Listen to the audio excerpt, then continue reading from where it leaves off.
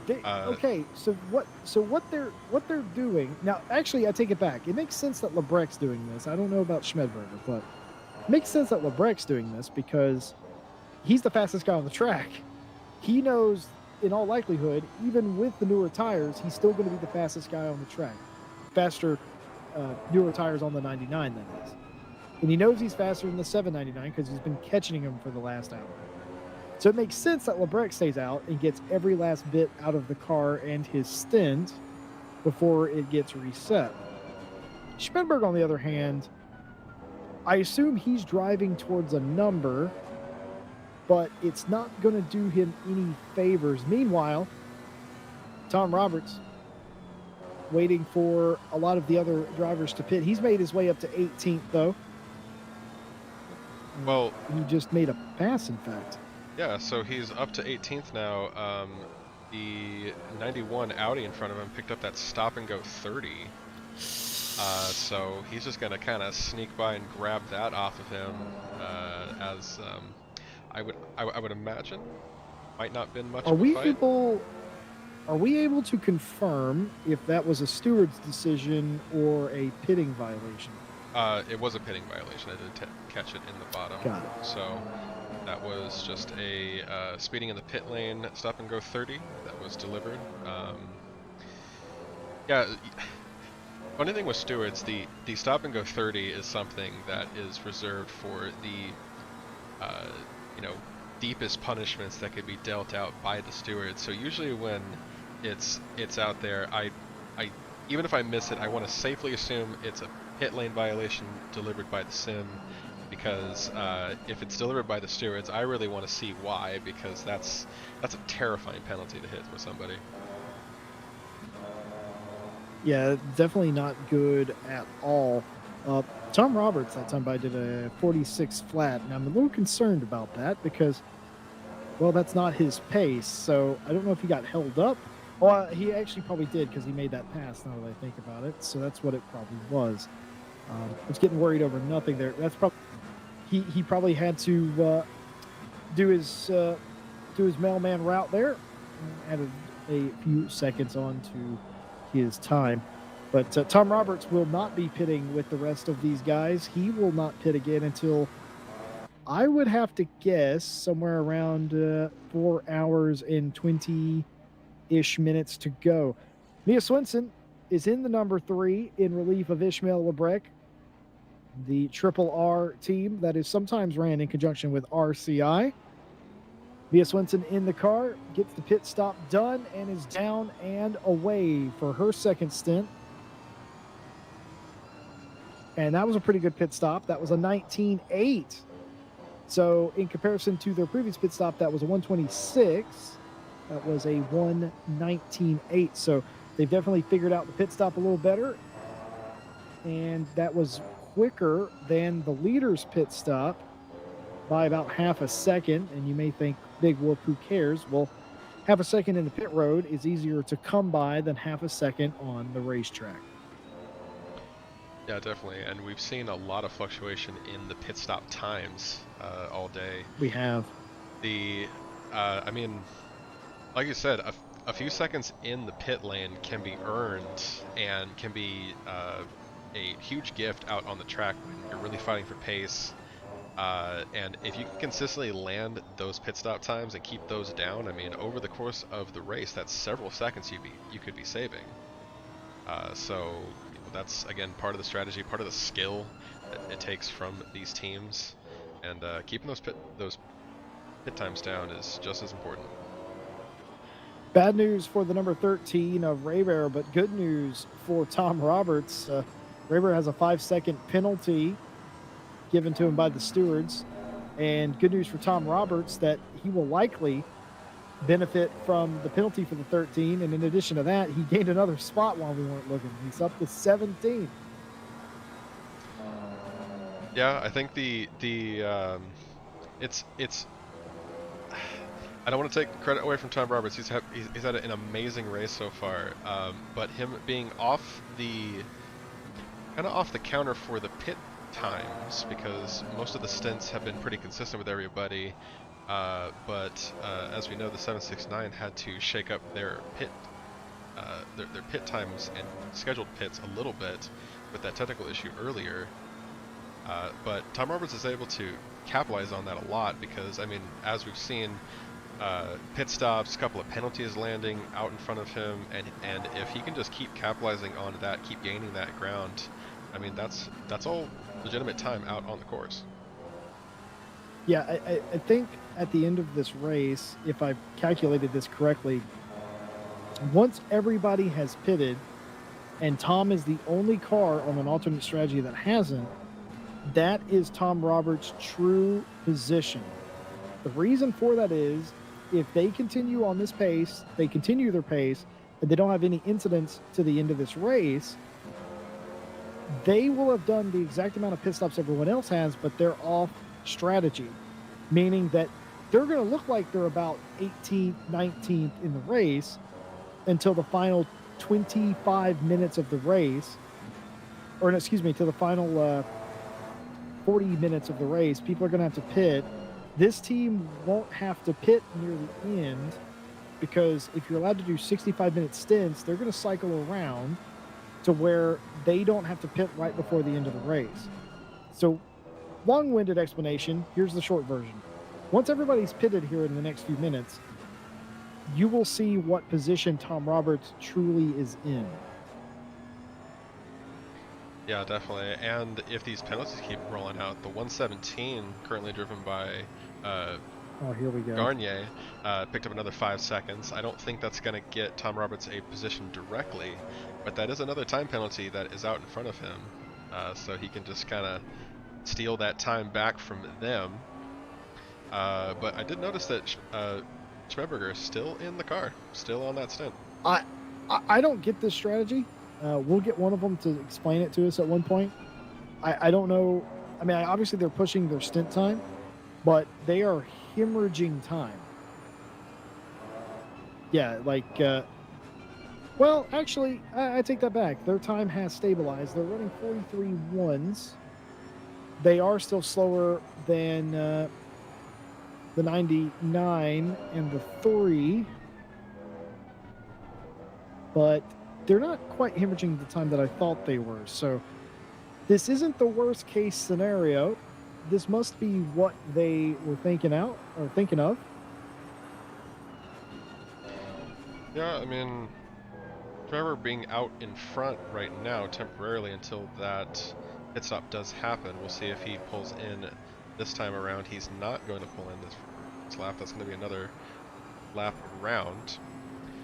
But yeah, I mean, if he's holding onto a strategy and he's got some clean air right now where he's out away from some traffic. I'm looking at the track map right now. It looks like he's got some air in both directions, or at least he has had some from behind him for a while.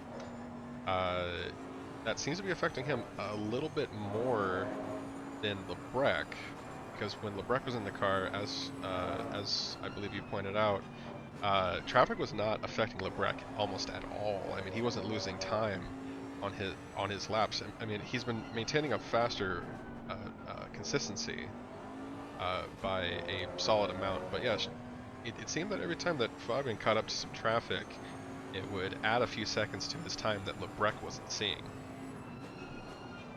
Well, Sebastian Berthier earlier mentioned that they still only had the one track limits warning, which is, I would consider that coveted at this point in the race. If you only have one after running for this long, 3+ hours, that's great. He also was able to confirm in chat. I asked Bernier if he knew what caused his audio to cut out, and the answer to that was no, something to do with ACC's audio, but restarting the sim fixed it. They're worried about their strategy at the end. They think they may have to pit at the very end for a splash, which would be devastating because even though it's just a splash, that's still a 30-second delta or more. I don't know. It's going to be close. Hopefully that doesn't happen to them. Hopefully they're able to maximize their stint time and switch it around so that's not a problem. But we will see. They would know better than me anyway. So I hope that doesn't happen to them. Yeah, I mean, we can always hope for the best. This is Schmidberger Finally, pulling in for this pit stop here to switch off to Ryan Gill, who's going to jump in the driver's seat in the 799 Bentley. Done 111 laps so far around this course, and was making some solid time. 99 has not passed them quite yet, but I believe that's going to happen pretty soon here. They're coming down the main straightaway. I'm interested to what this delta is going to be for this team here. Because if they lost like a 10th a lap, but they have a blistering pit stop, then it doesn't matter. Which again, they've had about the quickest pit stop all day of anybody. Yeah, I mean that we'll see. Seemed quick. They were in and out of that did seem move. Nice. We'll see where that timestamp lands them. Ooh, that was not a good pit stop. Wow, that's actually really surprising. That was a 1:23.4 coming out of the box there for them. Back on to the course, Ryan Gill in the driver's seat is going to see what he can do and see if he can get that ground back from the 99. It looks like the gap's steadying out to about high 19, about 20, I believe, once we get to the next timestamp. So, but yeah, I mean they lost about 4 seconds in the pit lane that time. So that was a pretty heavy hit for them. Yeah, I don't know if maybe because they maximized their stint that they had to take more fuel. Maybe that's what it was. To put it in perspective, again, exclamation point timing in chat, you can see what we're looking at and what we're talking about. But the pit stop of the team they're chasing, the 99, they did a 120.3 was their pit delta. Schmidberger and Gill's pit delta was a 123.4, which is by far their slowest pit stop of the day. And of course, Mia Swenson, whenever she came out of pit road, they did a 119.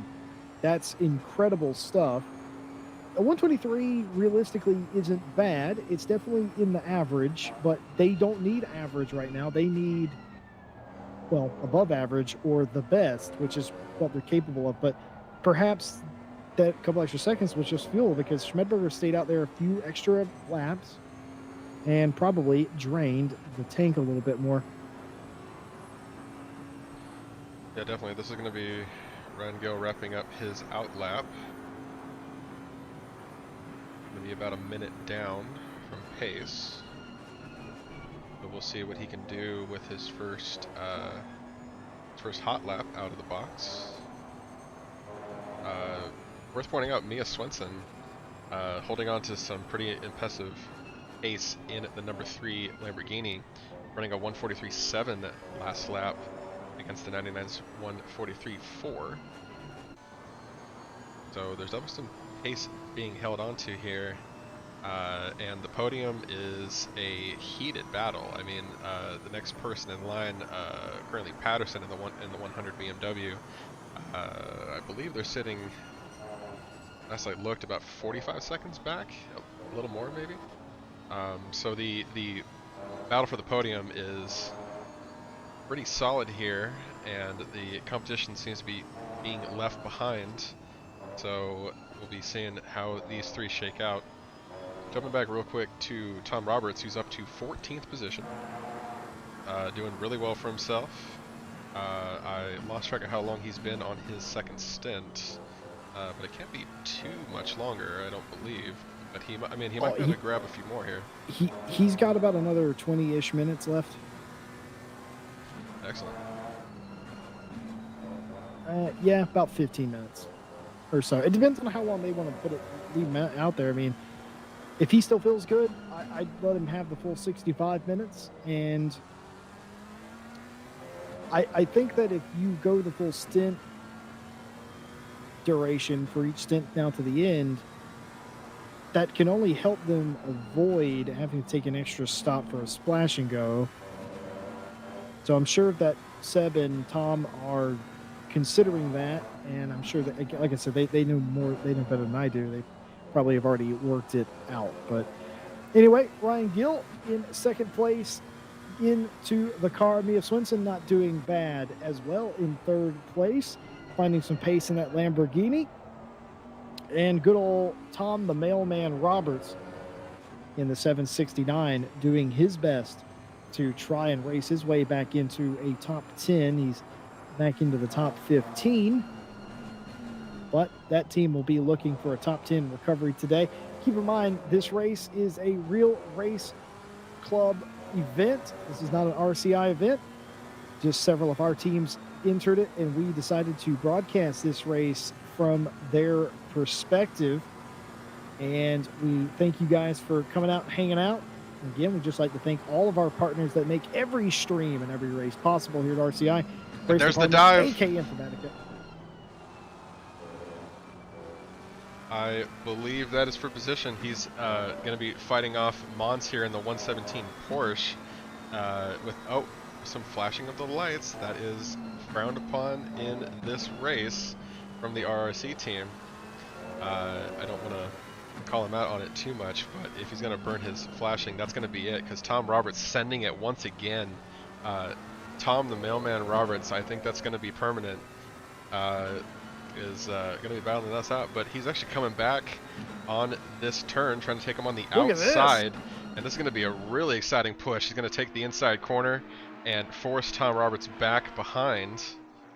Now Tom Roberts has to line up his next attack.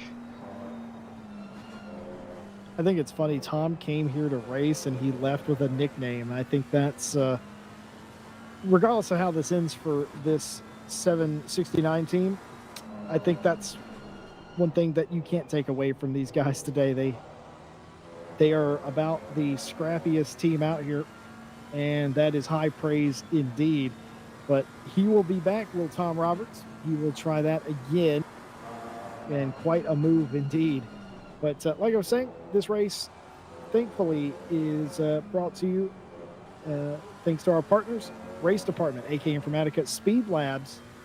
Find all of their information in the descriptions. And of course, thank you all for being here. I hope you're enjoying your Saturday for a little different sort of stream that we're doing, showing the perspective of our team cars in another racing series' race.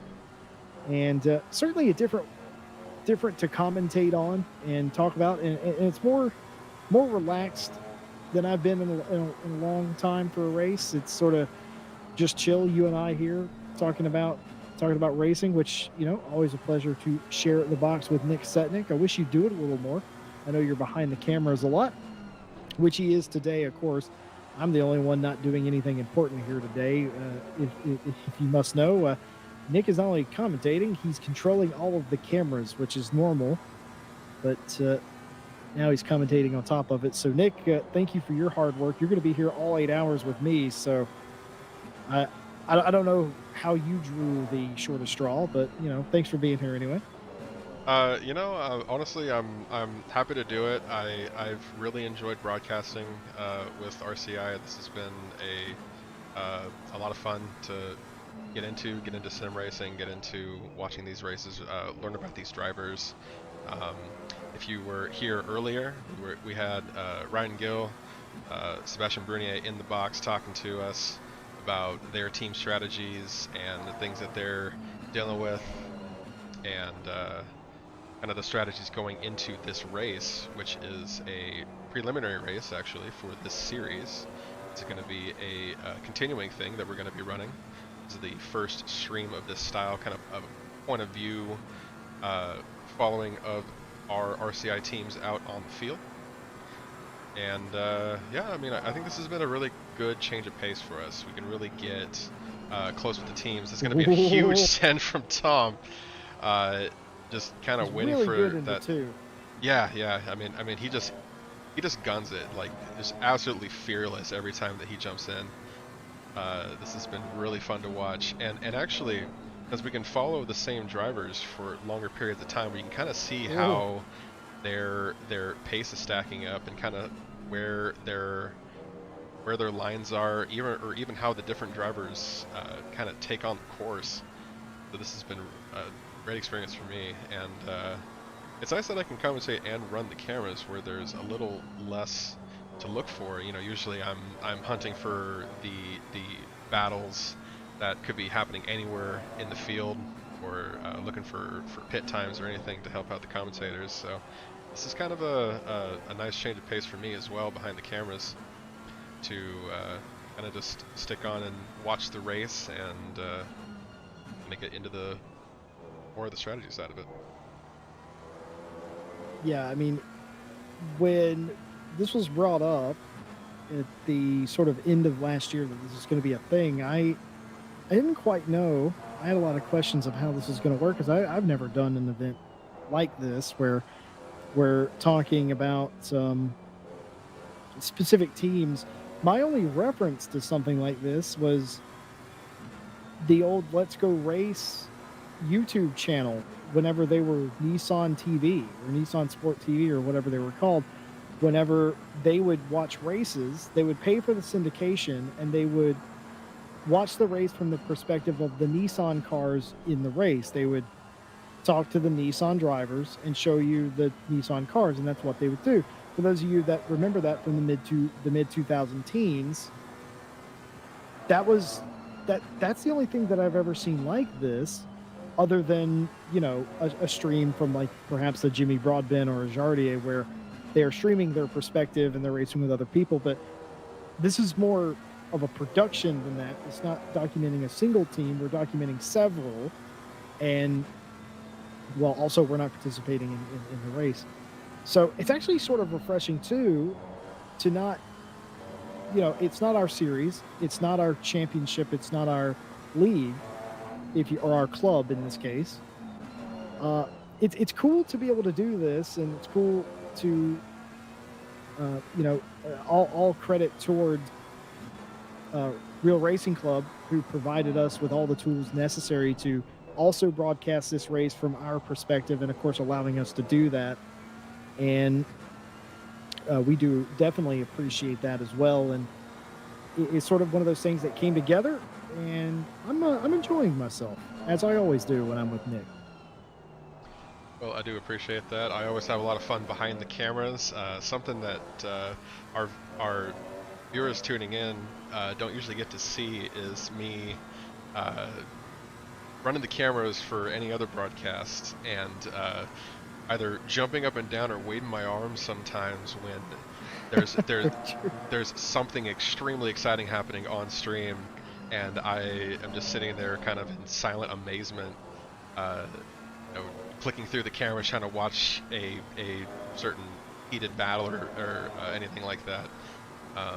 So it's fun to kind of express that on stream as well, flipping through the cameras. I actually did notice last lap, Ryan Gill ran a second faster than the 99 at him last lap. That is pretty impressive. Yeah, Ryan Gill, I think I can confirm Ryan Gill is the slowest driver on the 799 team. But to put that in perspective, it's about a second's difference between the fastest and the slowest. So it's not a gigantic margin in any stretch. So if you have a team of 3 drivers and you're all within 1 second, that's good enough. That's good enough to potentially put yourself in a position where you could win races. And a lot of this is to do with traffic, with the ebb and the flow between the top 3. I will say that Mia Swinson is on average slower than the top 2, but occasionally she will beat them on lap time. Ryan Gill is occasionally beating the leader, but it's all fairly stable between the top 2. I would say it's stable between the top 2. Mia Swinson's losing a little bit.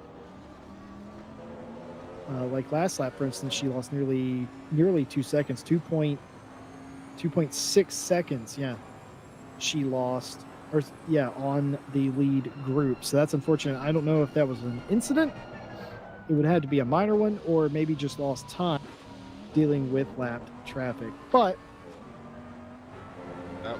on stream, that was actually Ryan Gill trying to dodge some lap traffic and grabbed a little bit of sand, trying to duck and dive between the two of them looked pretty intense from out here. I'm sure he was feeling it out there. You know, Spreadberger's probably in his ear trying to spot his way through those corners, and Ryan sent it, and there was no contact, but a little bit of a nail biter there.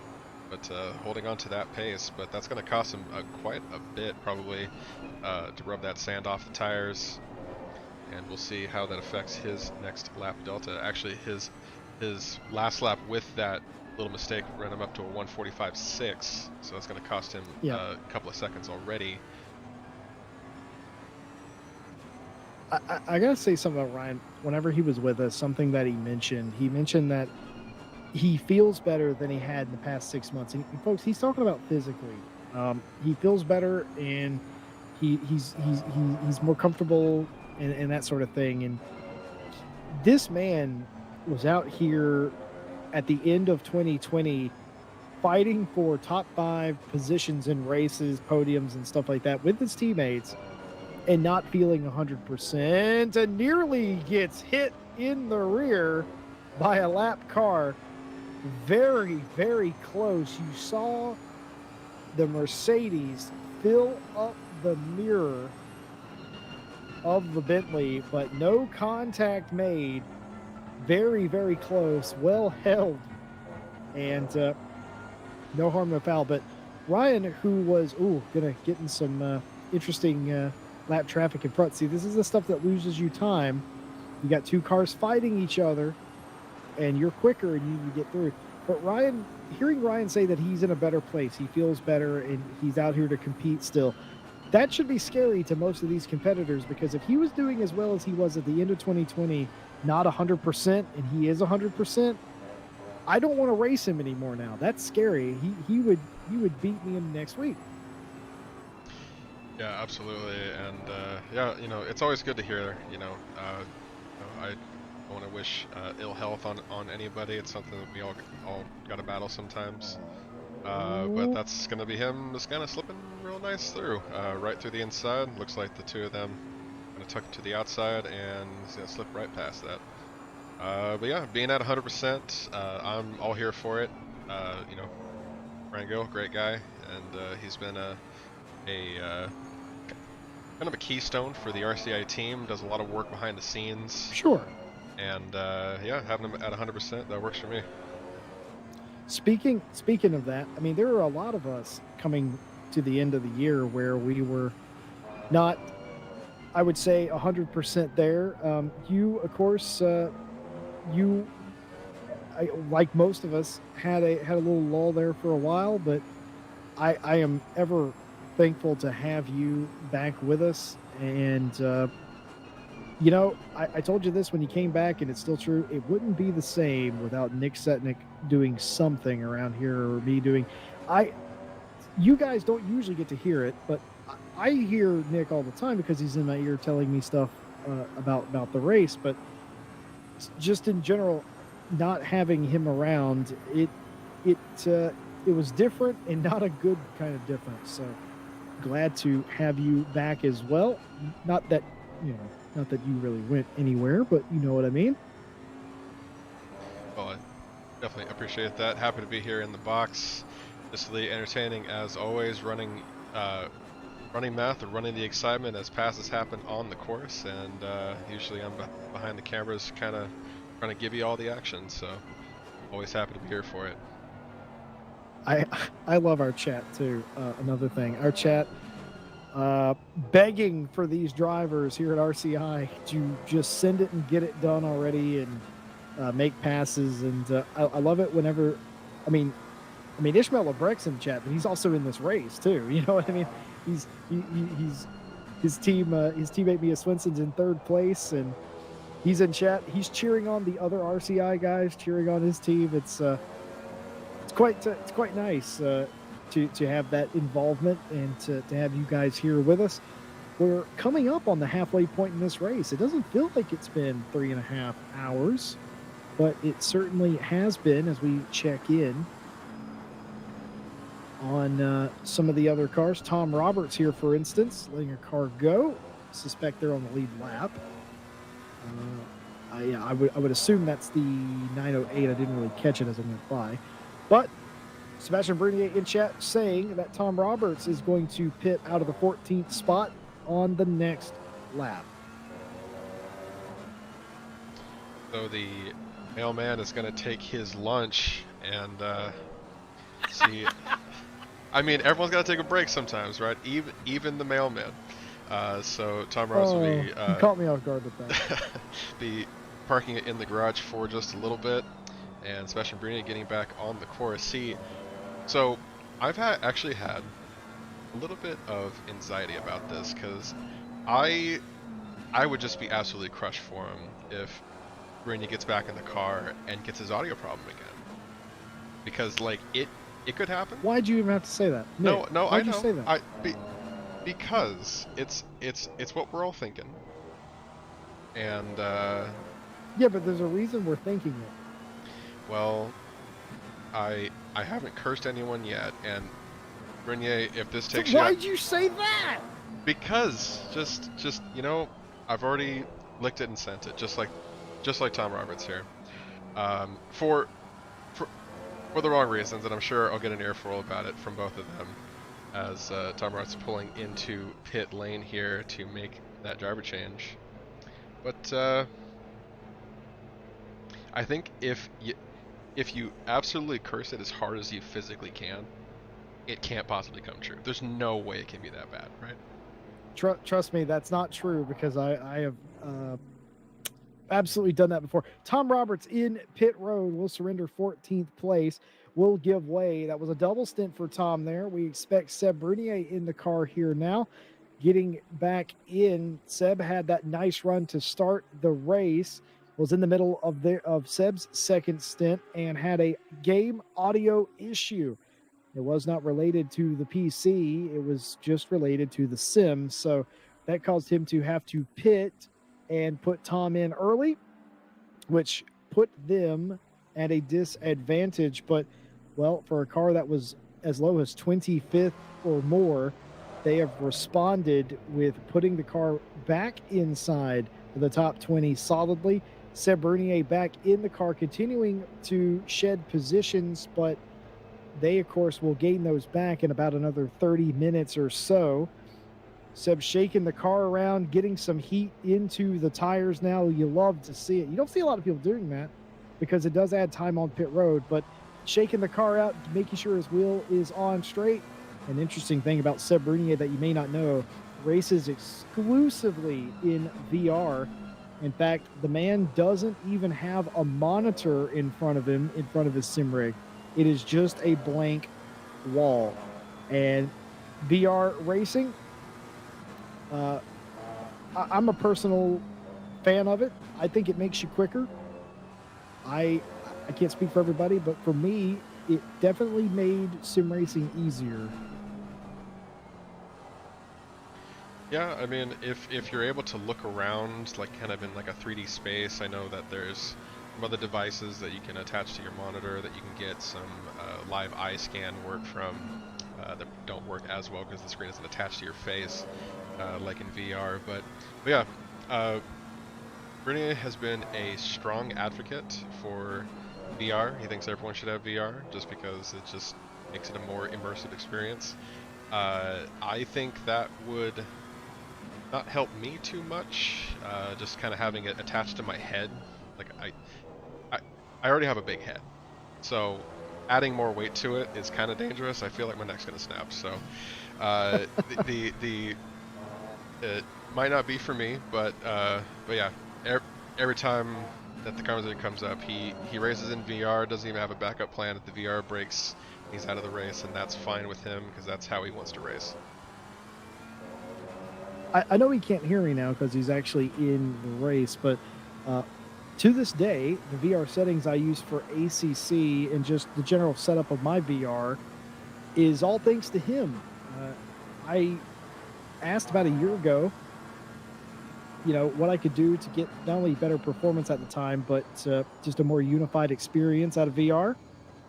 And he set me up with his settings, which work an absolute treat, by the way. And that's what I still use for ACC. for VR, and it is absolutely fantastic stuff. And it always helped me because in VR I can see where the fenders and the wheels are supposed to be instead of it being a flat image. It's 3D, and I always felt like in VR, once you're used to VR, you can pinpoint the car better because you're not looking at that flat image anymore. But all things told, though, it looks very interesting. Of course, Seb Brunier, a married man. I always thought it was humorous that he's sitting in the corner of his living room in his sim rig, looking at, well, he has a headset on, but he's looking at a blank wall. I always found that quite humorous. But man is back in the car. For those of you wondering, that was a 1 minute 24-second pit stop for that team. Back out and going again. They are in 18th place. We'll see what Brunier can do. Meanwhile, Mia Swinson.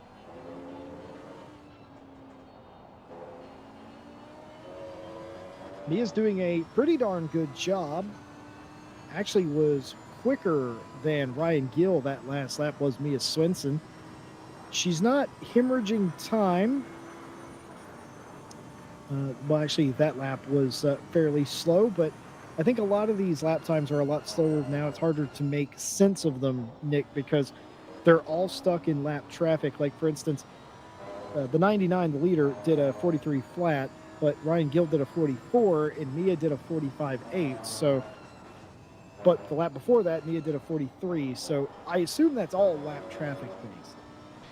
Yeah, I mean, if you look at the track map on the right-hand side of the screen there, pretty evenly spread out now. I think Schmedberger was in a pretty wide gap at one point during his stint where he had a lot of open air. He was able to just lay down some laps, but now the field has spread itself pretty evenly across the course today at Imola. We're at coming up on the halfway mark for this 8-hour race. The temperature creeped up just a little bit more. We're up to 36. We've been at 36 for quite a while, but I would imagine that's probably about the peak for temperature. Maybe just a little bit of drop off on the end, but I think that's going to stick with us for the rest of the race here. We actually have some sabotage occurring in chat right now. Some people advocating for drive-through penalties due to track limits for the 3 and the 799 as a joke, of course.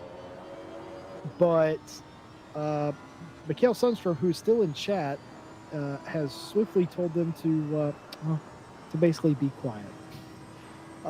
Very humorous, all in good fun, obviously. But we think the 3 is close to getting a drive-through for their track limits. I don't think the 799's in the same sort of arena for that. Neither is the 769, but we know the 3 used up a lot of their track limit warnings early, but they seem to have it under control because they have made it to this point without getting the dreaded penalty, even though some people are well, they're sort of voting for it, if you will.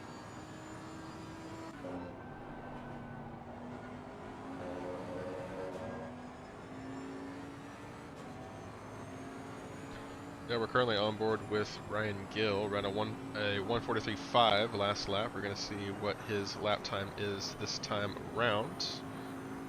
Like it's going to be a 1:43.6. So staying nice and consistent. Mia Swinson, she's going to be just a little bit off of that. 1:44 flat last time around. And that gap to the 99 hasn't increased by a lot, but it's been bouncing around between 30 and 40 seconds, I believe, based on how they're dealing with traffic and the like. But again, that's pretty solid. I mean, I don't think anybody else is really up for contention on the podium. The 1:66 is more than a minute and a half behind Mia Swinson. So the podium is pretty well secured going into the halfway mark, and we'll see how those paces for each other. Yeah, it's ebb and flow, and Ryan is on average, a little slower. But I think we all sort of expected that. I think the fact that Fabian Schmidberger was pacing, if not beating him, was a bit surprising. But you also have to think, too, he's going to get out of the car. And Ryan Gill is going to give back over to Fabian Schmidberger. And I wonder what that will do. I don't think you're allowed to run this race by yourself. I didn't really check, but I think you have to have a teammate.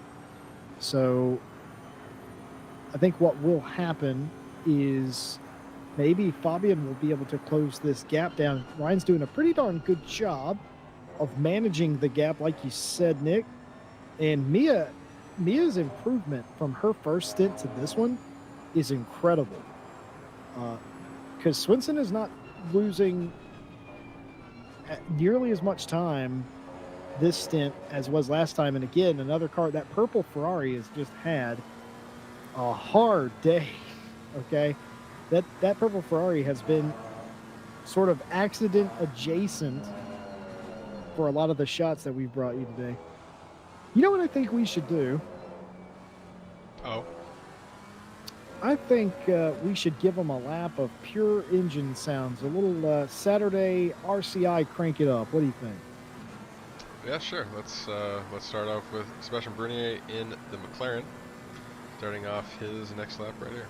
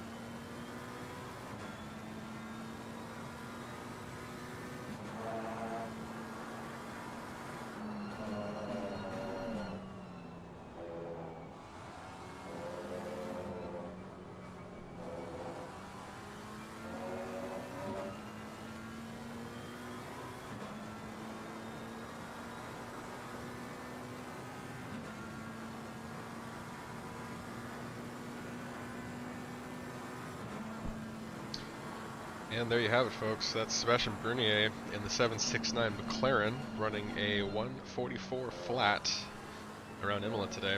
Coming up on the halfway point for this race, almost 2 o'clock sim time at 36C on the course. And I am not seeing rain in our future. It's been holding at partly cloudy on the forecast. This is Bernier passing some lap traffic around again. And trying to catch up to Hifker ahead of him. He's got 27 seconds of a gap to make up on him, but that is quickly closing. So he's been making some great time around this course with Tom Roberts currently on break for a little bit. Bernier jumping back in the car to put down some extra solid time.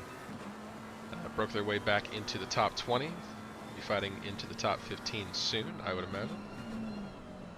Coming up at the top, we have Mia Swenson in the number 3 currently, the Triple R Lamborghini. Last lap was a 1:43.9 with Ryan Gill into the 799 Bentley up ahead of them with a 1:43.7. So again, Mia Swenson's been definitely holding steady. Ryan Gill also holding steady. Losing just a little bit of time on the 99. That gap up to the 99 from the 799 is up to upwards of the high 30s, but the gap between position 3 and 4 has not changed a bit, and the podium will stay pretty solid between these three teams.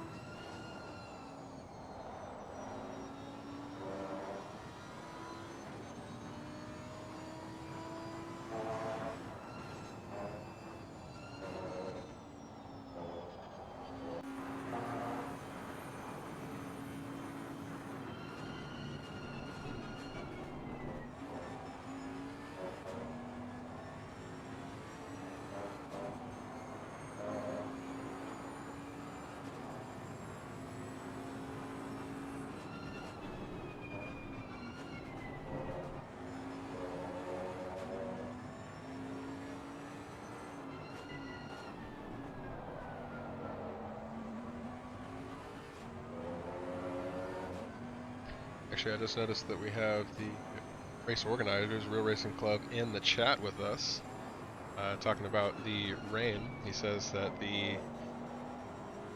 the sim generated rain the last few times that he ran the server, and it running dry right now is actually a strange coincidence based on these settings that he said. So, I mean, personally, as someone who's broadcasting the race, I would want to see some rain hit the track just because it shakes up the race a little bit.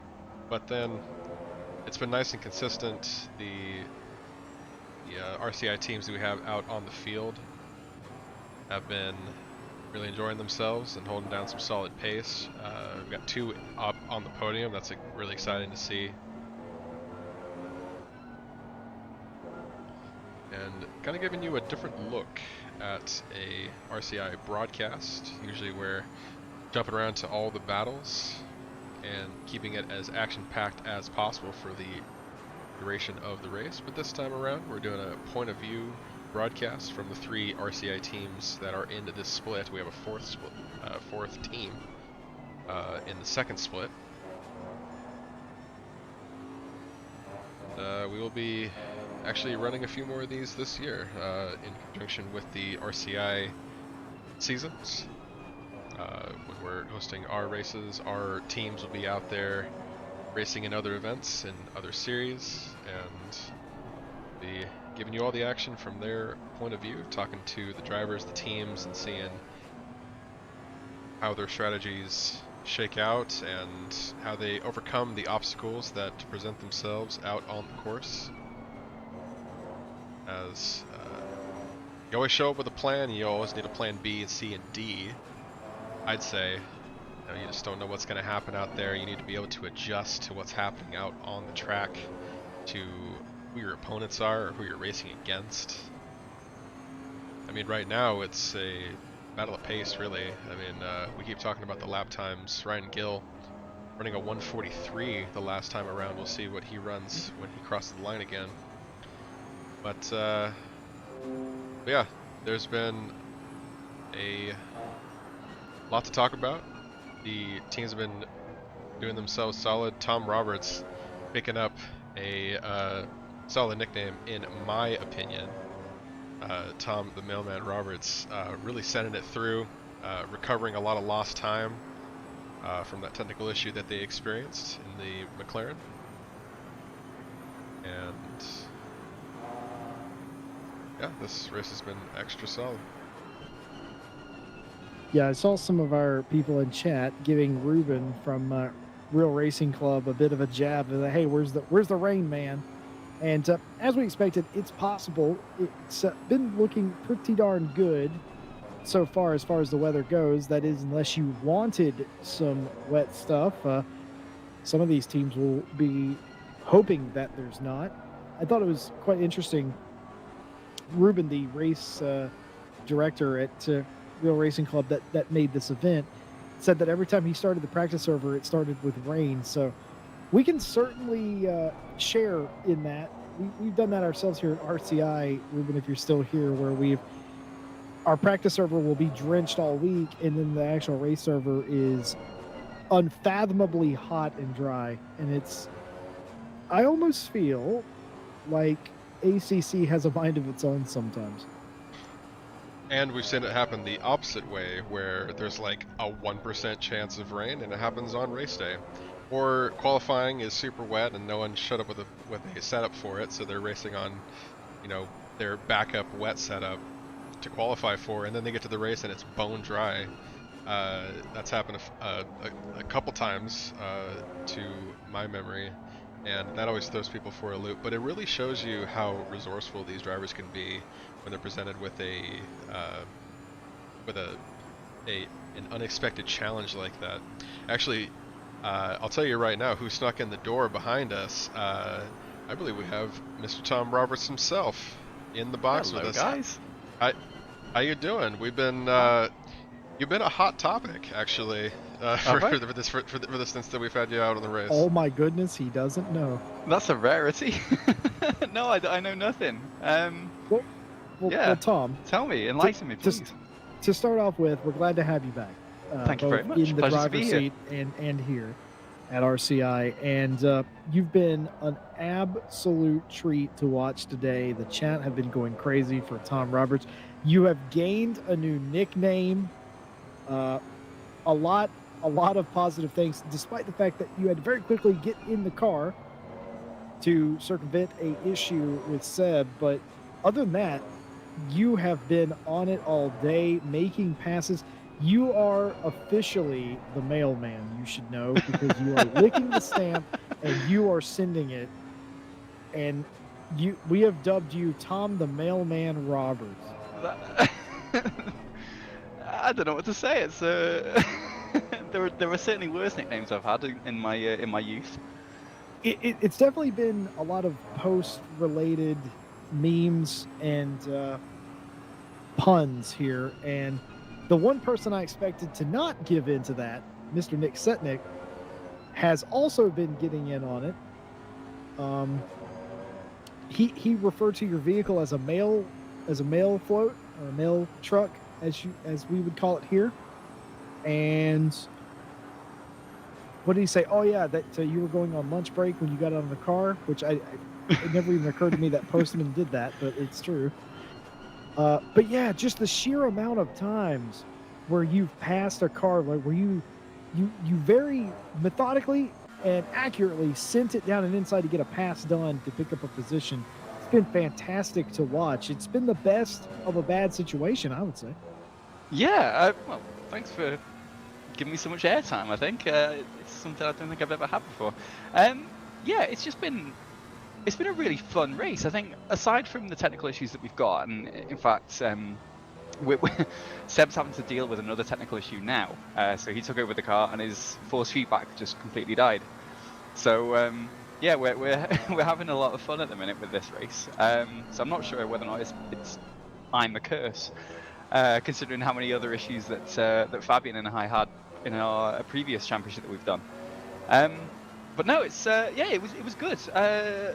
Obviously, just getting back into the car now. I've had a few months away, and this is my first actual event since coming back. I had like one half-hour race I just found online somewhere and took part in that to get a feel for racing along with other cars and other drivers again.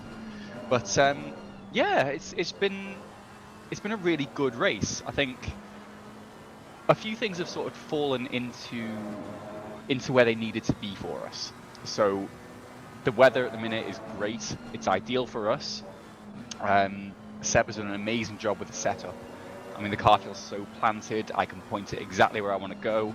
I can just jump on the throttle if I want to, and I know what it's going to do. And obviously, with endurance races, this is exactly what you want to have happen. You want to have a nice, consistent car that you can read. It's not going to surprise you in any way. I've had a couple of mistakes myself, but it's a big sack of meat between the steering wheel and the chair, isn't it? So yeah, and yeah, in terms of yeah, the mailman, that's wow. Well, Yeah, I don't know. A few things just lined up, and you know, you try and make your intentions obvious. You say, "I'm going this way." You can cover off if you want to, but I'm going down there. And you know, when it's obvious that you've got the pace over somebody, like obviously, right now I think our pace has been running in the top 10, maybe top 7. I think you know we're running high 43s, low 40s, 44s. Sorry, 40s. Could you imagine? But yeah, with the pace we've got, I think we're doing really, really well. And unfortunately, because of us having to not what's the word I'm looking for, deal with our pit strategy. You know, it just ended up in the way that I've been placed overtaking and lapping cars that are further down the pack from us. So, well, folks, yeah, I'm sorry to interrupt, but the inevitable has happened.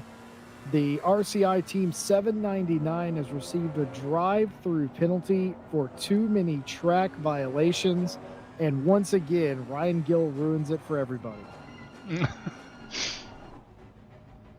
Oh God. That's absolutely brutal. It's been talked about. It's been preached about. Chat's been going crazy about it. That this was going to happen. This was kind of an inevitability that we were going to have to watch this drive-through happen. Exactly at the halfway point. I think there's some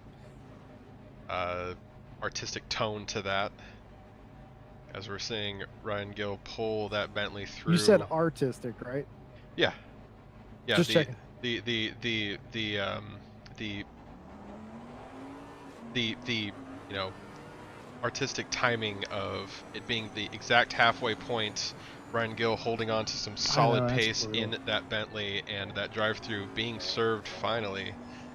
I mean, it was almost prophesized.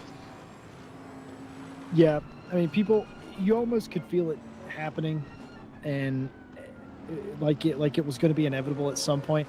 This isn't, all jokes aside, this is in no way Ryan's fault. By the way, Imola's pit out, Tom, probably one of the scariest things in the world. Absolutely.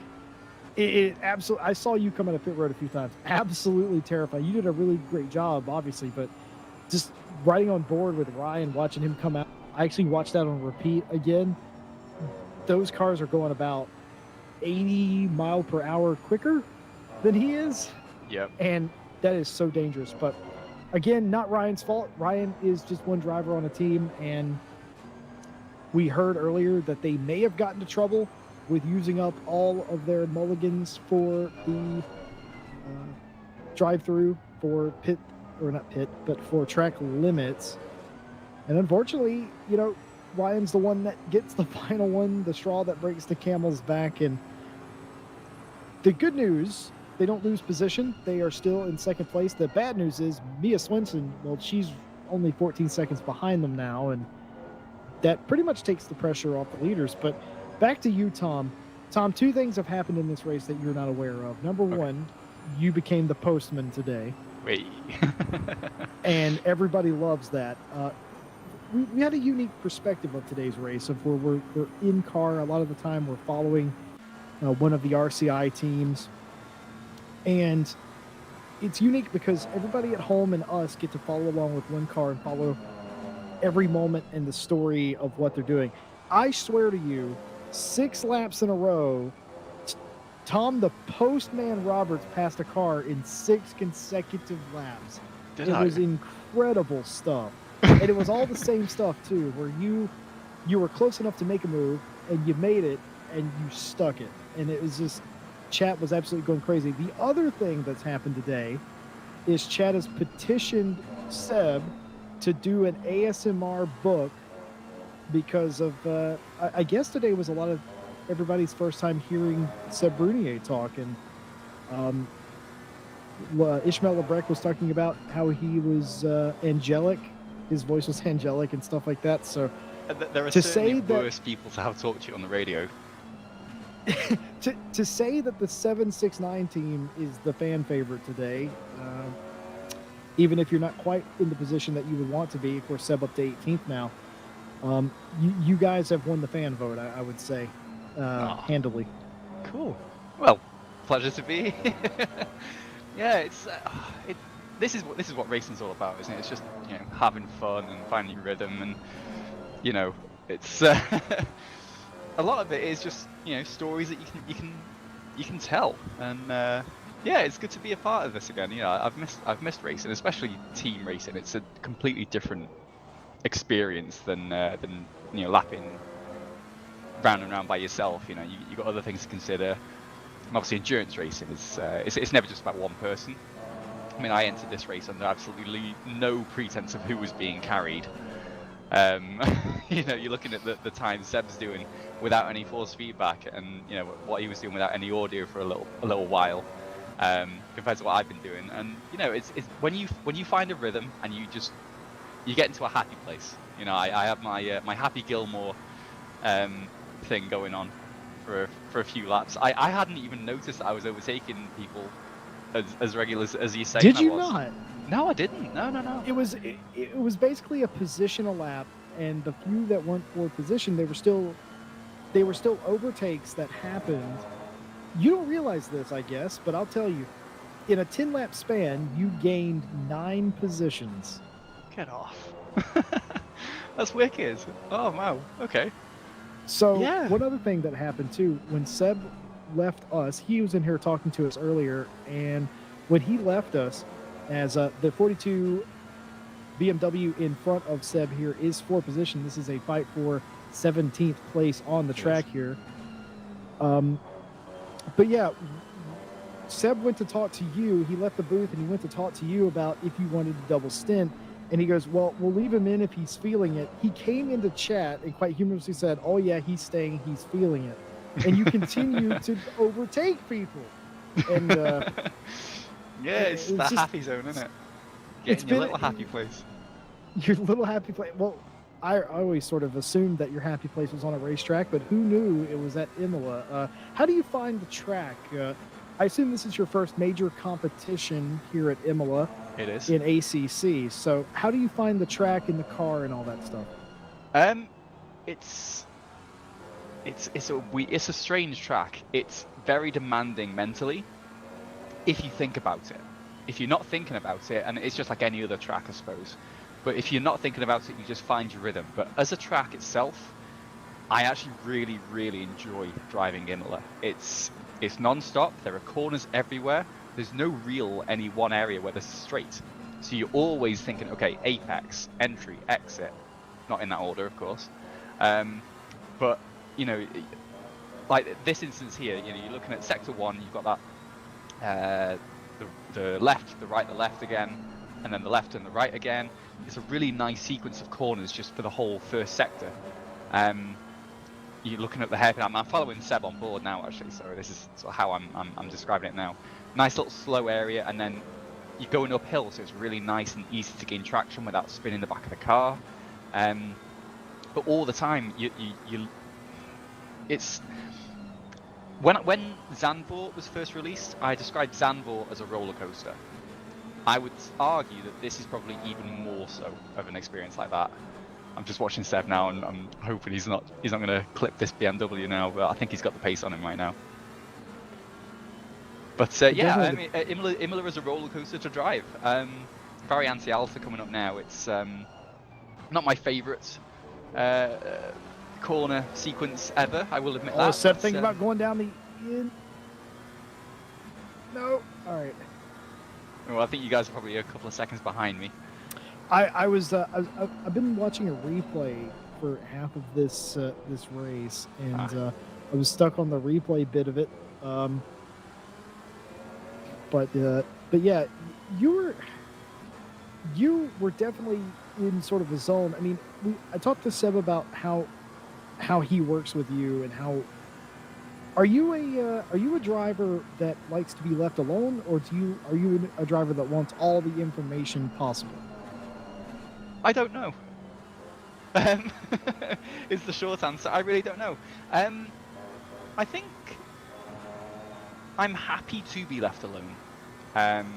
So long as I'm in a good place, I've got a routine, I've got either a couple of cars that are of a similar pace to me, maybe a little bit faster ahead of me that I can follow, or I've just got clean open road. I'm happy. You know, I can just, you know, go to my happy place, drive around the circuit, and you know, it's just that rhythm. Find the rhythm, and you know, it's like playing an instrument. You know, I mean, I'm a guitarist as well, and you know, one of the things when you're playing an instrument is you've got to keep in time. And you know, even if you're not playing with anybody else, you've got to keep in time with yourself. You know, not get too fast for yourself, or you know, run too slowly that you lose the feel of the car, or sorry, of the instrument. And a car is the same way. But you know, if I'm, for example, if I was in Seb's position right now, you know, chasing down a car for position as I was before I came in from my pit stop, I kind of like to be aware of what's going on. So I like to sort of see, okay, what was his or her lap time previously? What are they averaging? Have they dropped their average when I've been behind them and applying pressure?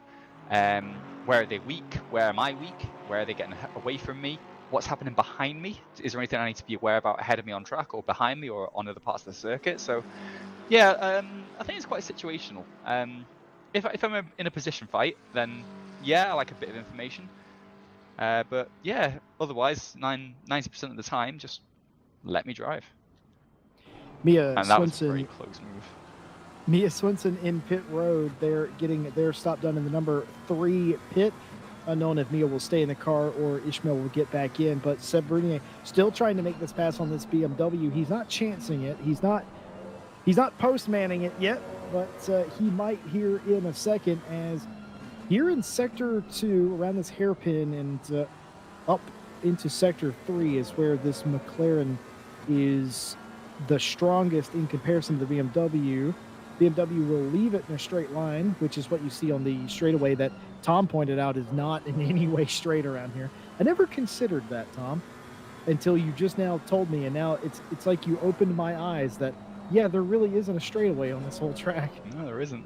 I mean, you can drive it as a straightaway, certainly. If you, I think when you come around the start-finish line, you can just point the nose straight in it and it'll go. But yeah, in terms of actual true, or you know, true straight lines, you'd be hard pressed to find one at Imola.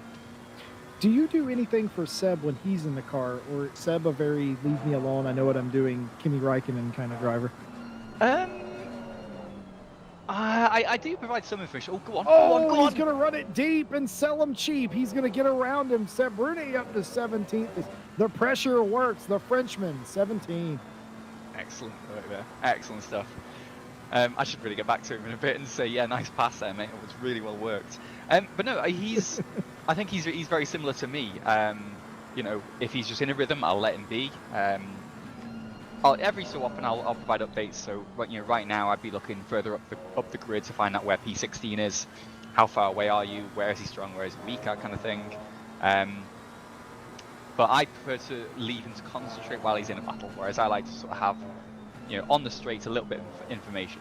But of course, as is everything in racing, timing is crucial. So for instance, if I was going to provide him with an update now, it wouldn't be in the middle of a hairpin. It would be on this little bit now where he's straight, he's driving along. He's got nothing else to worry about right now. He might be checking his mirrors, checking some of the gauges, have a look at the fuel, what is his tyre pressure like. But I'll just be feeding him little bits of information every so often to say, you know, keep you calm, mate, you're doing really well. Keep your rhythm. That's all it's about. Keep your rhythm, keep your nose clean, stay out of any accidents. These are your times. You're faster than the guys ahead of it. Get your head down and get on with it. I like these team insights that we've got today. We also, I talked earlier about how all the RCI teams today had a very simple discussion of, hey, are we giving way to each other or are we racing? And pretty much unanimously, you all said, no, we're racing each other. Oh yeah, we're fighting each other. I respect that. I respect that. It's like, no team orders, none of that stuff. If it comes to it, we are going to be fighting. We expect whoever is attempting to take the position to attack and whoever is being fought to defend, sort of thing. And that's sort of cool. And I don't know if we're going to get that so much today, but I definitely think that sets the precedent in the future of what one of these races could look like when we have multiple RCI teams in it. Yeah, I agree. I think, you know, it comes down to the old adage that races are going to race, aren't they? And you know, I say that a lot, don't I? If we're in a position where we can help each other as teams, I think we would do. Obviously, not be blatantly, you know, unsportsmanlike, shall we say? You know, if there is a car that's ahead of us, yeah, maybe we might say, look, you guys are, you know, ahead of us. Can you give us a little hand, please? Help us catch up onto the back of him again, or just things like that. But if it comes down to a one-on-one fight between the two cars, as long as we don't take each other out, yeah, let's go for it. You know, gloves are off. Let's go. And at the end of the day, this is what racing's all about, isn't it? It's obviously going fast in a circle, but you know, it's sport, and sport is entertaining. I can tell in your voice you're happy to be in the car, be in the fight, and you're very much in the fight. I mean, at the end of this thing, at your pace, you could be fighting for a top 10. Seb's a little worried about having to take a splash and go at the end. I'm not too sure about that. I think you guys might be able to remedy that by running out the full 65-minute stint time, but it either will work or it will backfire horribly. But you guys might be in for a top 10. And one other thing I want to bring up about your guys' team in particular, everybody around you are making these grand mistakes. They're getting drive-throughs, they're getting penalties by the stewards, you know, stuff like that. But you guys keep plugging away, and you have the pace, I think, at least for a top 10, and still got half the race to go. I think it's possible. Absolutely. With endurance racing, it's not about who can put in the fastest lap. It's how long can you go without making these mistakes. You know, you're trying to reduce the overall amount of time that you spend on track, and you do that by keeping your nose clean, going in and, you know, doing the laps, putting the times down. It's yeah, consistency is the name of the game. Be consistent, keep out of trouble, you've got nothing to worry about. So, do you plan on double stinting to the end, or are you guys going to go back to single stinting, do you think? I think we're going to do single stints again. It's very demanding, and sitting in the same position for as long as we are, we've been doing, I think, since the start of the race, I've not moved, apart from when I just came out the car then. It is demanding, and you do need to get up and move around, and the longer that goes on, that routine, it makes it harder to get back in and do it again. But that said, maybe, you know, Seb's got 25 minutes left on his stint timer. It might be that he comes in and does one. Well, actually, that might be the plan, is that I take over the next stint while he fixes his force feedback issue. So it might be that I do another double stint. I think it just depends on what the situation is for the drivers at the time. If I get into the rhythm like I did earlier today, I'll just go, you know what, I'm good, I can double stint it again, and then that brings us down to 5 hours, and we've just got to hope then that Seb doesn't have any more technical issues. By the same extent, I've got to hope that I don't encounter any myself either. But yeah, just keeping going, keep on keeping on. Of course, pit stops for those that are on the, I would say, the normal pit strategy are pitting, and of course Seb up to 14th place right now. Ishmael Lebrec did get back inside the 3 car, so they're single stinting their drivers. Ishmael back in, he is down to 5th place, but do keep in mind that all the cars in front of him have not pitted. Killian Ryan Meenan is leading the race in the 99 in relief for earlier. That pass scared me a little bit, but Ishmael gets it done.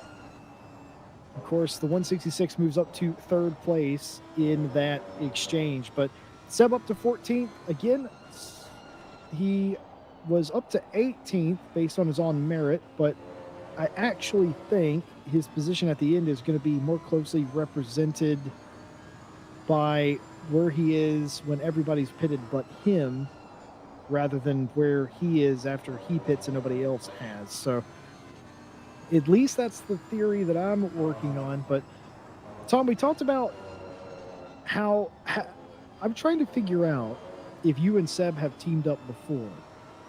No, we haven't. Yeah, Well, that's it's what I a thought. strange thing. We sort of have. So last year we took part in an endurance championship for. Was it Singrid? I think it was a Singrid. Yeah, we took part in that endurance championship, and we had two different cars. So Seb and AJ ran one car, and then Fabian and I ran the other. But we developed the setup because both teams were running the Ferrari. So we developed the setup in conjunction with each other, and I found that the setups that Seb were making suited my driving style more closely than what Fabian and I could work to as a compromise. So it basically turned out that we were using Seb's setups. So in that regard, yes, when we've had practice sessions going on, running the practice server for the team, we've been collaborating with how the car's been feeling together, and then Seb has been turning that into a workable setup for us. So for me, it's a case of now I sort of cut out the middleman and I'm working with Seb directly. But yeah, a little bit of yes we have and a bit of no we haven't. But as drivers, I think we're very similar. Obviously he's better. There you go, nice little pass there, nice and clean. That's what we're after.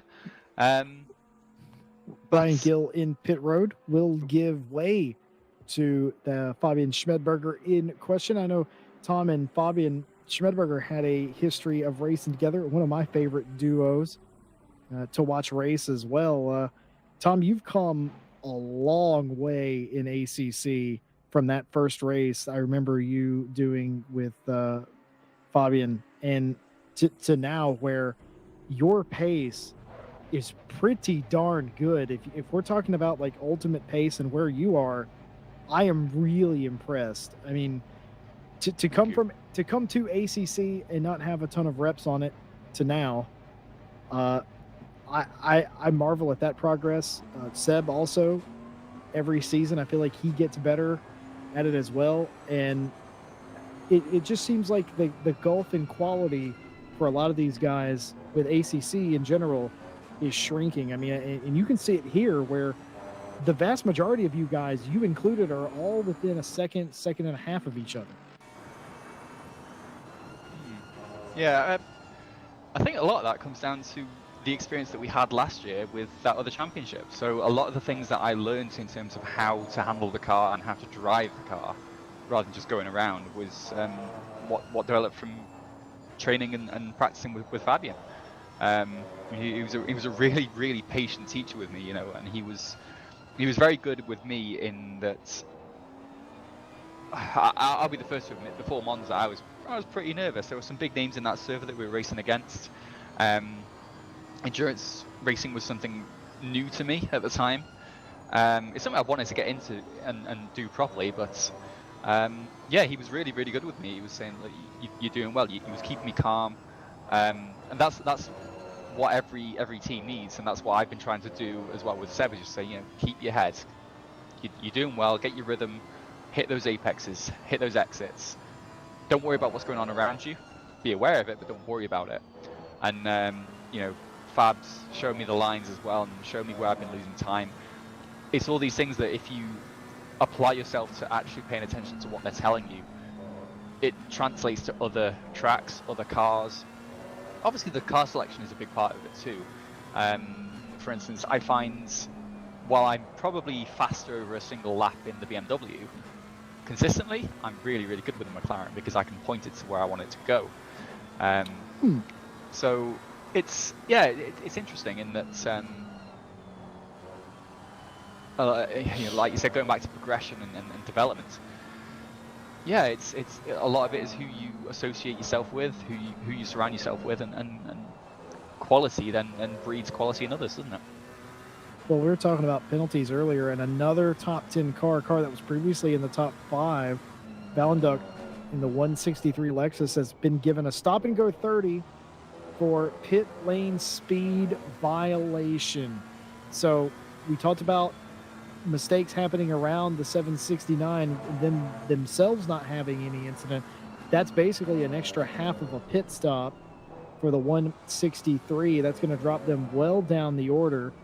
And you just, when you're inside the top 10, you just can't have that. But you mentioned two of my favorite people, and two of the most influential people for me in ACC as well, because I never really gelled in the early days with ACC, and Fabian Schmidberger took 3 seconds off my lap time just by giving me general instructions and how to set up the car to suit my needs and how to attack the course, because ACC different than what I'm used to.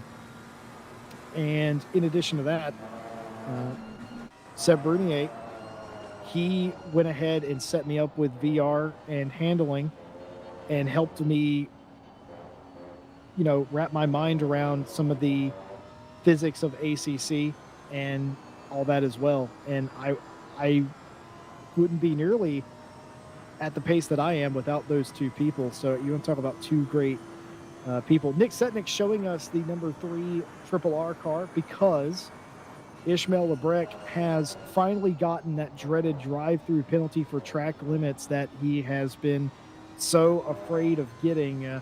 He mentioned earlier that they were in right up against the limit for track limit warnings that they could receive. Well, unfortunately, the dam has burst, and they have, in fact, went over that limit, and they have a drive-through penalty.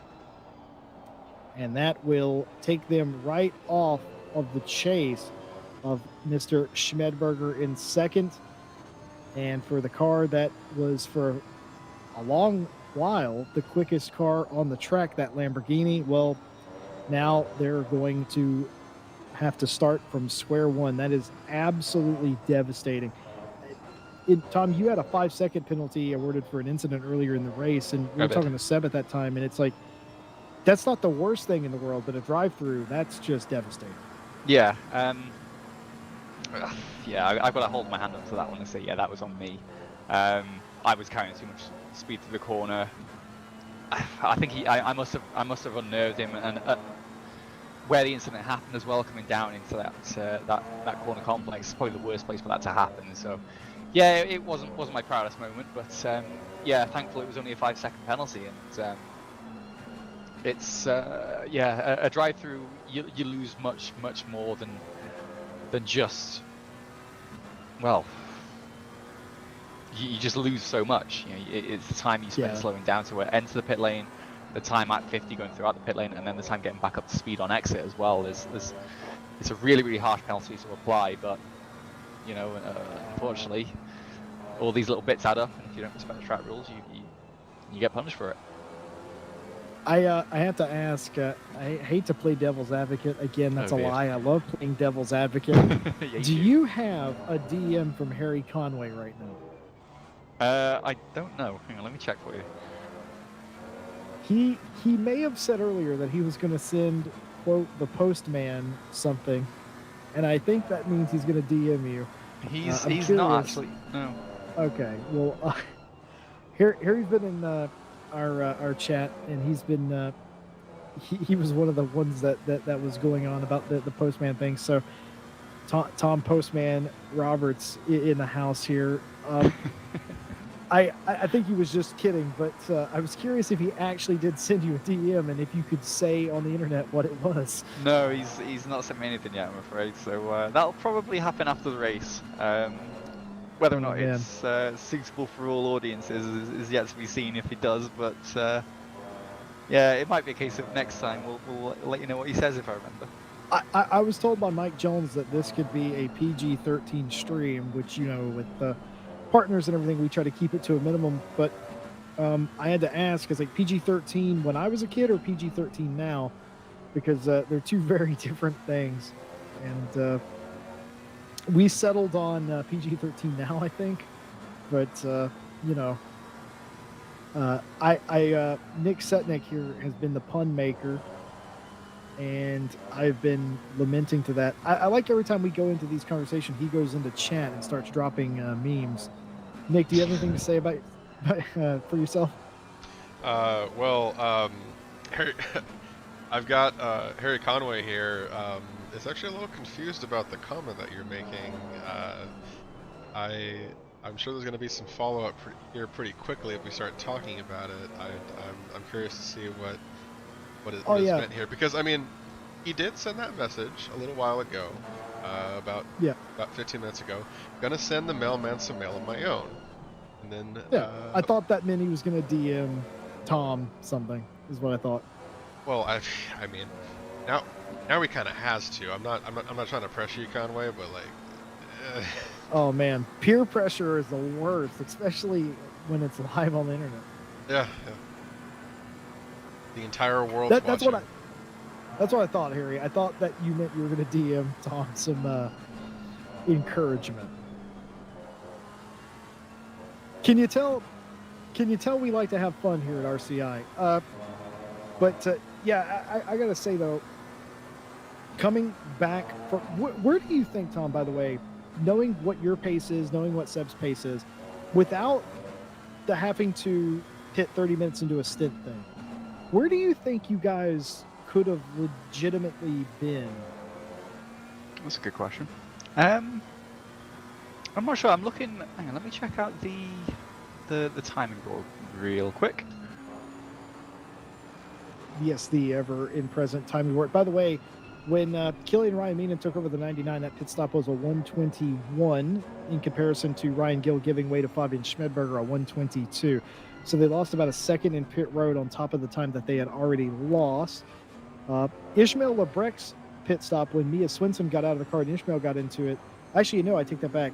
The 43.7 seconds is the drive-through penalty. That's what I wanted to point out. I want to point out that 43.7 or 44 seconds is the pit delta for a drive-through penalty here at Imola. So if you pick up a drive-through, you are going to drop about 44 seconds. That is a lot of time. Yeah, that's a substantial penalty there. I think I'll take my 5 seconds and say thank you very much, sir. Oh, 100% so. Yeah, so to come back to your question then, where would we, I think we would be. Looking at the timing tower, P8 and P9 were the two cars at the very start of the race that we were having a bit of a discussion with, or Seb was, should I say. And yeah, the pace we have, I think, with the drivers that we've seen from those cars, we would be above those. So certainly a top 10 finish, possibly P6, I think would be a not beyond the realms of possibility prediction. But again, this is our first race together that we've properly done. It's still a fairly new track for a lot of people. It certainly is for me. A new series with new drivers and new teams that we've never seen before.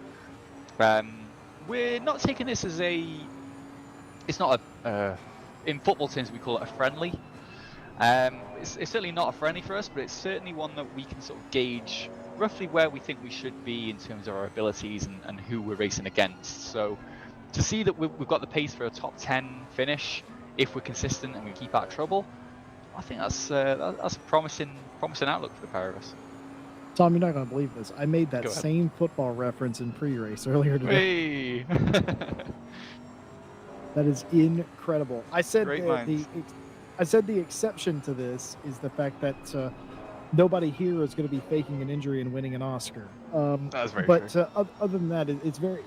That's kind of how I put this race to people, because trying to explain sort of what the atmosphere is that it's sort of like an international friendly, sort of a pre-season cup, if you will, just to get the endurance, get the strength up, that sort of thing. But by no means is anybody pulling punches here today. I think a lot of the RCI guys and a lot of the other teams as well have been showing that they're going for every position. And this being what is almost certainly their first endurance race of 2021, come out, set the tone. Oh my goodness, Ishmael Lebrec going wide there. Not a four-wheel drive Hurricane as far as I'm aware. Oh, and he's done that a bunch too. Sliding the car out of the hairpin. Again, are you at all surprised at how good this Lamborghini's been, Tom? Because most of us seem to believe this car is just death.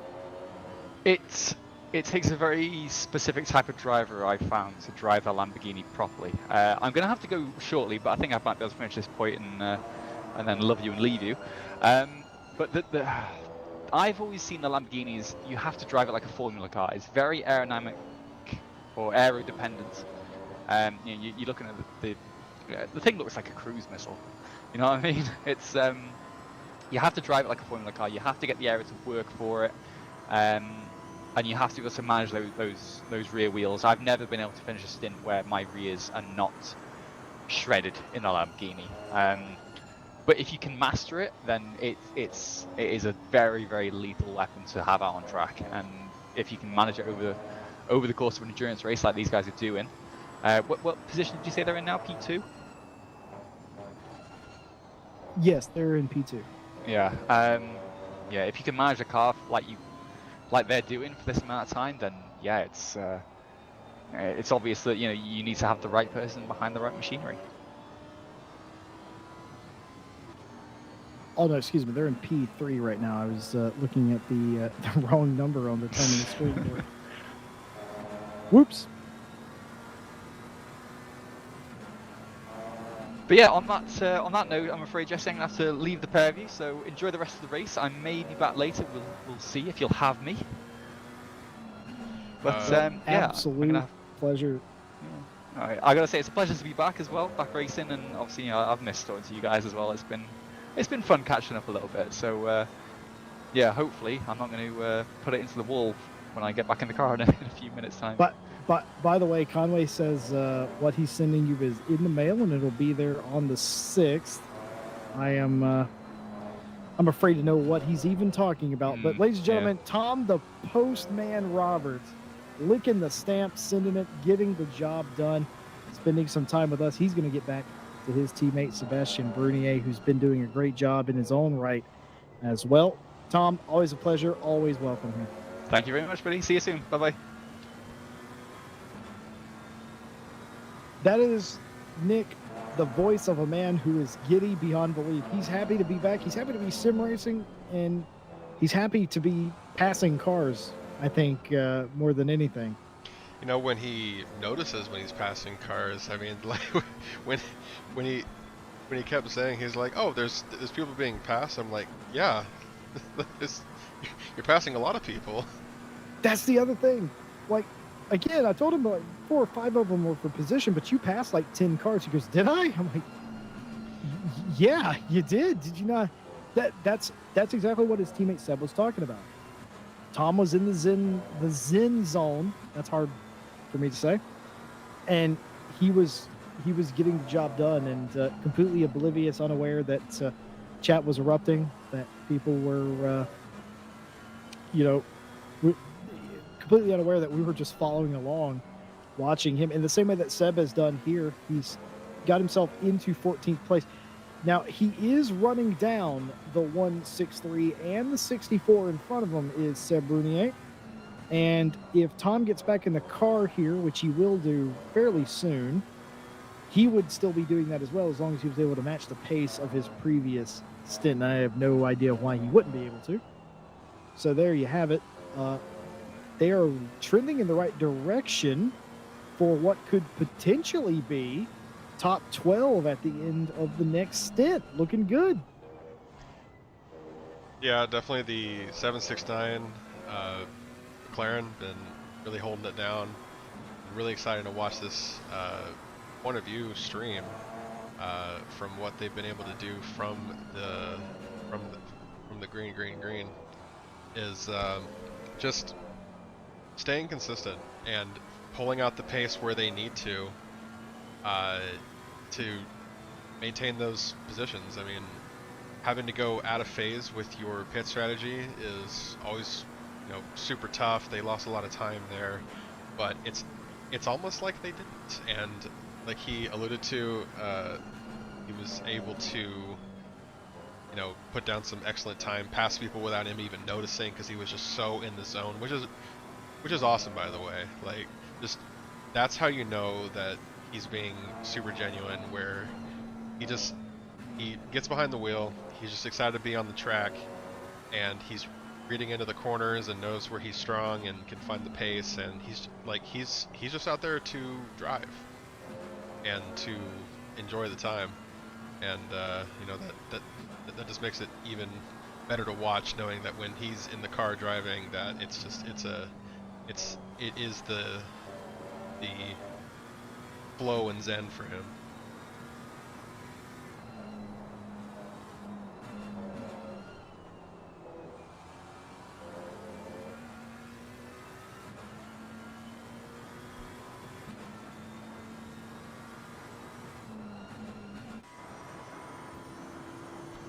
Come back up to the Well, close to the front of the field. Ishmael Lebrec putting down those times after taking over for Mia Swenson. Able to pull up that time, but yeah, had to serve that drive-through, and that was a huge blow to that team. And we actually, right before that happened, and this is something that I was looking forward to all race, is that they were within 10 seconds of the 799. So that it was possible that during the stream we were going to have two of the teams that we're following be in a battle for position. So what you're saying is I should write down in my little math notebook that Ishmael Lebrec owes me one podium battle with another RCI affiliated team. Is that what we're going with? I mean, I'm willing to put it in the books and send it. I mean, everything that we've been watching this stream, it's super exciting to have and maintain for a few hours now, having two RCI teams up on the podium and secure on the podium too.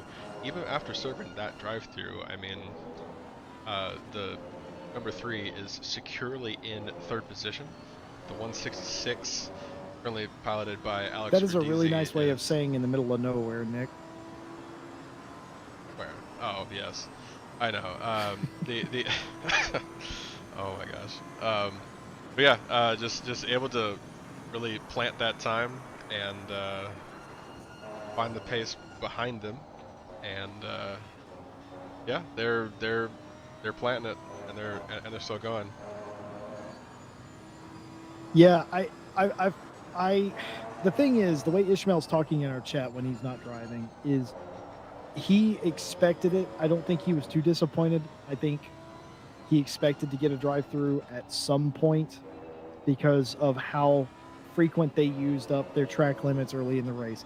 I'm actually sort of surprised it took them nearly 2 hours after the fact that Ishmael told us that he was worried about it. So that means that they were able to manage for 2 hours.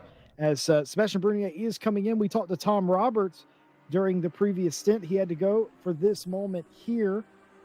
Tom told us that the postman is only going to single stint to the end of this race, or at least that seems to be the plan because of the track being very demanding. That's something we haven't really talked about, but I think a lot of the reason some of these teams are single stinting is just how physical this track is. I know for some people, the uninitiated, they may say, how is sim racing physical? Well, my suggestion to you is go ahead and try it. Turn your wheel resistance up and try to drive for several hours and see how you feel. Tom Roberts back in the 769. They will drop down the order a little bit. Will they make it down to 18th? I don't know if they will, because one of these cars had a penalty earlier, and I think it might have put them behind the RCI 769 team. Nope, just barely. Pass gets done, so back to 18th is the 769, though not far up the road is 17th place. Very smart move there. Talked to Tom about that too, about how dangerous pit out is here. We didn't get to see that because we didn't see the left mirror, Nick, but he very clearly saw those cars coming. Back down to 19th now, but that is a dangerous pit out if you just choose to merge. Yeah, and we've seen that from every pit out, honestly, that, you know, it might not seem like it sometimes if we're on the TV cam, we're a little further away, but I mean, when you're pulling out of that pit lane, you don't have a lot of space or a lot of time to get down to turn 1. And you have everybody flying down the main straighter, as straight as it is. But I mean, like that's the fast part of the course. They're flying into turn 1, and we've seen plenty of battles start and resolve at that corner with some, you know, maybe dangerous but exciting overtakes that happened there after gathering all that speed and drag racing down the main straight past the pit lanes. But yeah, I mean, if you're coming out right there, Tom Roberts making the safe bet, pull off to the side just a little bit and take turn 1 nice and easy, and find that opening when you get past your outlap. Yeah, I mean, I wondered. I was like, oh, did Tom miss his braking point? No, he just had two cars barreling down the straightaway that isn't straight, and you're going to see it right here, the exit of pit road where Tom came out a lap ago. Look at it; it just merges right onto the track. And look, they are in where Tom was exiting. You have to get the proper line into what is actually turn 2 right here, turn 2 and 3. You have to go over there. And you can't if there's somebody exiting pit road. But it like you said, Nick, it's so sudden. It's the most terrifying thing about this track to me is, well, the chicane with the giant sausage curbs, but then also pit out. It's very dangerous, but very, very smartly driven by a lot of these guys today. We've not had a single issue with that pit out. Tom is in 19th place, but the Aston Martin holding 18th. The 113 is the car directly in front of him, and the gap cut down to about a second on that lap. It was 2 seconds, now down to 1. Simple division tells me that about a second a lap there. But I think they're right in their assessment that they could have possibly had a top 10. I still think they might be on for a top 12 if the strategy plays out properly. And if they have a smooth finish, I definitely think a top 12 would be possible. And that might feel like a win for these guys. They've had so many dramas today. No sound, no force feedback, that sort of thing. New teammate, and top 12 in a race like this would suit them just fine. Yeah, Sebastian Bruning actually in chat with us here, saying I'm exhausted even without the force feedback.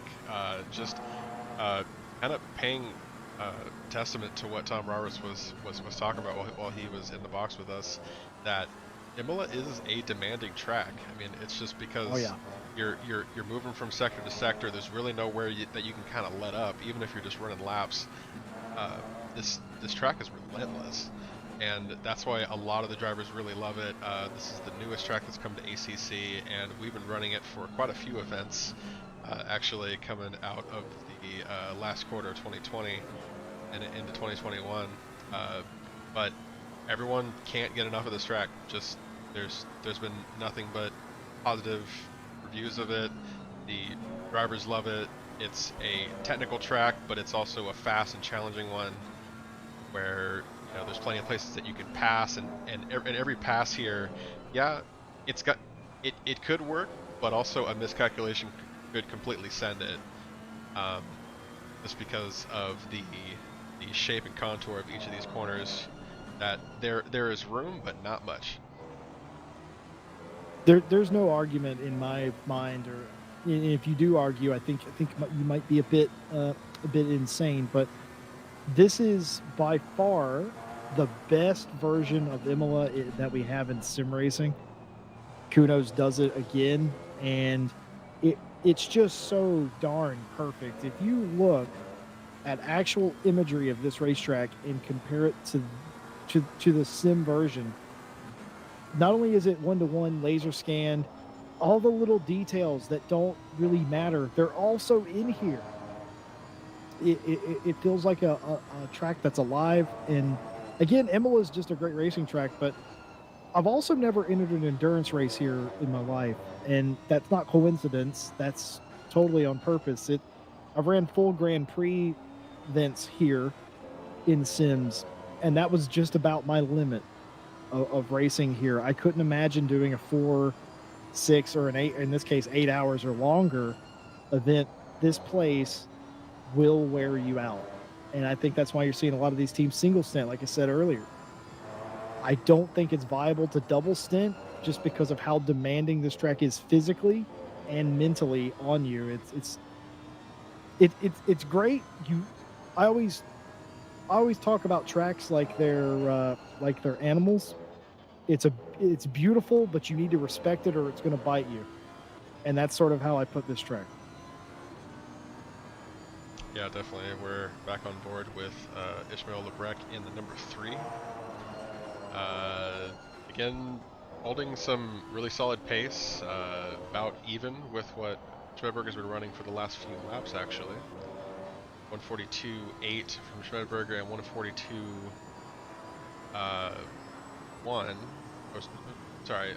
7. So they were about even the last lap. This is Lebrecht coming across the line again. Shaved off a few tenths that time. Got that gap down to high 20s, about 30 seconds or so. But I mean, I think that gap is closing up again. I think that by the end of this race, we're gonna see a battle between those two teams. I think it's gonna happen. It's the number 3.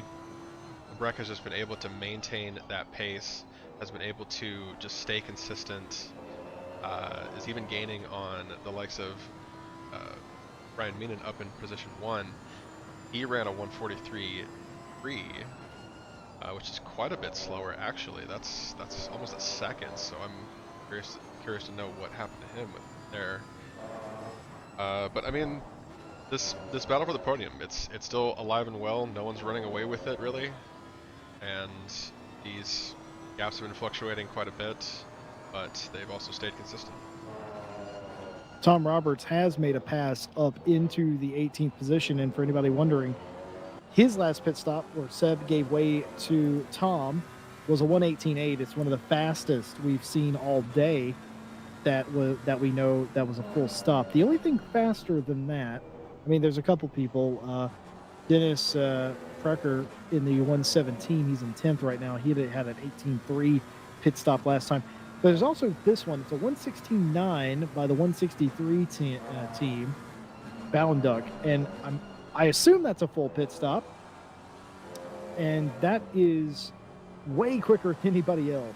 But a 118 is really good. Most people in the 120 to 124 second bracket for a pit delta. So 118, that did nothing but help the 769 team.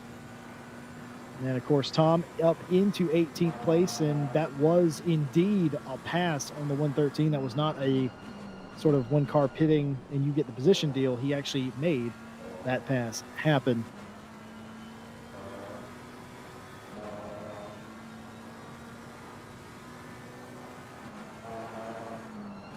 Yeah, and Tom Roberts holding down some excellent pace as well.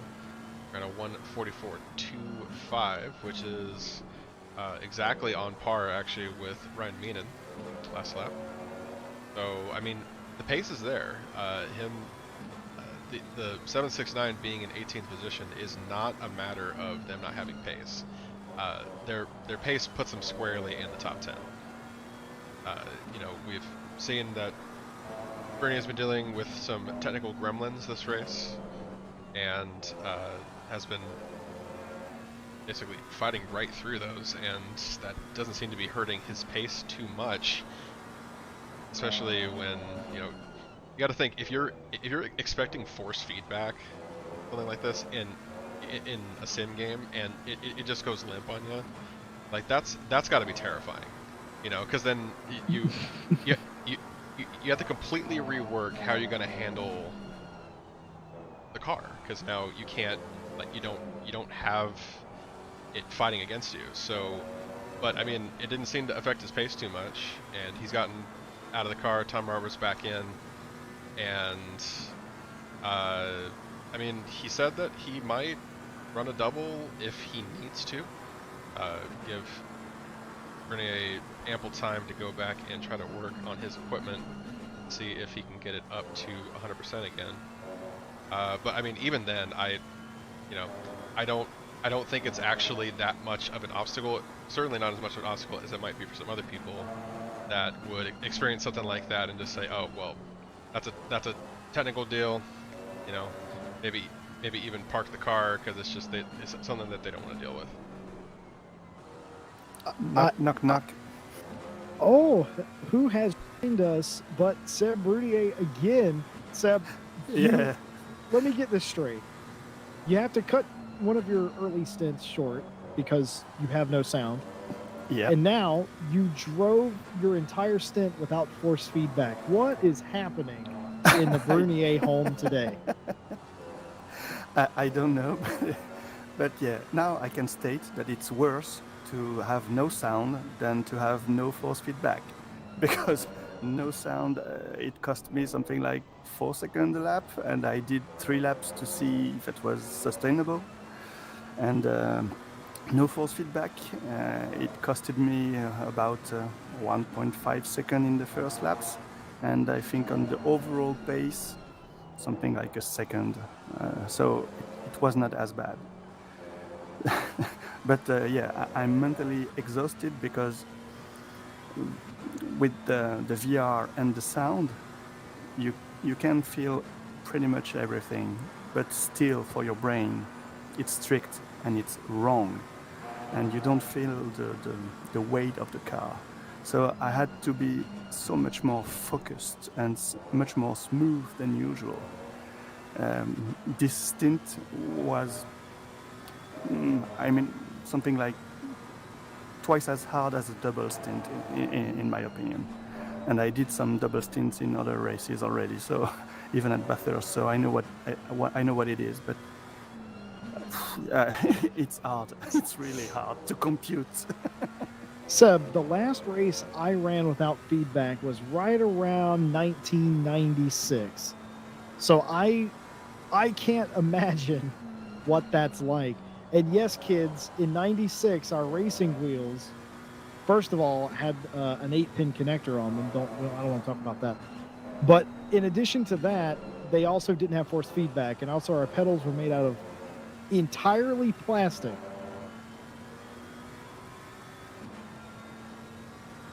Yeah, but yeah, the first wheels were just an enhanced joystick, so to speak.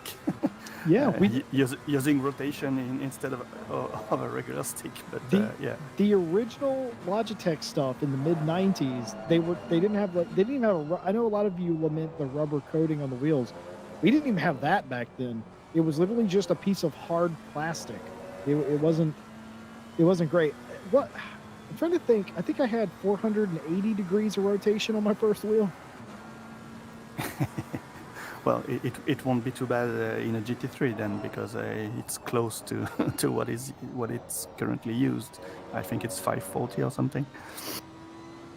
Oh man, you are mentally exhausted. You said in chat, mentally exhausted from this race or from that stint. I imagine because your brain is trying to make up for the lack of force feedback, especially when you're used to having it. I guess at least it's not as bad as no sound, but I think you guys might be getting the Iron Man award for the race. I mean, the amount of stuff that you dealt with, and to keep gaining spots, gaining time, and like Tom was in here during your stint, and he said that your pace, and we can confirm this, was pretty darn good considering you couldn't feel anything going on. Yeah, that's true. I had to drive a little bit more conservatively, of course, because of the lack of feedback. But yeah, the thing is, usually you're giving an input to the car and you're waiting something. It's the principle of the force feedback. But here, it was nothing. So at the beginning of the stint, when I was in a close pack, I had to let everyone go. Otherwise, it could have been messy, because honestly, I was not totally in control. It was more working like a music. The rhythm of every sound, everything happening had to be perfect. So to get the lap, to get the flow, it was okay. But obviously, I had no special awareness. So it was a bit difficult in that regard. But after, in clean air, this freedom took place gently, and the pace got something like 8 to 9/10 only of the pace of the first stint. So I was quite happy, but it's exhausting because this missing information is always there. You finally get used to it. It's something like motion sickness.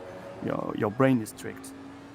So it's similar in the way it works. But that was fun in the end. So the 799 had a penalty during Ryan Gill's stint. Ishmael Lebrec, when Mia Swinson was in the car, I think that's when that happened. They had a penalty for track limits. Do you think that your team is in any sort of danger for track limits, or have you done a really good job managing it up to this point? Tom, during his double stint, got 2 track cut warning, and we are still at 2 at the moment. So 4.5 stint in the race, we are only at 2 track cut limits. So, but half the race is passed. So hopefully we should get through it. 3 hours to go. 3:05 p.m. in sim time here at Imola at the Real Racing Club. 8 hours of Imola. Talking to Seb Bernier here, and Schmedberger going well in relief of Ryan Gill. This team has been impressive today. The 799 of they've been competitive with the 99 team. The problem is that they've had a few little incidences that have caused them to be quite a distance, quite a gap behind the drive-through, of course, being the biggest one of those. Ishmael Lebrec and Mia Swinson have had their issues today as well, and now they find themselves also in no man's land. They're about 40 seconds behind the 799, 43 and a half as it turns out. But Schmedberger is able to pace out Killian Ryan Meenan up in front. But again, the problem is there is quite a sizable gap. Seb, for you guys, it's very different. You are catching and passing cars all the time. Tom Roberts, again, up to 17th place now. He's got a bit of a gap in front of him to 16th place. But I'm starting to believe a top 12 is possible. Yeah, it's really possible that we can get back the position we had at the start of the race, and even maybe better, because the race is long, and it's endurance is also about experience. So, but yeah, we really must be trouble-free now, and it has not really been like that so far. Has anything surprised you about Tom to this point, as far as maybe his pace or his willingness to drive an extra stint or anything? Has anything surprised you about working with Tom? No, to be honest, I'm of course pleasantly surprised, because it's a first cooperation, first race together, and I'm pretty happy. But not a surprise by the fact it was we've done it as planned. So despite the issues, the stint planning was like that. One stint was shorter, of course, because of the audio issue, but otherwise that's what we said, that's what we planned, that's what we are doing. So far, really happy. I gotta ask you, now that we're talking in chat about old racing wheel setups and stuff like that, I have to ask, do you remember your first wheel and pedal set that you ever had? Of course I do. It's not so long ago, because I started, of course, with Gran Turismo on PlayStation 1 a long time ago. And I had a wheel for the PS3, maybe. No, PS2. A Logitech one that I never used, because the cogs, it was just beyond me, and there was no full damping. It could not feel anything. It was just plain wrong. It was looking like a wheel, but not feeling like. So controller was easier, and I switched to the wheel on Gran Turismo 5. So it's quite a while ago, with the Trustmaster wheel T500. And with the pedal set that came with it, and it was feeling like a car, so it was much better. And I switched to PC when AC was out in early access, so 2014 maybe. And since then I'm just ACC addict. I see. I remember my first wheel and pedal set that I was seriously into sim racing with. It was the Mad Catz Andretti racing wheel that came with a built-in shifter and pedals, and that was during the time that Papyrus Racing Games was a huge deal. You know, talking like Grand Prix Legends, you know, stuff like that. Was it GT Legends by Simbin was a few years later, and of course the F1 series NASCAR games as well. That was my first serious thing, and that was like 99-ish, somewhere in there. And I definitely recall thinking, it doesn't get any better than this. And it luckily it did. And we're at the point now. We're talking about, when we're on the subject of technology, we're talking about this version of Imola. Do you think this is the best version of Imola that's in any sim? I'm a bit of a Kunos fanboy, so I won't be super objective, and I never played iRacing, and basically I'm focusing my time on AC and ACC, something like 1,000 hours both, or each, Right. I must say. But Race Room has a really good version of it too, but of course it's not.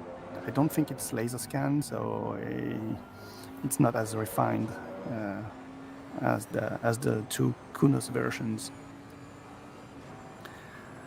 But yeah, it must be one of the best one, just by the fact that it's the latest laser scan edition of the track, and technology improved a lot. So, and we all know ACC is on top of the game, sim-wise, especially in GT3. So.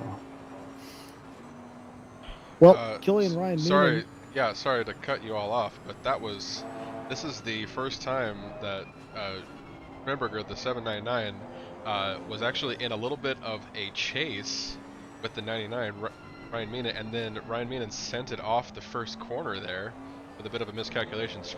So that's Schmidberger slipping into first place for real, not just off of a pit stop. This is a legitimate first place take right now, and this is a huge development. I am going back in the replay as we speak. I'm trying to figure out what set this entire thing off. But I will be back with you with that when I can figure out exactly what just happened. But yeah, Fabian Schmidberger in the lead now for RCI in the 799, following a Killian Ryan and Meenan what I assume was several incidents in a row, because there's no way that he made up all that time for one simple off. That must have been something else. But I always like to tell Sebastian the fact that you race in VR and your monitor lists and everything, and I told that story already, but one thing I've been meaning to ask you for the past year, could you ever go back to racing on a monitor now, or does it have to be VR? No way. It's strictly impossible. Just to explain you, the 1,000 hours I have already in ACC, 100% in VR, and maybe 500 hours in AC in VR as well, and 600 hours of a race room, all in VR. And so there is no turning back. It's sometimes a bit hard because of course with the computer hardware race game, you always have to throw the best parts inside to enjoy VR. It's quite difficult, and sometimes it's not stable. But the level of immersion is just exceptional. Everything just makes sense when you are in VR. And in 2D, even when I'm looking at streams, it doesn't mean anything. It's hard to convey, but if you've been to a movie theater and see a 3D movie, you know exactly what I mean, because you have the perception of depth. Everything is in 3D as it should, and And in VR, the field of view is perfect. It's scale 1, and it's just how it works.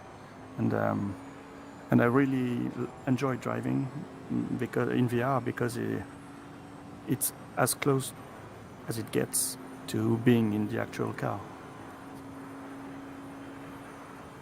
I couldn't say it better myself. I was talking about VR earlier and the fact that you were instrumental in getting me set up with VR with ACC because it didn't run properly for whatever reason because they didn't have the right settings. And I also talked about how Fabian Schmedberger got me set up with, well, how to run the sim properly as far as getting on pace, and how the two of you were incredibly instrumental in me keeping going in ACC because I love racing in VR now. I don't do it all the time, but it is my favorite thing because it's, like you said, it's so much easier to spot your car, to put your car on the apex when you need to, and you just feel like you're in more control. And by the way, I do have an answer for what happened to Killian Ryan Meenan in the 99.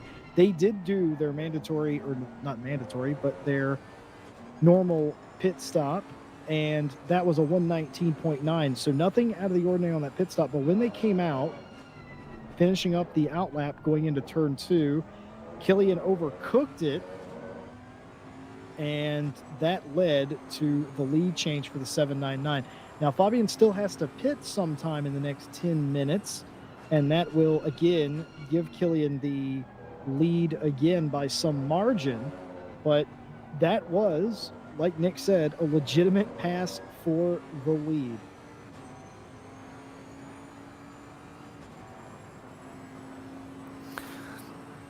And to elaborate further on the question you asked just before, regarding the issue I had with the force feedback, if I was able to drive like I did, it's just thanks to VR. Because the belly sense, you can feel it. It's tricking your internal ear, the VR, because you see exactly everything scale 1.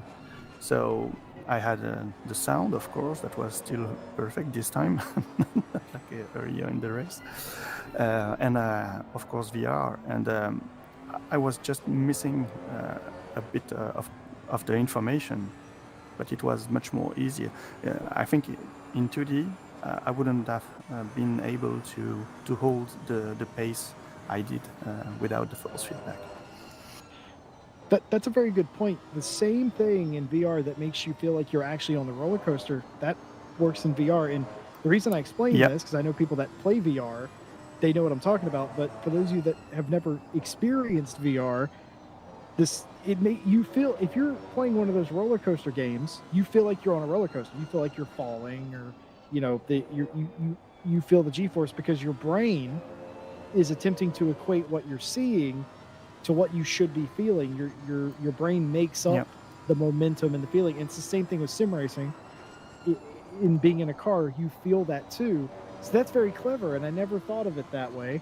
But you really do drive with your butt, as the Formula One drivers would say. Yeah, almost. And I'm about to upgrade my rig to go a step further, installing tactile transducers.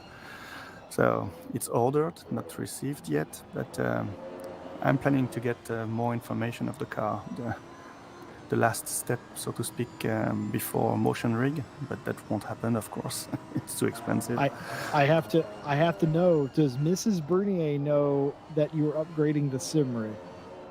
Yeah, I cannot hide it anymore. I just played myself. I like that you have your own part of sort of the living room for your setup as well. And maybe one day I will go monitorless as well. But for right now, that is still one of the most impressive things. And for you to drive without a monitor, for you to drive without force feedback, I'm going to try that someday. I'm going to see what driving without force feedback feels like in 2021. I assume it feels like you're dreaming almost, like, because it doesn't feel real. Well, after discovering how bad it was without sound, I must say the lack of force feedback is not the worst thing that can happen. So, whenever you do get back in the car, do you have anything else you want to lose the ability to do? Maybe. Oh no, please no. No, it's okay. Don't jinx it, please. I also feel bad because before this race started, or actually right after the race started, if I'm honest, I said Seb is a great, consistent driver. It's capable of top 10 in this race. I'm worried. Okay, you jinxed it. Yes, and I said that I'm worried because he always seems to find himself in the wrong place at the wrong time, and something that's completely out of his control happens to him and it ruins his race. Yeah, I might have been responsible for this as Ishmael Lebret comes in No, you're not. for their scheduled pit stop, I think. Yes, indeed, their scheduled pit stop. Mia Swenson will likely get in the number 3 Triple R. Huracan, I would suspect, because they have been single stinting like most people out here today due to the sort of physical nature of the track, I would expect. But here is Tom Roberts. Tom is up to 16th place. Pace is good. Car is good. So you got out of the Aston and into the McLaren at the end of last year. Are you happy with the McLaren? Yeah, I'm very happy with the Maca because the problem with front engine car is the weight on the front. So of course it's easy to carry over curbs, but there is always this feeling of slight understeer that I can't stand, and I really like mid-engine cars. And in race room, I've mostly raced the McLaren 650S, and I really love mid-engine car. The balance is greater when pushing the car. I see. Why do you think people like your teammate Mark Whitford, they don't like the McLaren? Why do you? Is it just driver preference, or is there something more to it? No, regarding what happened the previous season with Mark, it's more that we ran out of luck. Also with weather condition, and the McLaren is poor in the rain, and we had many races in the rain, so that completely compromised our season, and really it's basically like that. So at some point we can find a culprit, and here the culprit was easy. It was the car, at least for Mark. And he wanted to do something else, and he drove the Bentley, he drove the Audi in other races, and he found it better. So yeah, I'm not exactly like that. I'm more. I want to go to the bottom of it every time. I'm not stubborn, but almost. And you know me in other races, even when we had issues like computer crashing for my teammates and so on. I want the finishing line, whatever it takes, and taking the penalties and everything. If I'm out of the race, is that really I couldn't do anything different, like the Silverstone race when I was driving and had the disconnect. That's the end of the game. But unless it's unrecoverable, I'm on track. Ishmael Lebret back in chat, finishing up his stint, giving the car back over to Mia Swenson. Ishmael not happy getting the drive-through. I felt like he knew it was probable at some point, but now a lap down is the number 3 car, Mia Swenson, in the Lamborghini now. Fabian Schmedberger still leading this race, still hasn't pitted. They're getting all 65 minutes of their stint time. And why not? They are the fastest car on the track, and by about half a second, they're the fastest car on the track. So why not get every last bit out of that stint and out of that car? They are absolutely flying. Of course, it's going to take quite some doing, as Killian Ryan Meenan has about a minute on them, if you will. So actually, it's probably more than that. It's probably closer to a minute 30, so nearly an entire lap. Of course, the 799 had a drive-through penalty, and I almost don't want to say anything because it might happen, but if the 99 was in trouble of getting a drive-through penalty, well, that would even this up quite a bit.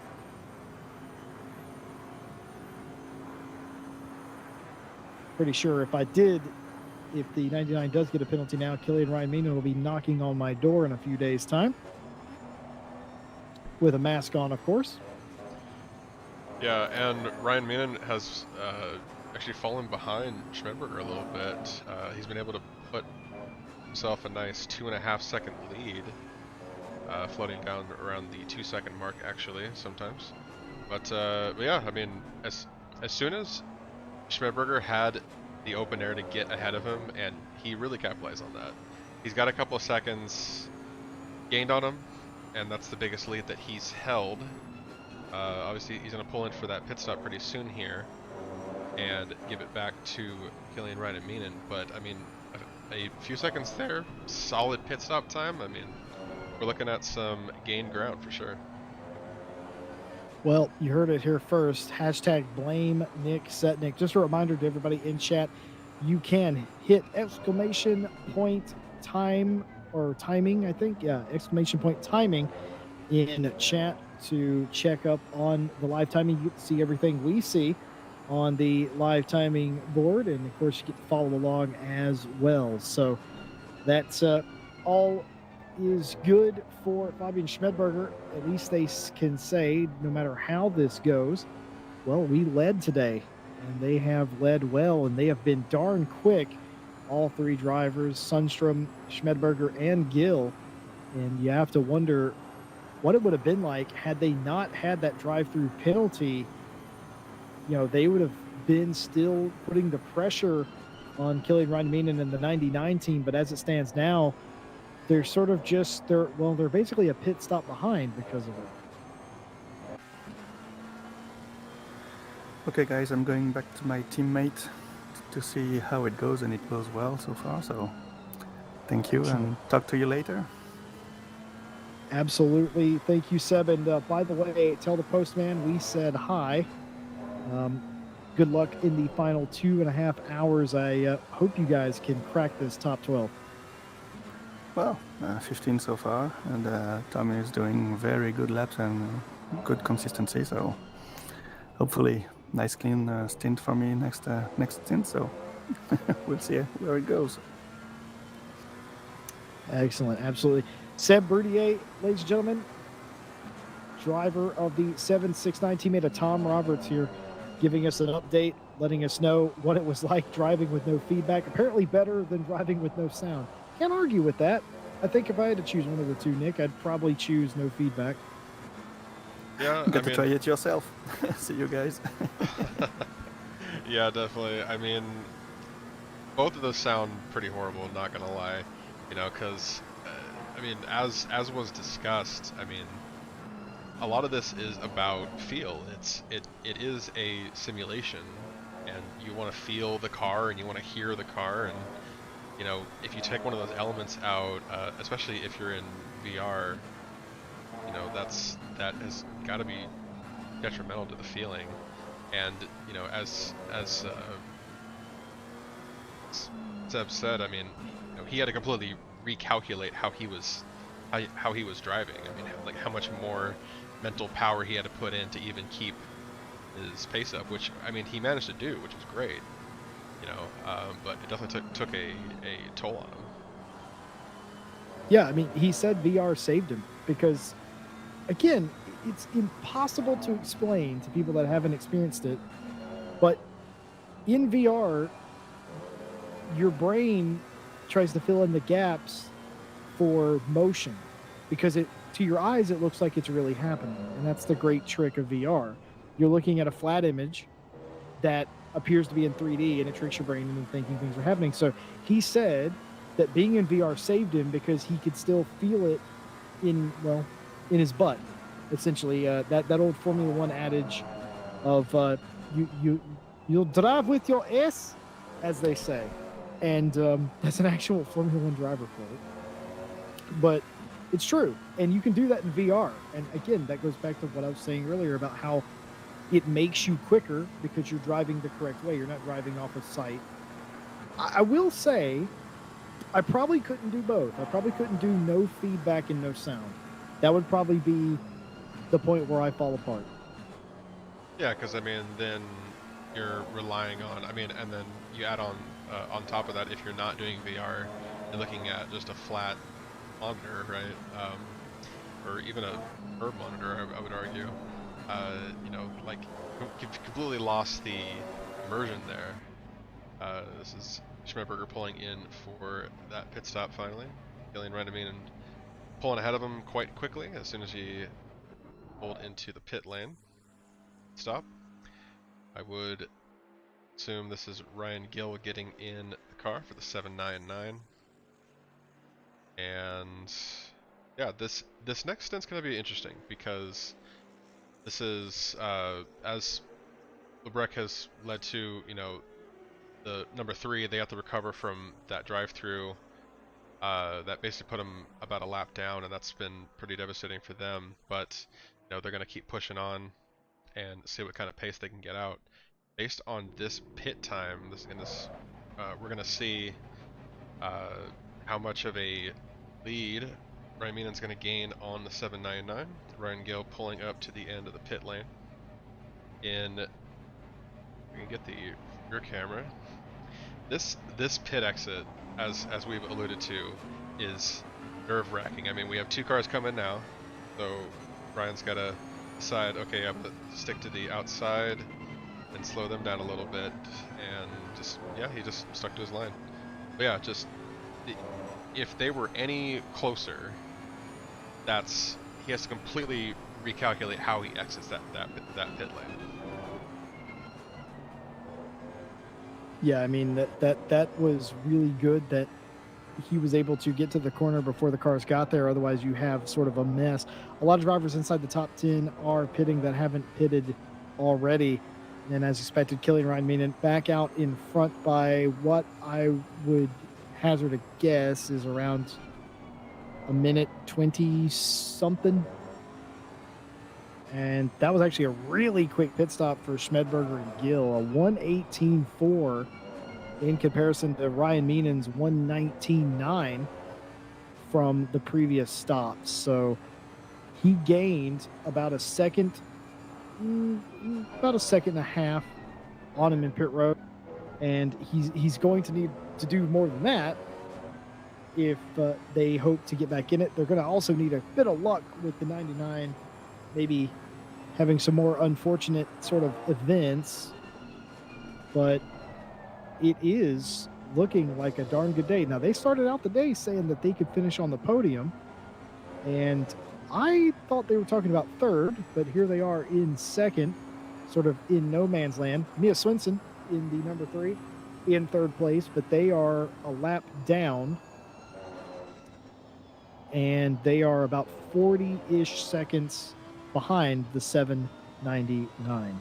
And again, all of that set up by the fact that the 799 and the 3 have both had drive-throughs for track limits, and the 99 has, well, they've kept it clean, despite the fact that they were spun earlier and went off into the dirt a few laps ago. They haven't had any penalties, and that's sort of the saving grace right now.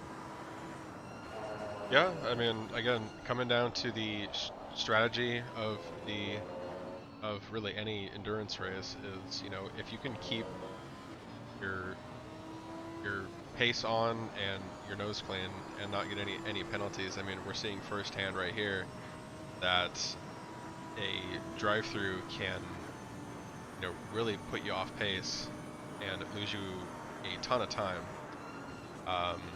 which, you know, pulls you out of your zone. You know, now you're thinking about that drive-through, and you got to clear that out of your head. And even from the best of the best, that's gonna affect them a little bit mentally. and they got to work through that. They got to work through that with their teammates and make sure that they've still got the pace and the plan down to finish the race and get as best of a position that they can. Right now we're seeing Ryan Meenan maintain that gap. Ryan Gill trying to put down the times that he can. That was his outlap that he was on. So we're going to see what kind of pace he's pulling. But I mean, last lap, Ryan Meenan ran a 1:43.2. Ryan Gill, that was a 1:43.3. So about on par. And I mean, I'm not going to quite whip the calculator out like Mr. Jesse Lee will at some point, I'm sure, as we pull into closing in on the last 2.5 hours of this race here. I mean, that's a lot of ground to make up. And is it possible? Yes. But it's probably going to come down to the 99 is going to have to make that mistake. I mean, that might just be where the line is to kind of even the playing field. Yeah, I mean, you're right. It's going to take a catastrophic collapse by the 99 team. They've been in charge most of the day, and they've done the best job managing the penalties, managing their car, managing the race in general. And like I said, catastrophic collapse is what it's going to take. Only one car on the lead lap, and that is this car, one other car other than the leader. That is second place Ryan Gill in the 799. Every other car is at least one lap down, but that doesn't mean that there's not any racing or battling for position going on. In fact, quite to the contrary, this far into a race, everybody is, busy racing people around their skill level, comers and goers and stuff like that as well. So that is sort of what we're dealing with here. Final 2.5. And it's been an interesting sort of race. I know Tom Roberts, who's now 13th, as they get ever closer with their pace to creeping into that top 12. At this rate, I don't know, top 12, once they get there, maybe I'll start saying maybe they have a shot at the top 10, but we'll see. Yeah. Sorry.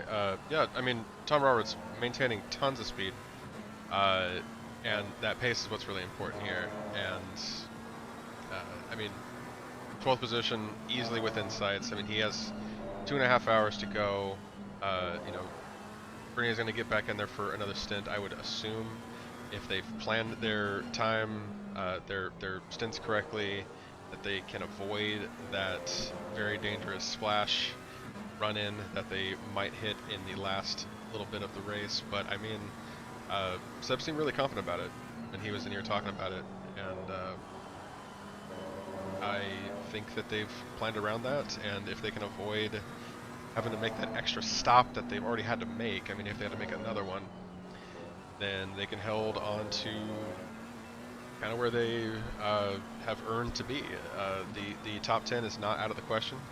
It's something that they can definitely pull off, and especially at this pace, that's where they should be landing. Yeah, and these teams are not done with getting drive-through penalties, stop-go 30s, and stuff like that. Anything can happen, and the longer we go in this race, the more times that people will go wide and get a track limits warning, the more that they're going to stack up. So all that completely possible. I do feel like Tom Roberts has been chasing Belescu for the vast majority of the second half of the race, but Tom Roberts has a little company. Balzar behind him is right behind him. Love to see that hood cam, or that looking back from the front of the car cam real quick, because he is right there. I know you can't really see it from this perspective, but he is on the bumper. Yeah, and actually, snuck in from behind us, we have a Fabian Schmedberger, I believe, just walked into the box for us. How you doing, man? Very true, yeah. We are doing very well. I mean, you can see it. We are on P2. Understatement. We are on P2. Not what we have expected, really. But Mikael sent us out in a very good position. even if he gave us 3 warnings to work with. And Ooh, okay, dropping it on him. Okay. no, I mean that was in the first 2 stints, and we already got our drive-through for that. So that is done. But yeah, I mean, we're doing a good job so far. Nothing to complain about. Ryan is feeling Fabian, comfortable you with the led car. the race. Yeah, I know. Yeah, that was actually very surprising. Like Ryan and I were both very surprised that we were faster than Killian, because usually he should be the faster guy, and we already trying to figure out why he's slower than us. We haven't found the answer yet, but I don't really care at all, as long as we are faster. Yeah, it's kind of a shame that we are now, what is it, 1 minute and 10 seconds behind them. They must have something. They must have bad luck now to, so that we can get closer to them. But That's true, but think about it. The pit delta for that drive-through, okay, you were about 25 seconds behind them. It takes about 44 seconds to serve a drive-through. You know, that's about where you guys were after that penalty. You're still there. So that tells me that you guys are pacing that team. And like you said, it is unfortunate that that happened, but you guys, whenever you said maybe a podium, I thought third. You guys are second, solidly in second place. I gotta say, I didn't expect this. I might just take back what I said at the start of the day, where if you don't win, don't come home. I might leave the light on for you guys tonight. oh, how kind of you, Jesse. It was a bit hard catching what you said, because we are in the other Discord for the race control, and they actually activated the virtual safety car right now. Yeah, actually, to butt in, it looks like everyone has slowed down to safety car pace. The whole field And- has been locked down, and they're actually Do going we to know what it's release for? again. I couldn't catch that, so I don't know what it was for. Probably something disconnected, and someone disconnected, and now for their rejoin. But I'm not too sure. I could check the Discord. But yeah, anyway, doesn't matter too much anyway, as that was just the first virtual safety car, and I think that's fine in an 8-hour race. Yeah, the quality here from Real Racing Club has been pretty darn impeccable today. Very few hiccups, very few incidents. The stewards, I would say that they're, not that I'm critiquing them or anything, but their stewarding seems to be quite consistent. And, you know, though the rules are a bit different than what a lot of sim racers are used to, they are consistently called. And it's interesting to see the virtual safety car come out. I assume they just lifted it because they all seem to be going full speed again. But that's very interesting to see that. I'd quite like to know what the reasoning for that virtual safety car was. But either way, you guys, if you finish second, Fabian, you'd be happy with that, I assume. I mean, it's been a good, hard day's work, and it looks like a well-deserved podium's on the horizon. If we would be happy about it, yes and no. Of course we are happy about it, but because that would be Ryan's and my best team effort so far. But now seeing that we are actually competing with the Sidemax car in pace makes us kind of sad, because we think that if there wasn't that big of a gap after the first stint, where Mikael got held up a bit by the Lexus, I think it could have been very close between us. Very interesting. We do have it confirmed by Brunier that it was for a reconnection for a car. So a car was reconnecting to the race, getting back in the race. They put out the virtual safety car to protect everybody. I would say that's fair. Yeah, especially considering that it was the first time today. I think there were already some people rejoining, even if they were not allowed to, because you're just allowed to rejoin with a virtual safety car. But I have had one lag during the stint, and Ryan as well, which must have been someone joining. I don't know. But yeah, it's fine just having one virtual safety car so far. So what's the mood over there in the 799 team chat? What's it like between you and Ryan now? We are just in love with that car and the setup. Like, I haven't seen Ryan more positive in a car so far. I've never seen Ryan positive, period, so this is news. And we are even carrying like 8 seconds of damage or so, but we haven't repaired it because it doesn't matter in the Bentley. You can just go with it. It didn't change the handling of the car. It's perfect. It's like it has the positive aspects of the Aston, but is even better than that. That's probably like the perfect endurance car for me and for Ryan probably as well. Well, your pit stops have been pretty darn stellar. They're near the top of the board, 118s consistently since the first pit stop of the race. It's been 118s. I got to say, it's been looking pretty good all the way around. This has to be a confidence boost going into, well, the rest of the year, and especially your endurance partnerships together. It's got to be, there's very few things to look at negatively, in my opinion. Yeah, we are looking very much forward to it. And after that kind of performance, I mean, I don't want to jinx it yet, but solid P2 so far. Having the pace of the P1 car, I am looking forward to this championship. And maybe, I don't know how much is possible, but maybe there's a top 3 in it for us. That would be excellent indeed. We've also been talking a bit about your sister team, the 769. They have battled back from adversity. Do you have any idea what's been going on with this team today? I mean, yeah, sometimes we share information about this car if one of us is driving. So sometimes Ryan, for example, asks what is going on with them. We have heard some of their bad luck. I think it was the second time now for Brunet that he has issues with ACC today. Yeah, so the first time is he had 0 sound in sim, but all of his sounds were working elsewhere.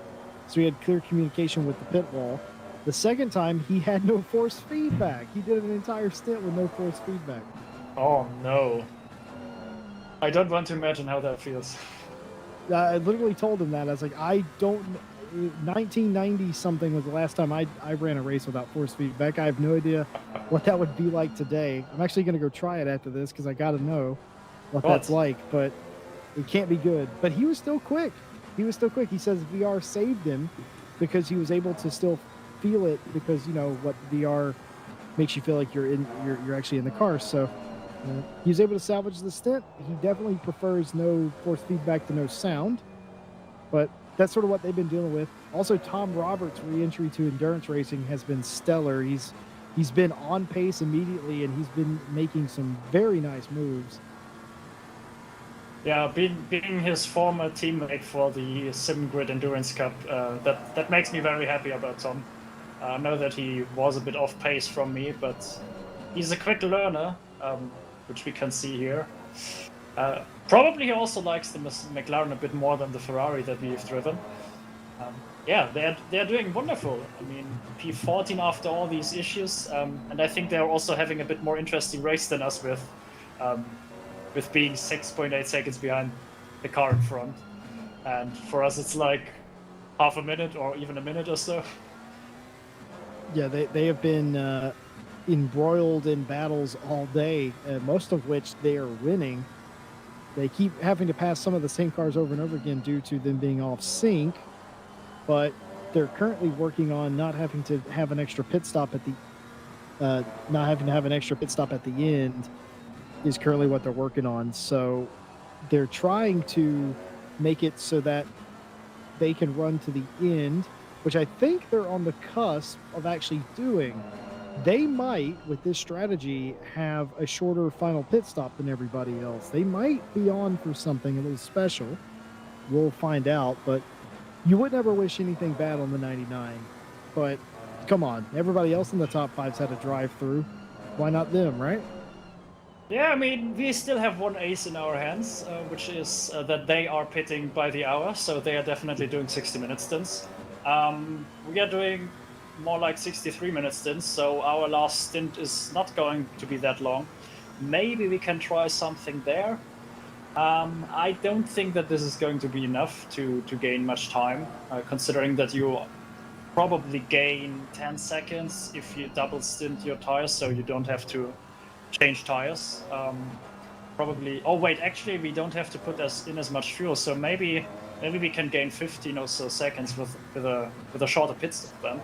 But even that wouldn't be enough. So we would have to have a bit more good luck. But obviously we have to consider that 99 was also having very much bad luck in their race, being taken out by a back marker in I think the second stint. So I think they already had their fair share of bad luck, and you don't really need to wish a competitor even more bad luck. That's very true. A lot of speculation going on today that some of these teams were sort of they went sort of neutral with their setup, Fabian, because they were afraid that it might rain. And actually, Ruben was in here earlier talking about how it rained pretty much every practice session they put up, so they also could have expected it. I also heard some of your team radio early on about how you guys were speculating too, that some people had a more neutral rather than an aggressive setup. Did you guys go incredibly aggressive, or how do you see it? We didn't go incredibly aggressive, but we definitely moved away from a more neutral setup. The setup that we got from the Nearly on Pace team, which is from Mikael and his teammate, how is he called again? The Austrian. Come on. Gulia. Alexander Gulia, genau. We have used their setup, which was more tuned for neutral balance, so that you can use it also in the rain. But now that we didn't really expect much rain, like every practice session that we have had, didn't have any rain. So yeah, we just went for more dry approach. Well, Tom Roberts will give back way to Seb Bernier, I'm pretty sure. Not unless Tom is going to double stint again. I don't know if this is going to work. Like I said, they were probably right with their calculation that they are going to have to do a splash and go at the end. But even if they do, I think they'll still have the same amount of pit stops as everybody else. But instead of having a 1 minute 20-second pit stop, they'll probably have something closer to a 55-second pit stop. Will the 769 team have at the end? But they will likely run out of fuel with about 5 or 8 minutes to go by my calculation. Yeah, that's a rough calculation, but that's what it's looking like. Or excuse me, not so much the fuel and the stint timer were both elapsed around that time. So that's kind of what they're dealing with now. But they did get back out in 16th place. Seb does take over the car, and they're in 16th place now, so that's better. They were in 18th a few stints ago and 17th, and now gained a whole nother spot. They're up to 16th, even being off sequence. So pay attention here. They might be as high as 13th or 12th at the end of this stint. This is Ryan Gill in 799 talking to his teammate Fabian Schmedberger. And Gill, who I gotta say, Gill has impressed me. He has been going really well, and the gulf in quality and time between the three of you is not really that, like, it's almost non-existent, guys. Like, is that to do with testing the setup? Why are you guys so close on pace? Because typically, you know, I would assume Sundstrom would have been the quickest, you would have been next, and Gill would have been third, but there's not a whole lot in it. I would still say that Sundstrom is the fastest of us. As you could see in the first stint, he had traffic and was still lapping faster than us, and he was also overtaking people. And yeah, he ran a 42.2, basically, did Sundstrom early. Yeah, and without his effort in the first two stints, it wouldn't have been such a good or easy race for us. because we didn't have to fight for position at any point. Like the one time I fought with Killian wasn't really a fight because I knew that I was far away. But yeah, still, Mikael is a bit faster than us, but I am myself surprised how close, especially Ryan and I are. I think that has a lot to do with that I was practicing with Mikael a lot to get up to grips with this track, and also the setup works for every driver here. The car feels nice. We didn't have to adapt to the car much. Actually, we decided, I think, a week ago that we wanted to use the Bentley instead of the Mercedes. So it's just a match made in heaven, I would say. Mehmet Kara in chat has been with us all day. He says, "Hi, Fabian." He heard a German and heard it was you. Big fan, Mehmet Kara, of yours. Hi, So Mehmet. he says hi from chat. Yeah, I can only give this hi back, and I'm actually surprised how well the stream is being picked up by the viewers. I think we've had like around 25 to 30 viewers throughout the whole race so far, which is awesome if you consider that it's just in quotation marks a stream for some teams of this race, and not like a big official stream about this whole race. That's some nice thing, and very, very good effort from you, Jesse and Nick. That is very enjoyable to watch. You flatter me, but here's my theory. I think they're all fans of you guys. I think they're fans of Seb, Ryan, you, Mikhail, Ishmael, a lot of you guys. And Tom, obviously. Tom got quite a bit of fame today. Got a new nickname, calling him the mailman in chat now. Why that? Because he's been licking the stamp and sending it, and to great effect. I see. He drove the car from 25th place up into the top 15 earlier. Wow. And they absolutely love that. But I think they're here for you guys. I don't think they care too much about us, but they've been treated to quite a show. It's been different. It's been a different sort of perspective on a race, but it helps. It's like Nick was saying earlier. Normally, he doesn't really have time to do much other than work the cameras, but in addition to him being able to actually commentate on the race, he's also been able to, sort of focus on a story here as Ryan Gill getting by that lap car. Don't know if that was on purpose or they got loose on the curb, but one way or another, Ryan gets around him. So I have to say it, because if I didn't say it, it wouldn't be me. Is Ryan going to be in the car last, first of all, or are you going to be in the car last? I think he will be. I don't know yet. We haven't figured the strategy out for our last stop. All I'm going to say is, statistically, every time Ryan Gill is in the car at the end of a race, he tends to have an incident. Oh, I'm going to remind that. But yeah, it depends with our situation. If we come somewhat closer to P1, maybe we try something a bit more risky with our strategy. If we don't have to because P1 and P3 are too far away from us, then we go for the safe route. So we still haven't figured out the strategy yet. Ishmael, it's actually kind of funny, isn't it? I'm here for you, and now you say you're here for me. It's if it wasn't illegal in a lot of parts of my country, I'd think about it. But see, you have some fans too. I mean, this broadcast wouldn't be as cool and wouldn't be pretty boring with me interviewing myself. So I love this community. RCI has one of the. I know every league or group or YouTuber or whatever says this, but we legitimately have some of the coolest people. And trust me, folks, I don't like a lot of people, and you guys are pretty darn neat. And I can't say that about a lot of people, so take that in high regard.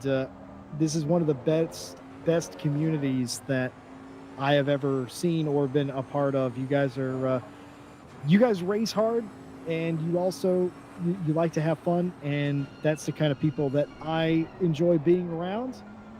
And one thing's for sure, today will be one of those races where, you know, I will remember for a long time because, first of all, I think we learned a lot today, Fabian, honestly, about the pace of you, Mr. Ryan Gill, and what we can expect in 2021 from this team in particular. And we even haven't trained particularly hard for this race. So Ryan actually already said that he wants to practice more. So there's more to come, I guess. Yeah, I think it's game on, honestly. I didn't know exactly what to expect. I was joking most of the week about how I expected you guys to win, and had things gone a little bit differently, maybe you would have had that option. And I didn't really think that was an option, and I will apologize for underestimating the RCI teams, but this has been spectacular, and now I just can't wait for the next one now, because who knows? It's a bit of a shame that all the races are so far apart in the championship that is coming. Like I think there are 2 months between each race, and the last race of the championship is going to be in October or so. I don't want to wait this long. I want to have the next race like next week already. Yeah, if anything, this gets me hyped for 2021 and just racing in general. It was nice to have a little bit of a break. I will admit to jumping in the rig a bunch of times over the break, but I definitely wasn't in the box for the break, and now this has reinvigorated me. I've heard a lot of the same story, Fabian, and I have to ask you too. A lot of drivers, Ryan Gill, Tom Roberts, etc. Even Nick and I had a discussion about feeling better, feeling more like yourself, getting to 100% and ready for the sort of the season as a whole. Sebastian Bernier up to 16th place. More cars coming out of pit road. That one not for position, but again, highlighting what Nick and I have been talking about all day, the scary pit exit. But I got to ask you, Fabs, where are you? Would you say that you're at 100% like for, you know, sim racing this year, or are you still getting up to that point? Judging on the practice that I've done for this race, I can't be at 100% yet. I don't know. There's probably a lot more pace in me. I just have to be a bit more. I just have to practice more and have to force myself more to practice. Yeah, just sometimes motivation is lacking to practice, but that's why I love these team events, because it makes it. Motivation somewhat comes from alone in these events, because you push yourself and your teammates, and that makes it a bit easier for myself. I think what makes it easier for you guys too is you all quite like each other. It's the same thing with Seb and Tom Roberts. Like, if they didn't have the relationship they did, it'd be a bit different. But they're in there cheering each other on, and they're having fun, and they're doing well. And it's the same thing with you guys. Mr. Gill and yourself, you've got an existing relationship there, and I think that all sort of fuels the passion a little bit too. It'd be, like you said, it'd be different if you were doing it alone, and you're not. You don't have to. Once again, cars coming out of pit road. That is scary every time I see it. Yeah, it's definitely something to consider. That Ryan and I have been like racing together for a year or so, I think. Somewhere around that, maybe half a year or so. I can't remember. I'm bad with memory, but yeah, we've been racing for a few races together, and now that we have Nikolai on board, no, not Nikolai. I forgot his name. I'm sorry. Yeah, no, that was right. That's fucking embarrassing now. Anyway, and now that we have him on board, as you probably remember very well from the night or Laguna Seca race, we've had already quite a few battles together on track. So there's always been a very respectful relationship there between myself and him. And now to share the team with him is even more interesting, because I would say he's a level above my skill level, so I can definitely learn a lot from him. Says the man that led the Night Owl Championship last season. I didn't lead it for too long. Don't forget that I think I finished the season with P14 or so it doesn't matter. I just want to remind you, 2010 Sebastian Vettel didn't lead the championship once, just at the end of the season, when he won the championship. So you're saying he led it at the most important time? Exactly. Doesn't matter if you're leading it after the first or second race, like Bottas does now in 2020, for example. All I'm saying is I find it I don't know.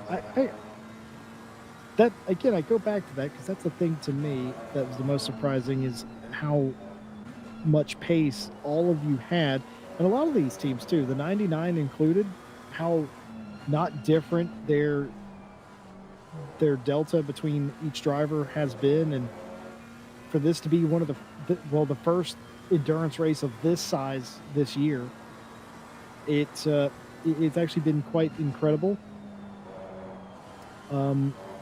Obviously you guys are entered in the championship here and much more besides, so I don't think you could judge this sort of tune-up race anything but a success. I mean, it has to be.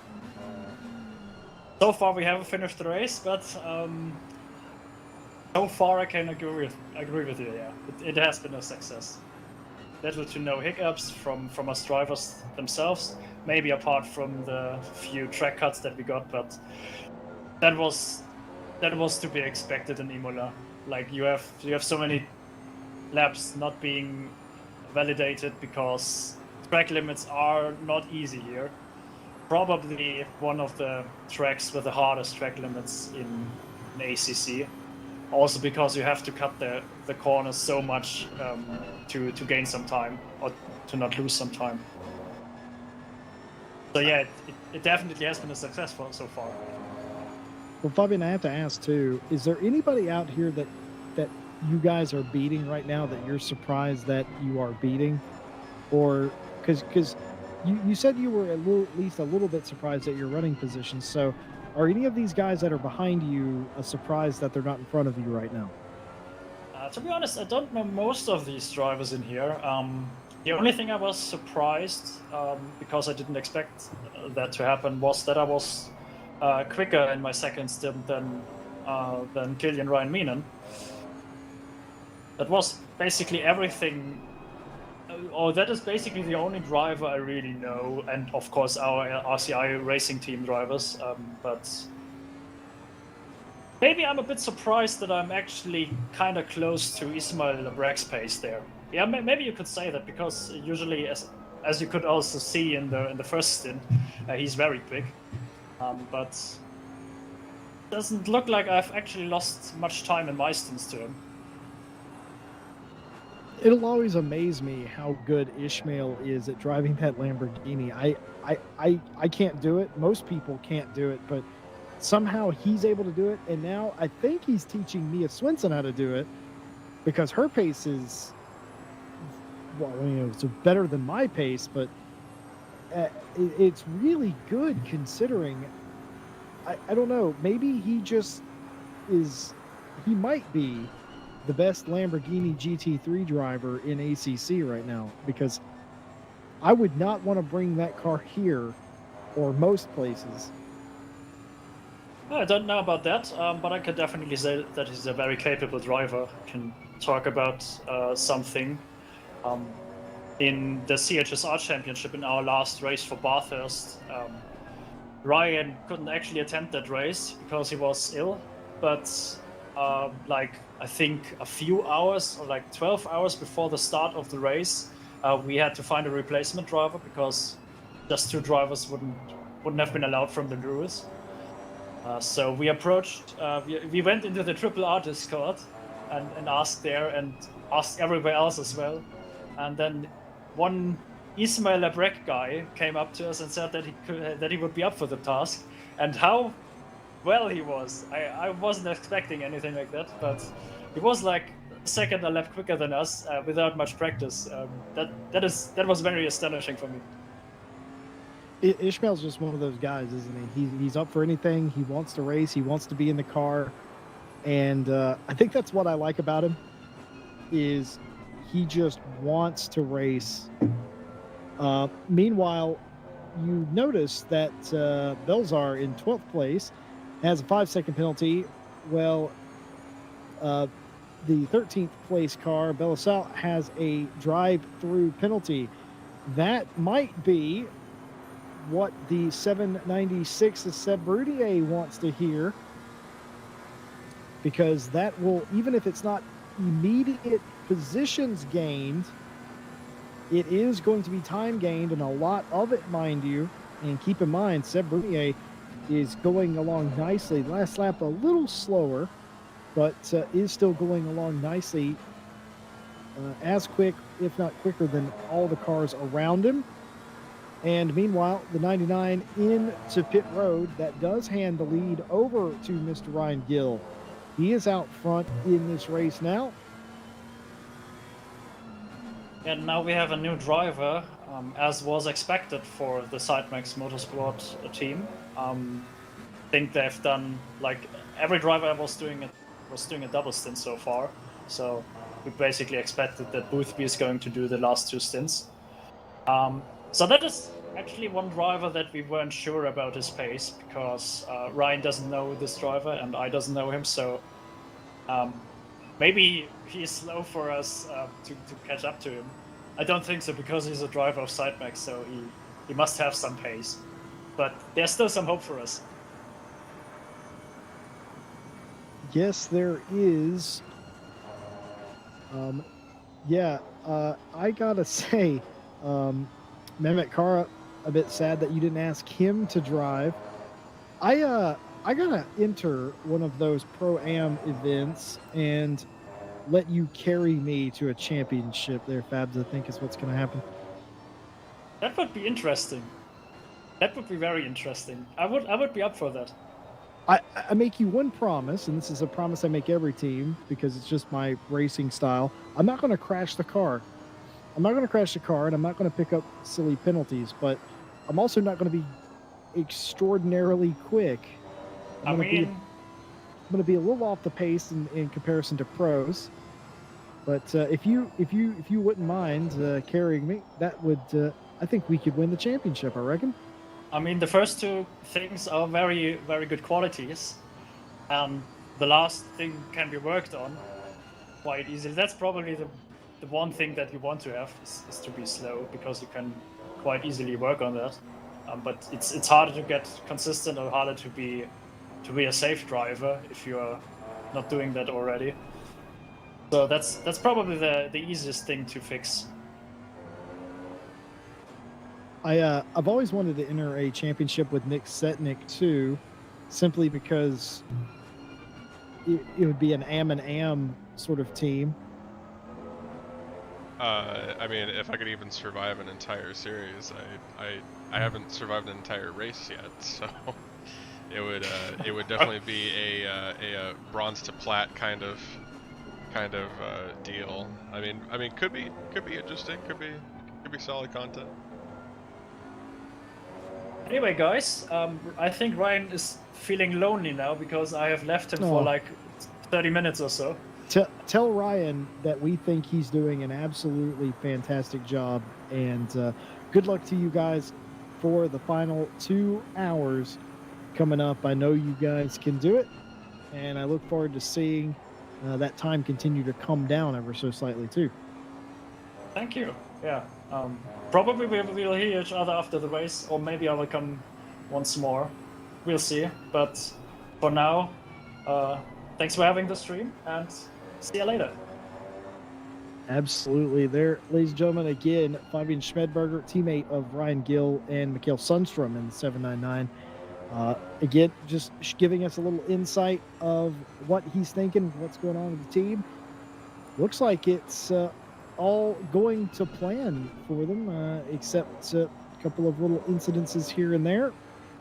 Definitely some what might have been, but I'm not really a what might have been kind of guy. I'm a what is, and what is this team of 3 drivers has come in and, well, they've just done a darn good job. They have pace.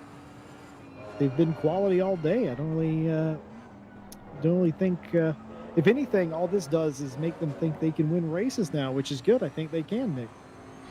Yeah, absolutely. I mean, that confidence is absolutely paramount for this. You know, you don't want to come into a race, or especially a series of races that's going to run this long, and not have confidence and say, oh, well, we can't do top 10, we can't do top 20, we're off pace.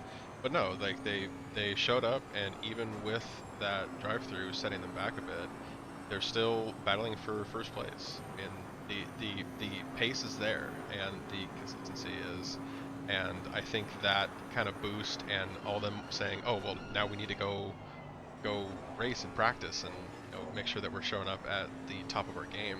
And now they're going to show up at the top of their game, even more than they would have before. And yeah, I think this has been an excellent race for them, and that they're going to carry that into the entire series. The way I see it, there's only been 3 or 4 teams today that can say that they've led a lap around here, and other than the 99 who have dominated this race, the team that has led the most laps is the 799. And again, that is based on their strategy, but also too, you have to have some semblance of pace to even be in this. Keep in mind, they're on the lead lap still, and they've got 2 hours of a 8-hour race left. So for 6 hours, they have managed to be the only other car on the lead lap, and even still, they've had several penalties. So that tells you how strong they are, and how well that they have been doing. But with less than 2 hours, I'd like to remind everybody, RCI is partnered with RaceDepartment AK Informatica and Speed Labs. Thank you to all of our partners, and we thank them for everything that they did for us in 2020. Glad to have them back in 2021. This is the Real Racing Club 8-hour of Imola. RCI team perspectives going on here, showing you the cams of all of the RCI teams here today. Of course, it's brand new for us to show you a race that we are in, but we are not hosting. So big shout out to Ruben and all the guys over at Real Racing Club for having us and making this event pretty darn spectacular. I can't think of anything that they could have done differently or better. It's just been sort of a picturesque, perfect day here in Italy. Yeah, it's been extremely professional. They've been handling everything real well. A couple hours ago, we saw that they deployed a safety car to have someone reconnect to the server. I mean, that was flawless. Like we didn't even really notice it until I was like, oh, we're going kind of slow. I thought, we might have like messed something up, because I was following Tom Roberts at the time, and he just slowed down after a corner. I was like, did something go wrong? But I mean, it was just flawlessly executed. Didn't even really affect the race. Everyone handled it very professionally. So really a good show.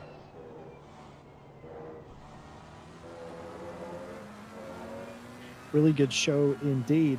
I think this is the longest I've ever talked in a continuous sort of fashion in a very, very long time. I think after this, I'm going to shut up and not say anything for the rest of the day. That's something that I was thinking about like 2 hours ago. Is I haven't commentated a race in a while, right? And yeah, and you go and do 8 hours in one. And now I'm going to do 8 hours plus run the cameras in a format that we haven't done before. So really big jump. I'm gonna peel back the curtain real quick. This was sort of it wasn't spur of the moment. We knew that we were doing this for more than a month, but we were given very little instructions on how to do this. I had a lot of questions this morning at our pre sort of race meeting, and again, full transparency. Mike Jones, lovable guy, love the guy. he doesn't give you a ton of instructions on how to do the thing that you're going to do. He sort of lets you do your thing, and that nothing says Mike Jones more than Nick not commentating in a while, and then immediately doing an 8-hour race, but also working cameras. That is the most Mike Jones thing I've ever heard of. Well, I mean, it's I think he just knows that he should be able to jump in and just handle the situation. And I'm fine with that. You know, I signed up for it and I said I would do it. And I look away for 1 second and something exciting happens. Seb hit the yellow curb in the chicane and had to counter steer because he was getting ready to be facing the wrong direction, but didn't look like much. But I know the feeling, and that was definitely panic counter steer. Yeah, definitely. Yeah, so I mean, this has been a great event. I think it's been really successful. I'm looking forward to covering this series. I think that we're going to keep this going with the point of view streams, and you know, might make some adjustments to some cameras and things like that. But I mean, I think this has been really successful. Yeah, it's been a nice chill day. Don't forget, RCI has the welcome back race that will start before the end of this race, and that will be broadcast here on YouTube as well. We're going to dual stream, meaning that there will be another race. This is an RCI official event. It is the Welcome Back 2021 kickoff race. That'll be brought to you by Stewie, Mike Jones, and George G. Max Smith. And we will drop the link to that in the chat whenever that event does go live. That will go live somewhere in the next 15 or so minutes. You can watch both if you want to. We will be with you till the conclusion of this, Nick Setnick and I. And the drive-through penalties continue to plague a lot of drivers. There's another one for the 112. We saw earlier the 12th place car and 14th place car both getting penalties. So oh, and there is another one. Is that the 709? That is the 709, a drive-through penalty, and they are dropping like flies. So these cars, these guys, continuing to rack up the penalties here. A lot of these guys on their second drive-through, Nick. Yeah, I mean, it's something that has hit 2 of the 3 teams that we're following, and you know, there was a lot of airing of grievance over that. But I mean, it's hit most of the teams here. I mean, there's been drive-throughs, 5-second penalties, 10-second penalties coming down the line. Even a couple stop-and-go 30s for speeding in the pit lane. I mean, there has been no shortage of penalties down the line and spread out across the field. So, I mean, the fact that, you know, the 2 teams here picked up drive-throughs, I mean, it's something that a lot of people are dealing with, and the fact that they're still up on the podium just kind of shows that they're maintaining pace, and that's what's keeping them on the podium. Yeah, give credit to Mia Swinson and the job that she's doing. She is maintaining a podium position and has done the entire race, playing the opposite of Ishmael Lebrecht. It has been nothing but a stellar day for these guys as well. We've been highlighting the 799, highlighting 3 as well. These guys, Triple R, often dual wielding Triple R RCI banners. They have just done a fantastic job. I talked about earlier in the race that how impressed I was with Mia's pace and like where Mia was to where they are now. And I don't know if that's tutelage from Ishmael or just getting more comfortable with ACC. I don't know what that is. We'll have to talk to her to find out, but it is incredible to me to see where the pace has been. It's a lot of people could argue it's been top 2 pace. It's definitely top 3 today, and looking like they are on their way to a third place finish, a well-deserved podium finish, as Ishmael gets in the car in relief of Mia. Again, the only Lamborghini that I'm aware of that's in this race, and they're running way up the grid, way further than I would have ever expected to see them. Meanwhile, Sebastian Brunier in the 769 up in the top 15 again.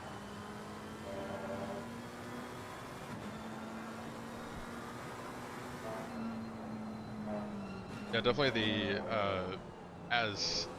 as we have two teams up on the podium, definitely the kind of the showrunner for us, the 769 team, Sebastian Brunier and Tom Roberts, just having a really exciting race. You know, tons of overtakes, really playing the midfield and showing their pace that they belong in the top 10, dealing with those technical gremlins that they've been battling all day.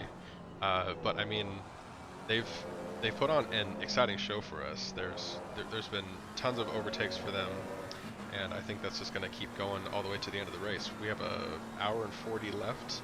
The temperature, worth pointing out, has been dropping pretty steadily. It's about 4:30 in sim time. We've lost about 3 degrees off the track, down to 33 now. And I'm curious how much that's playing into people's strategies.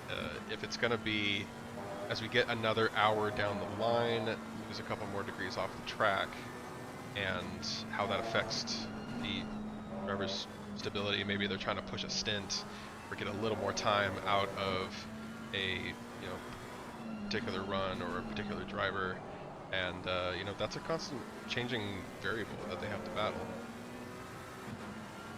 I've been thinking about something all day, and I think I've just now figured out what it is. This is on board Sebastian Brunier's 769 McLaren. If you look at the roof, the inside of the roof from the in-car cam, there's a little white strip with little yellow things on it. I've just realized that's supposed to be an LED strip. Am I wrong? I believe you're right. Yeah, I've been looking at that all day, and it just now clicked what it was. I didn't even think about it at first. Is that BMW decides to get really close to the grandstand? But I wasn't puzzled on what it was. I just sort of ignored it. I thought it was a piece of equipment. I mean, it technically is, but I think that's the LED strip that gives cockpit lighting in the dark. Probably a blue or a red color, I would imagine. Is that customizable in ACC? Do you know? I know you can customize the color of the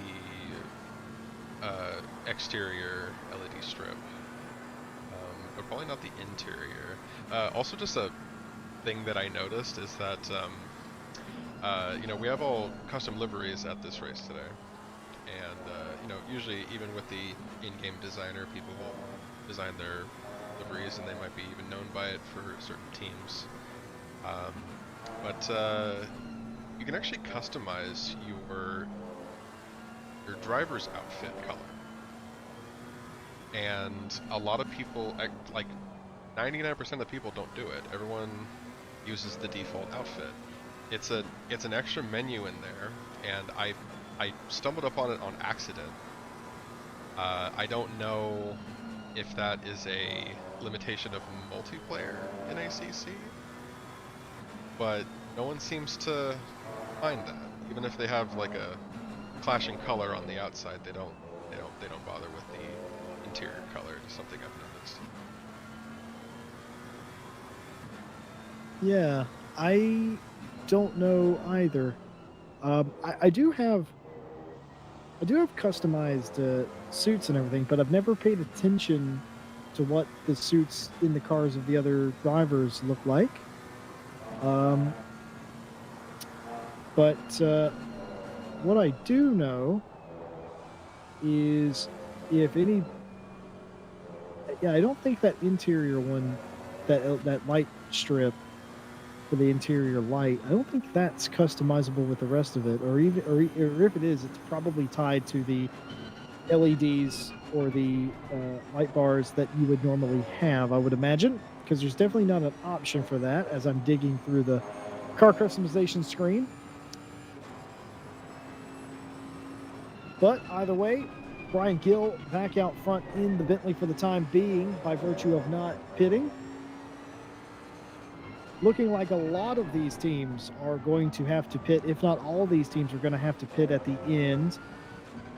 I'm starting to think that the 769 is going to have a massive advantage here because all these cars are going to have to come back down to pit road with anywhere between 45 to 30 minutes left in the race. And the 769 is no different, except that they won't need much of anything but maybe a drop of fuel, or maybe even just drive down pit road to reset the timer. They might not even need fuel if they can go more than an hour. If they can go an hour and 10 minutes on fuel, the 769, all they'll need to do is drive down pit road as if it was a drive-through penalty, and that will reset the driver's stint timer. And that would be all they would need to do if that's true about the McLaren. I don't know what the fuel economy of the McLaren is. I don't know.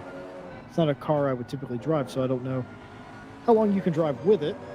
But if they can make it to an hour and 10 minutes, then they'll only have a 44-second pit stop in relation to other people that would have closer to a minute plus. Even if they did have to stop, they would only need a few liters, I would imagine. So even still, it would be quicker either way, which would help them get by some of the cars that they are racing. Bruni up to 14th, of course. Brian Gill leading. Pit stop coming in, getting a little loose on the outside curb there, Ryan, but saving it all the same. Gotta be careful in times like this. That was Boothby filling up his rearview mirror for a couple laps, actually, and that was the nail in the coffin for Boothby to slip right by without much of a fight. So I'm wondering if that was a legitimate miscalculation by Ryan Gill, or if that was him accepting that he was being outpaced. Because, I mean, if you look at the lap times, they were actually pretty much neck and neck. I mean, last lap they were right on top of each other, only off by fractions of a tenth. So it must have been a little bit of a slip up, I think. Amateur speculation here, but I think Ryan got caught up in a little bit of mirror driving, knowing that Boothby was behind him, and just sort of ran out of room there a bit, because nothing too strange on the lap times or anything. So you would assume that just filling up that mirror, which is one of the best offensive moves you can make, often leads to mistakes by the car trying to defend. Yeah, and you can see that with that, I mean, since Ryan got back on the road and shook that sand off, I mean, he's been holding pace with Boothby. He's back by about a second. That's about where Boothby was for most of the last few laps. So now that pace is being held here. Might be losing a tenth or here and there. But nothing too serious. But I mean, pace is looking pretty matched right now. Yeah, I mean, also knowing Ryan a little bit, he's a very logical guy. He's not going to hold up a car that he knows is probably faster and is more than half a lap in front of him in real time. So probably some of that was down to, all right, you caught me, I'll let you go. And that's kind of how Ryan races. He's the opposite of me. He's very logical. I'll race anybody. I don't care. If it's for position, I'll race you, even if we're on a different pit sequence. But Ryan, very much the logical guy that he is. That might have also factored into it, but even still, running a bit wide probably had something to do with it as well. Car looks good, though. I will say, though, about 2 hours ago, and I meant to mention this, the whole left side of this Bentley is scratched off. And it wasn't like that before. And I can't recall seeing it happen, but there you go. See those scratches all on the left side? That's not just dirt. Those are actual dents of damage. And I don't remember when that would have happened. And I know there was contact early in the race, but it didn't cause that because it wasn't there. Yeah, so those appeared, I believe, about the third stint. They were pulling in to switch drivers and their scheduled stops, and I saw the scratches on the side, but I didn't see what caused them. They didn't seem to lose much time off of it, so I'm wondering if it was just a, you know, little door-to-door contact that might look a little more dramatic on the cosmetic side, but maybe it wasn't super serious on the track. But yeah, I did not go back and investigate that on stream. But yeah, that was, I want to say about the third stint, maybe the fourth. Yeah, that definitely sounds about right. I did try to investigate that, but I could not find it. I know that it wasn't there in the first 2 hours, and then after the halfway point, it was. So that fits in the line with your approximation, third stint, but alas, you run so many laps in an hour here, and plus trying to do live commentary, I was unable to locate the exact moment. But either way, it definitely doesn't seem to have hurt the pace. These guys are running the same pace now as they were earlier. Ishmael Lebrec, again, back in the Triple R number 3, sort of a friendly team of RCI, sometimes run under the RCI banner as well. They're back in 5th place. This is, well, I would assume due to the pit stop cycle. Speaking of pit stop cycle, Ryan Gill in for the penultimate pit stop. Big question is, does Fabian Schmedberger stay in the car for the final 30 or so minutes that they will have to do at the end of this race? They'll have to make one more stop, this team, much like every other team. But will Schmedberger stay in? Because I assume he's getting in now.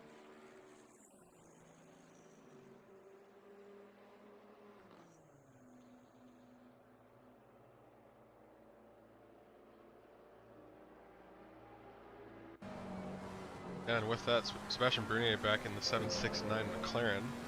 He's been trying to fight for position, still in 13th. But there's a lot of pit stops cycling out right now. Also trying to get into their last driver swaps, see where they land. But that is interesting though, with a lot of the teams landing on possibly a late last pit. You know, we got 90 minutes left of the race, and you know, you can try to push it. There's been some mention of possibly doing like a drive-through, just kind of reset the timer for the stint, and it's going to come down to you just fill up the tank and try to make it, or try to save as much time in the pit lane as you can. But yeah, it looks like a lot of teams are going to land kind of in that crutch where they got to decide which side of the needle they want to land on. All of these cars, especially I think the majority of the top 10, if not everybody, all of these guys, they have to put fuel in the car. There's no way any of these cars, I think, are going to go an hour and a half on a dry racetrack. Now, if it was wet, there are some cars that might be able to go an hour and a half on a tank, but I'm pretty sure none of these guys can. So they will, all the front runners here will likely have to make a even more hard decision of, what do I do? Obviously you're going to want tires at the end of an hour, but do you change driver? That's going to be their big thing. How much fuel do we put in, or do we need? And do we change driver? Now, again, for the 769, they're on a completely different strategy because of their early pit stop earlier. They're still going to have to come in, but I can't honestly tell you what they're going to do. Seb earlier said that he might have a strategy that would work for him and get him some positions, so your guess is as good as mine. Speaking of Seb, Yeah, looks has like to he's back out of that. Yeah, he's currently looking like he would. I'm not sure if it's right. He's fighting position with the car ahead of him, the number 50 Mercedes. I believe that's correct. I think that is correct. I think that is the car he's racing. We'll figure that out in a second when he crosses the line, but I'm pretty sure you're right. I think this is for position for 12th place. Yeah, so this would be him pushing into 12th That is position. indeed the 50 Mercedes. Excellent.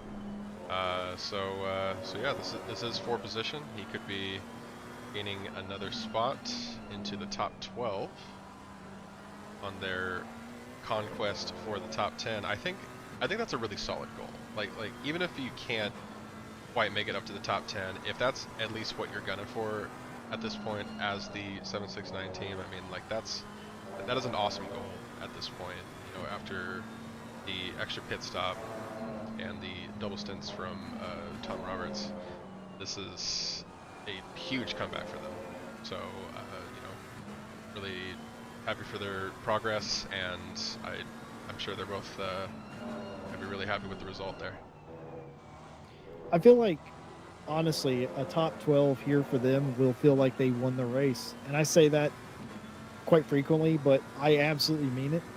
The day that they've had, they will take that as a win, and they'll remember this race for a long time because of that. They're like, hey, remember that day that we overcome so much and we got back to a decent finishing position, better than where we started, sort of thing, at the end. So, oh, by the way, yes, Harry Conway, who did these liveries, as Mike Jones brought up early in the race, he did the livery for this McLaren, and it looks downright beautiful. It's one of the best liveries in general, but I'm willing to say it's the best McLaren livery I've ever seen. And though there might be a bit of bias in there, it's also true. I'm sort of a stickler for liveries. I like what I like and I don't like what I don't like, but it is a beautiful car. So well done to you. As we're going to take a better look at it. It just looks so good. By the way, I also remembered something. Early in the race, I owed somebody a David Croft impression. I don't know why they've requested that, but I will do a Crofty impression for you. Nick, you ready for a Crofty impression as we look at this beautiful car? I mean, I think whether I'm ready or not, it's going to happen. So, service to the chat, and I think it's as good as time as ever. Hello, everybody, and welcome to the Imola Grand Prix. David Crofty here, and we have a fantastic race on hand. Sebastian Vettel is going to be world champion again. That's my Crofty impression. I mean, 10 out of 10, that was solid. I love David Croft. He's the only guy from Sky I like, to be completely fair. I watch too much Formula One. Okay, the car in front of him, the number 50, gets into the dirt there. That does nothing but help Brunier.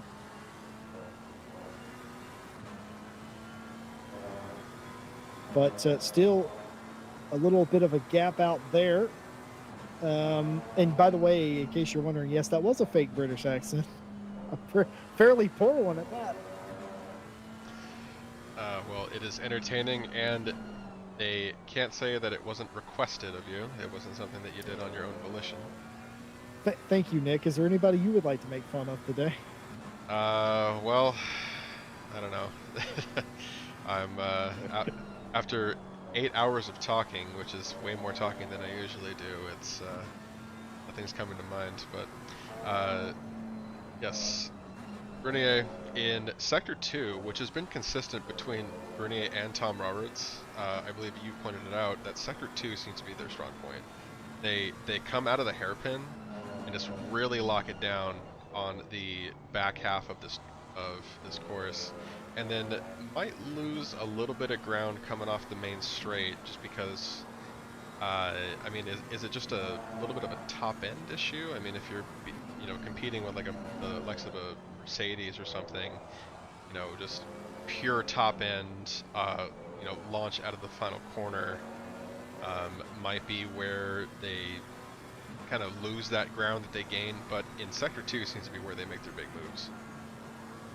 Yeah, I would assume you're correct, Nick. I just think it is a top end issue when they're competing with these cars that are the slipperiest in a straight line. Or have the more grunt in a straight line, rather. I would assume that's true. I think that's exactly what's going on here. They're just getting pulled a little bit, but in the twisty Sector 2, they make all that time back up. And I believe that's what you're looking at here. We expect this car to come in about 11 minutes time. That is a 769. But keep in mind that they will still have an extra stop as well. We imagine they will have an extra stop as well. Actually, they won't have a choice because of the driver's stint limit. But what we don't know, and this is one of the only cars that we were unsure about, we don't know if the McLaren can go about an hour and 10 minutes on a tank of fuel. If it can, that would mean that Tom Roberts, who I assume is going to get in this car, would still have to come down pit road, but he would only have to do a drive-through, and that would be to reset his stint timer, which he would have to do because you can only go 65 minutes in a stint in this race. So basically, Tom or Seb would have to sacrifice 44 seconds for a drive-through, but it would be considerably less time than it would take for every other team that would have to get at minimum some amount of fuel, which would bump them over, I would say, a minute on pit road. So they'd at least minimum, we're looking at about 15 seconds gain if they could do that. But again, we don't know exactly how long the car can go on fuel. Well, I'm more wondering at this point if they're willing to take that risk. I mean, they've had a incredible run all day, and now, depending on when they come in to end this stint into the final one, or the second final one, are they willing to gamble with that? Do they know for sure that if they, fill up the tank, slap on some tires, and say, hey, let's run this for the last bit and do a drive-through for the last stint timer, do they have confidence in that? Is that a complete gamble? Are they willing to take the gamble just for the fun? I mean, we just don't know. So the last 30 minutes of this race actually are going to be pretty exciting because there's surprisingly a lot of unknown variables at this point. Yeah, it's going to be crazy, isn't it? What exactly is going to happen here. By the way, it is now that time. We do have another race going on. It is the RCI Welcome Back 2021 club opener, if you will. I don't know how else to put it, but it is the Welcome Back race that is going to be on YouTube. We're not going anywhere. Nick and I, we're staying with you till the end. But I would suggest going ahead and open up another Chrome tab and getting ready for that race. Link will be in the chat for you.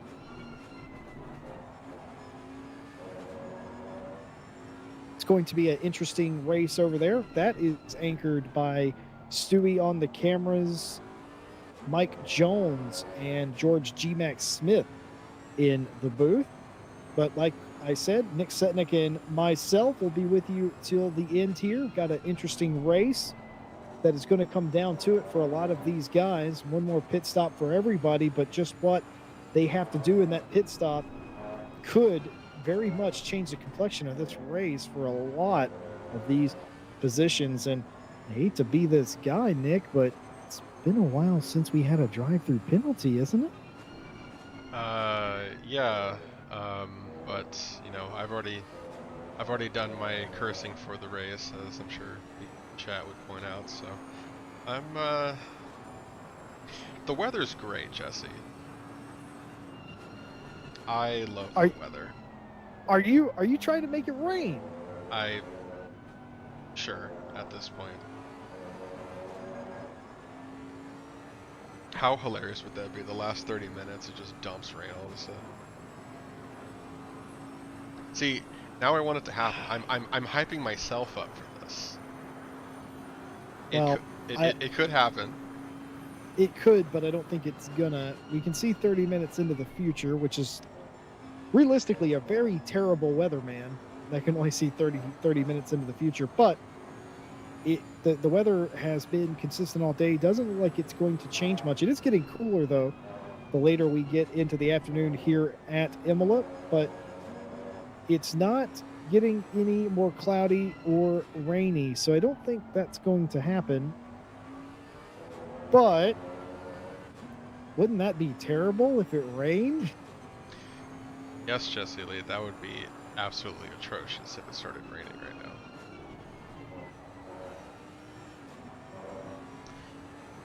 Oh man, hour and 16 minutes left to go here. 1:50 p.m. in sim time. Fabian Schmedberger back in the 799. The only other car on the lead lap other than Boothby, the leader in the 99. 230 laps completed. Only one virtual safety car. Other than that, it has been green flag racing. It's been an incredible race. We have learned so much from a lot of these drivers, and it's been fairly respectable and respectful out there, all things considered. Not a whole lot of out of line driving. Yeah, I mean, I've been watching the accident ticker, and it's been a clean race. There's a lot of time in between any reported incidents, most of which can be, you know, anything from just a love tap or a little door-to-door action. But I mean, there's a lot of time in between them, so it's been a very clean race.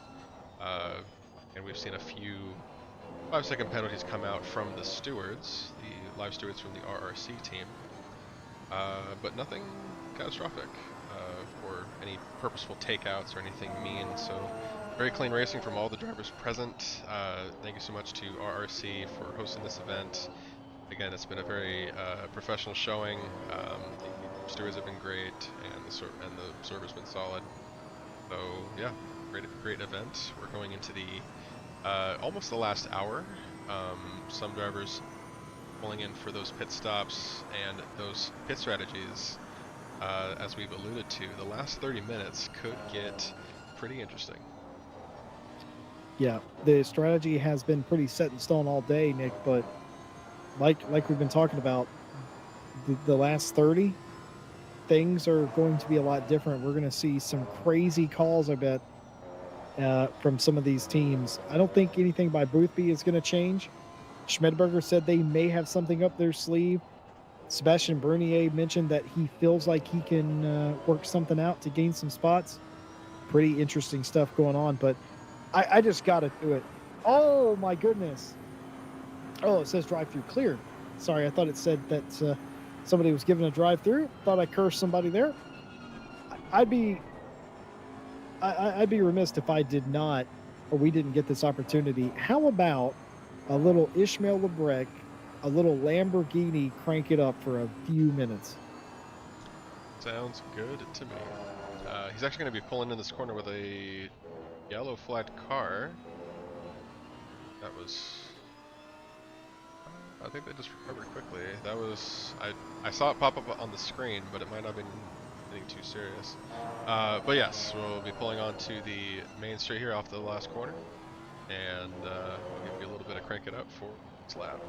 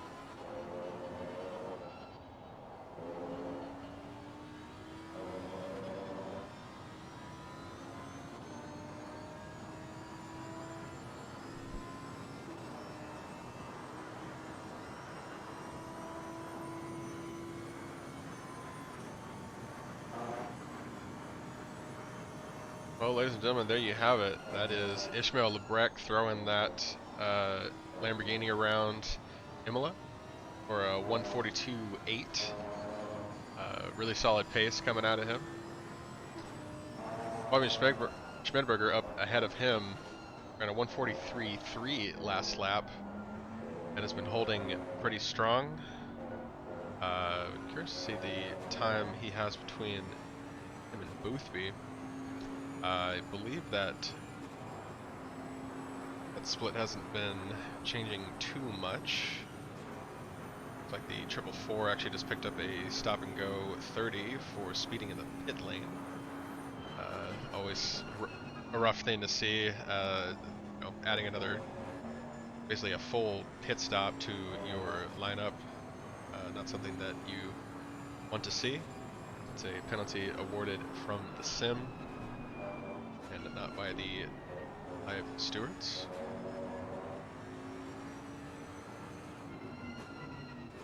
Also worth noting, the temperature keeps dropping on us. We're entering almost the last hour of the race, 5 p.m. sim time. In fact, temperature's down to 32 now, down from 36 is where they were about an hour ago. And we will see how that affects our drivers going into this last stint. That will be showing a lot of the fruits of the labor, the choices made on the splits and stint times.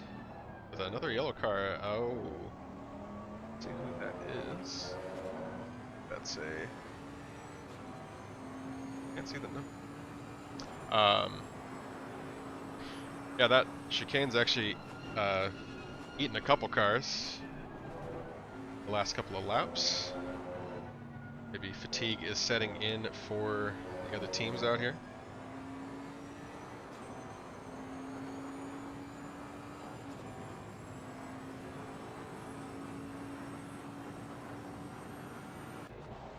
Yeah, I mean, that will happen as Tom Roberts is down and away on cue. So that means that this team will have to come down pit road with about 5 minutes to go. Actually, probably less than that.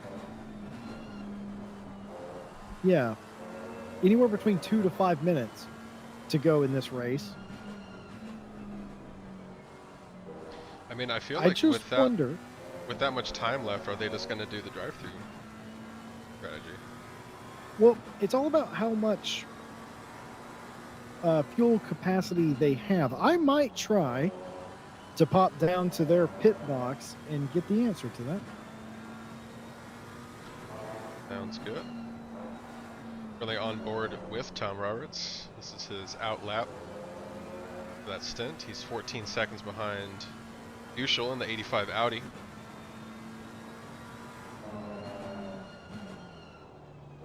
Sebastian Brunier was chasing down Enders in the 50 Mercedes for quite a few laps. Didn't quite get past him. But it was a very efficient stop for them. That pit was a 1:18.3, one of the definitely below the average. So in and out of the box nice and quick. And yeah, I'm feeling really confident about a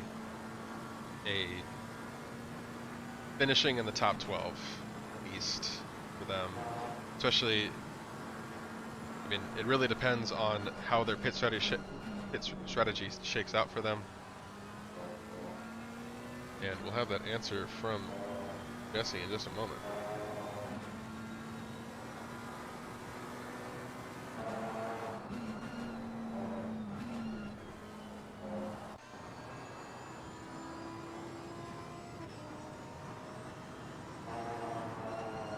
I think the only thing I'm a little bummed about is I did want to see a little bit of toe-to-toe from 799 and the 3.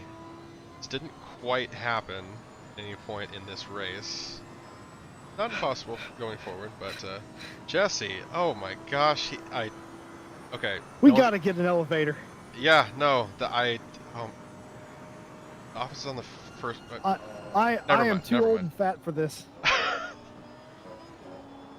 Yes, the small flight of stairs up to the door is very strenuous, but I'm assuming you have some information for us.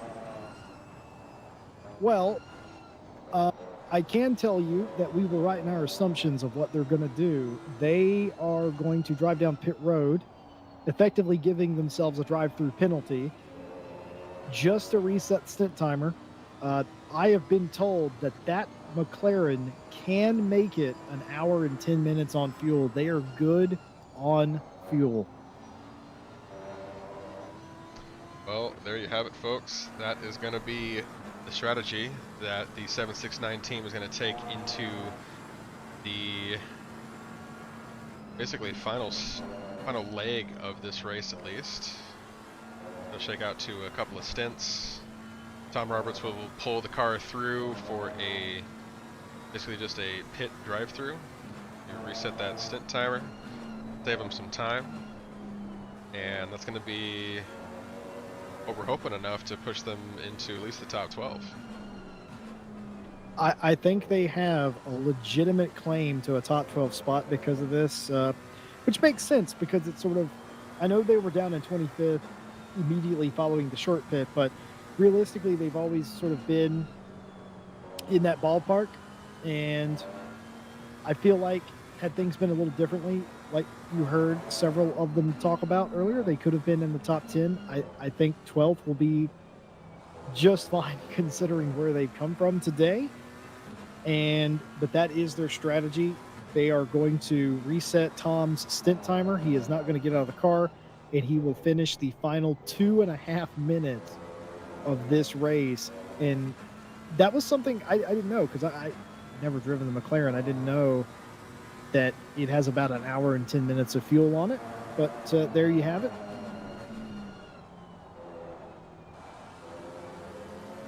Nobody else has that strategy option. Everybody else is going to have it to take some semblance of fuel, preferably half a tank, as they will have to pit. Waved yellow flags in Sector 3. Yeah, there's a stopped car at the bottom of the hill, but they get going. Yeah, nearly every other car in this field, Nick, is going to have to take half a load of fuel, which means that they will have a pit stop of about a minute. And this team here, the 769, will only be in pit road for about 44 seconds. So they're going to gain about 15 to 16 seconds at minimum on everybody in front of them. Yeah, and looking at the timing board here, that would gain them at least one position. That's about the gap they have on Ushel in the 85 Audi. Unless that was a mistake on the timing board, which is totally possible. But I mean, 15 even, sneaking into closer to 20 seconds, maybe, if they time it really well. Could be the kind of ground that they want to gain. That's going to give them at least one position, I would assume, unless they get more and more spread out in the midfield there.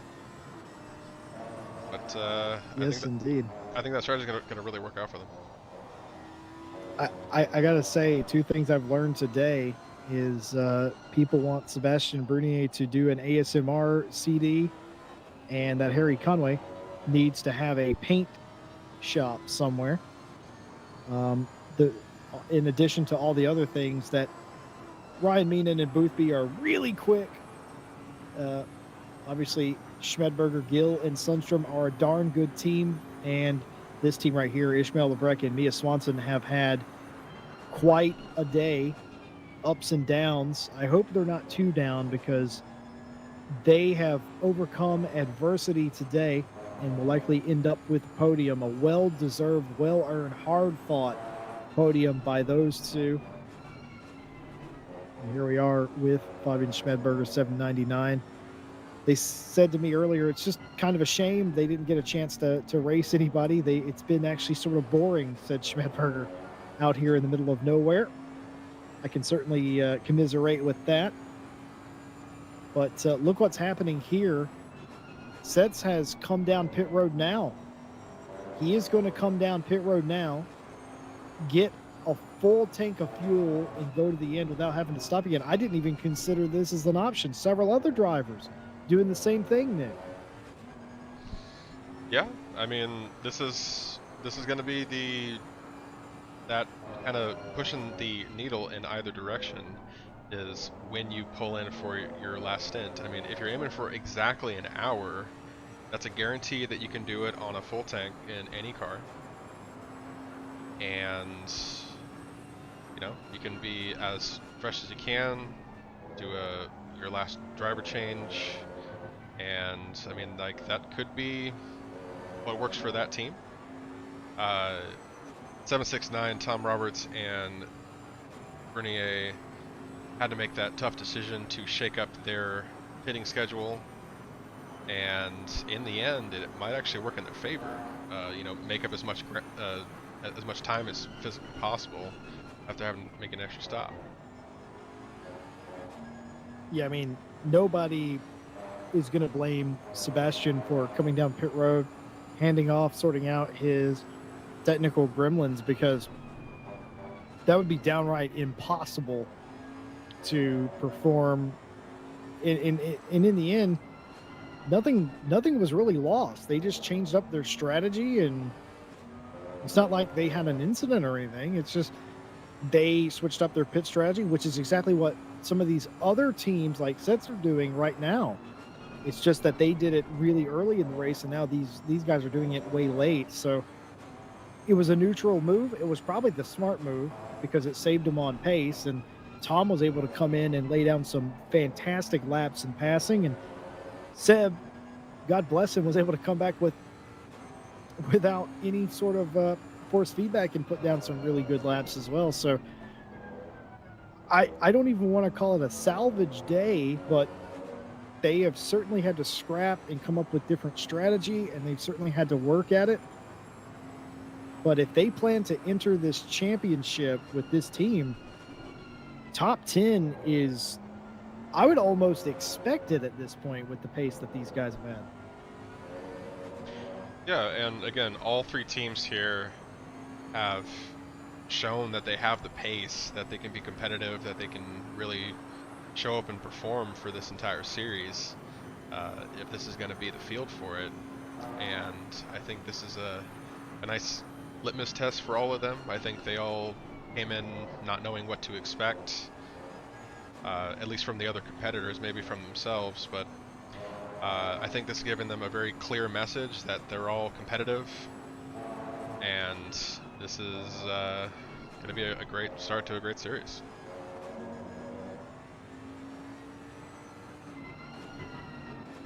Actually, Schmidberger holding back that Mercedes. Oh, actually, there's going to be another safety car event. They've all turned the pit limiters on. We're back to the reduced speeds for a little bit. Not sure what it is for. I'm sure we'll hear from it in just a second. I assume somebody reconnecting to the race. That is the strategy here. Reconnect to the race. They will do it. It also could have something to do with that car sitting there that just disappeared. That was actually probably it. We had a car stranded there after the hairpin, and they were requesting to probably disconnect, I would assume. That might cause a bit of lag. That would force a full course yellow situation. Seb Bernier, cracking jokes in chat here, says that I had force feedback in my last stint and the car felt heavy. That's likely a joke, but also probably true, because I don't know about you, but a lot of times I will, with my force feedback, I'll actually run it a little higher in practice just to prepare myself for the race. And when I turn it down, it feels very light. I think baseball players do the same thing when they warm up. I think they have the weight on the thing, that way they can really swing the bats. I don't know if there's any science behind that, Nick, but you know, I know they've done it for 100 years, so there must be something to it. Oh, well, it's if it's part of your warm-up scheme, you know, it puts you in the zone. It helps you focus. That's, I mean, anything like that is going to help you.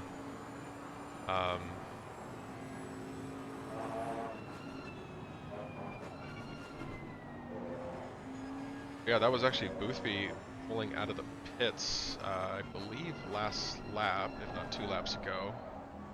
So that would be Team 99's last stop, if I'm not mistaken.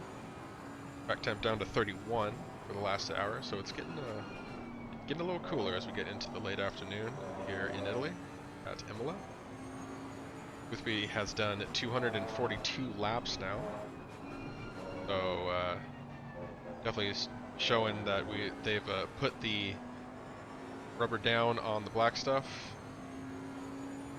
and going to be a solid amount of racing for the last 55 minutes. Schmidberger holding down that pace. Ran a like a 2:10 last lap. I believe that was. Oh, well. Yeah, because there was a safety car. Yes, I was wondering why everyone's pit lap times were crazy, but yeah, they all stopped last lap, so that makes sense.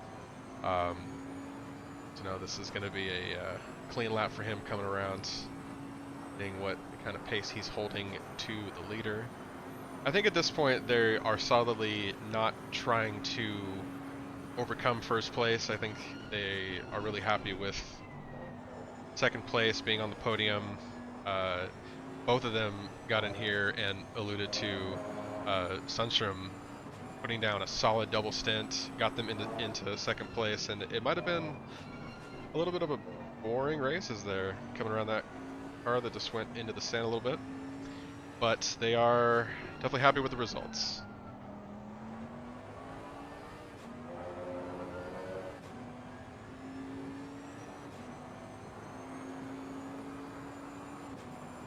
Well, what is the most important thing about racing? Getting results.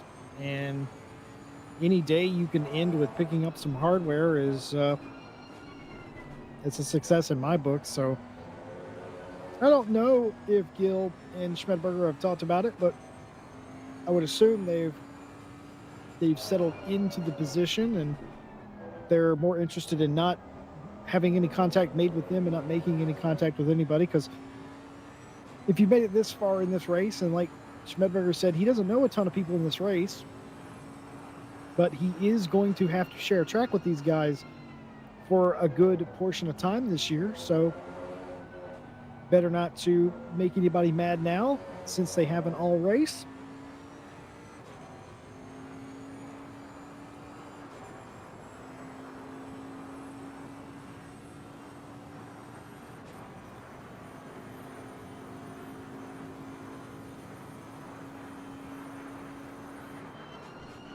It's a sort of a thing more prevalent in oval racing, but it has prominence here too, where you get in a situation like this and you're not really racing anyone or anybody for anything, and all of a sudden, you know, maybe you give somebody coming up on you a little bit more room, a little bit more respect than you normally would if you were turning the wheel in anger, and you sort of hope that that's paid forward later. That's certainly the way in oval racing. If you're being lapped, just late in a race, you're not racing for anything, give it up. Or if somebody's way faster than you, you just sort of lay over because you're not really racing for anything at that point. I'm not suggesting that's what Schmidberger's doing. I'm just saying that probably being a bit more cautious now than he had been all race.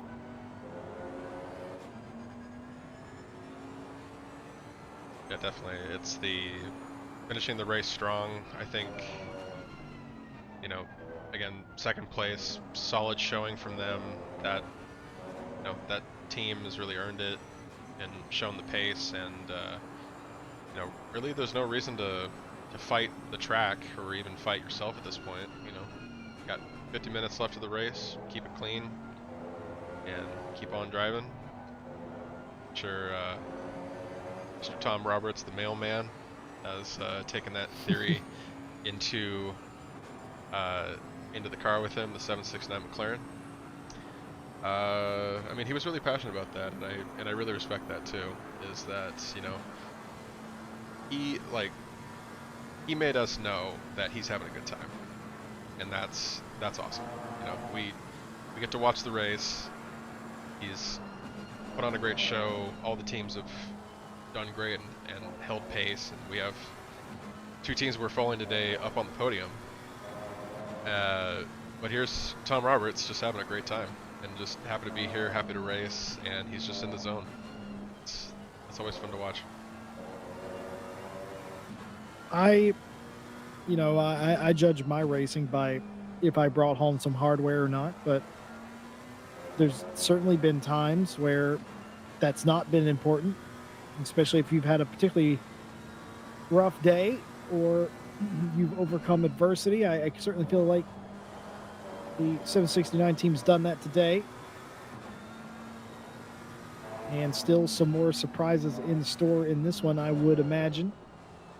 But yeah, it's some days, I swear to you, Nick, I finished first and I'm mad like I lost, and other days I finished 20th and I feel like I won the whole thing. So it's just it's weird. It all depends on what happens. Today, for them, they probably won't be looking too much on what might have been because they know they can. They'll be more focused on what they did. And I think the opposite for the 799. I think they will be more focused on what could have been versus what they did do. And both assessments are fair. I don't think either team here should be hard on themselves. I don't think the 3 teams should be hard on themselves either. I'm thoroughly impressed with Lebrecht and Swinson, honestly. Like, their ability to fight for a podium all day arguably could have been second, maybe even first, if things would have been different. Of course, it isn't that way, but you just don't know. I think all those podium finishers, the 99, the 799, and the 3, all incredibly deserving. But this team here, the 769, this is a team here that they're out here loving it. You know, first long race of the year, Tom back in the car, which is all great things to hear, and to hear that he's out there wanting double stint and wanting to put in lap time and get out of the car, and he's as happy as I've ever heard him. That's great stuff. Yeah, definitely. And I also appreciate that they've all taken this as a learning experience. Really, you know, they wanted to know what the series was going to be like. I mean, they're going to be locked into it for a while. Schmidberger got in here and told us that the last race in this series would be in October. So, I mean, that's a lot of time to dedicate to a series and a season and team and the car and everything else. So, doing this race today, they're really learning about the field, about what to expect, and I mean, I'm fired up for them to see that, you know, how well they're performing. They're on pace, and I think it's going to be a great season for them. This is yep. I'm sorry, I was just going to say, just so we're clear, Ishmael Lebrecht is not riding around here running out the clock. He is, by about a second a lap, the quickest car on the track. He's out here running 42.8s, as you can see in the bottom right of the screen, and that's about a second quicker than the leader. That's a second quicker than Schmidberger in second place. He's out here running as hard now as he was at the start of the race. And why not? Ishmael, why not? You again, he's out here in the middle of nowhere. He's not really, even if he had an incident at this point, God forbid, he really wouldn't lose anything. That's how far ahead he is. I'm not sure he's a full lap in front of fourth place, but he's well out there. So he's still going for it. He's going to finish off strong, and that is what I admire and have come to understand about Ishmael. He will race hard to the buzzer. Yeah, I mean, he's been a star racer around RCI for, you know, pretty much since its origin.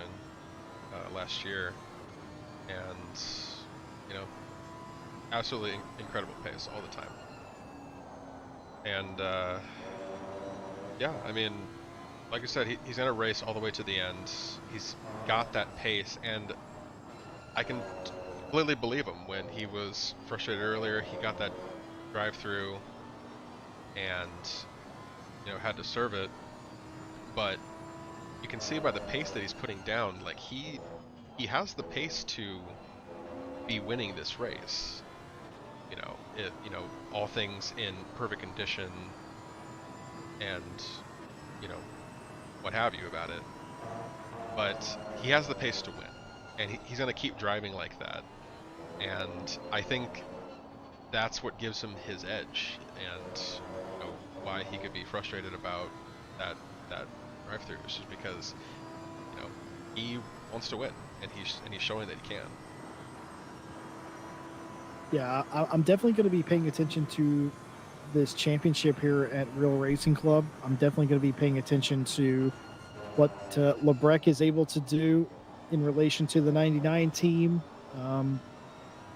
It is going to be a very interesting season for these guys. I don't.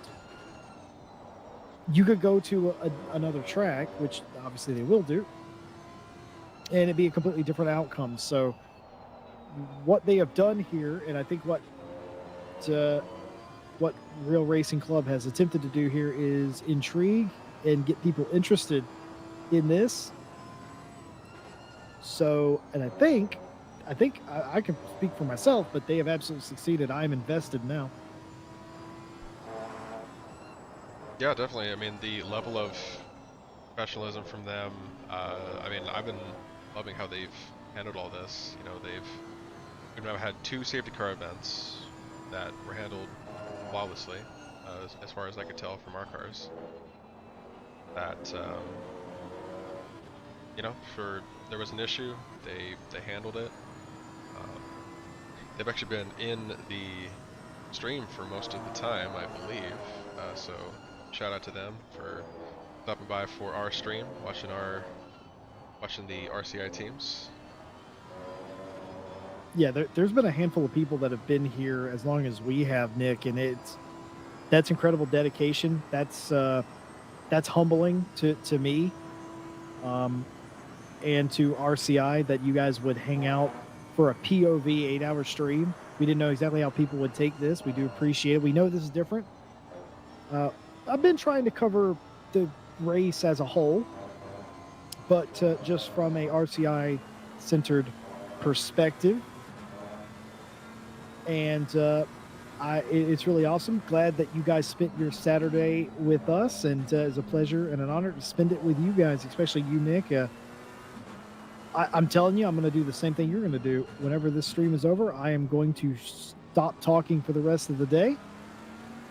That is the leader of the race there in the 99 Mercedes. We haven't seen him much because he's been so far out in front, but that is him lapping Tom Roberts there again. But that is what the leader looks like. And there he goes. This is actually interesting. Tom Roberts, or the 769 in general, has had an opportunity to kind of race with the front of the pack here. So even if it's just a lapping maneuver, that's about as close to the top as we've seen them get. And actually, Tom going off just a little bit. Oh, there's going to be another car behind him. So, not sure if that was because that 32 is behind him, I believe, actually. Yeah, it is. So, yeah, I believe that was just a miscalculation a little bit. But quick recovery. And gets to see the leader disappear off into the distance. With you putting down solid times right now. That was a 1:42.9. And Tom Roberts lost a little bit of time on the last lap, but nothing too serious. Out of the 3 teams, you know, he's going to be the one fighting for position still. Schmidberger and Lebrec are more just to maintain what they've achieved, which is excellent, both on the podium. I think they're both going to be really happy with that. Yeah, no shame in second, no shame in third. Just being outdone by one team, and a great team at that. I don't think there's anything for anybody here to sort of hang their head at it. I'm talking to all the teams and drivers here. If you make it to the checkered flag of an event like this, which is the ultimate goal of an endurance race, if you go back to the inception of endurance racing, that was the goal. You know, to finish first, you must first finish. And endurance racing is weird like that because you can be a team that finished 20th and you're still popping champagne at the end of it because it's a celebration. Your car, your team, your mechanics, drivers, everything, you guys made it to the finish. And the same can be said for this. This is a long race, okay? You committed your entire day to this race. You had teammates, a lot of moving parts, and you get to see the checkered flag. That's the most important thing. The most distraught I've ever been, though, Nick, I'll tell you, is falling off the road in the final 30 minutes of long races.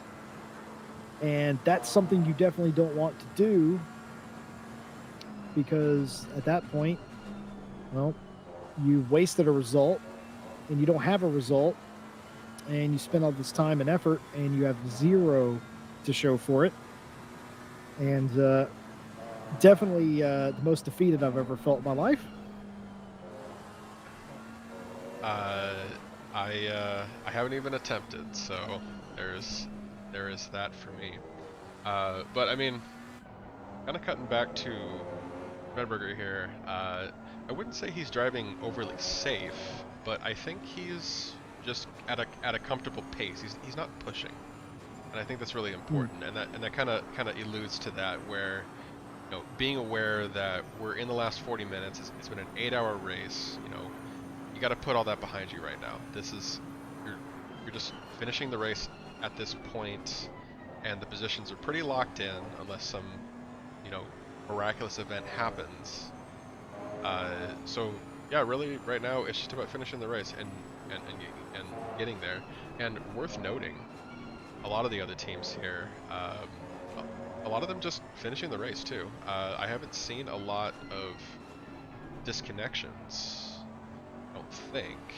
You know, we're still sitting at a 31 kart grid. I don't remember what we started with. We started with 35. 35. Okay, but you know, that's acceptable. You know, sort of attrition. You know, I would say that's acceptable. By the way, we're being told by Sebastian Brunier that Tom Roberts has come down pit road, that has reset his stint timer. They will not be coming in again. Most of these drivers still have to come in again. Tom Roberts, not one of them. They are good to go to the finish, is the 769. And look at this. Look at the cars in front of them. All these guys have to come in. They will hemorrhage at minimum 40-some seconds, likely over a minute at minimum. So they are going to gain positions here. The question is, how many? Well, judging by the timing board, looking like it's going to be at least 2. But there is a pretty big jump from, looks like 14th to 11th.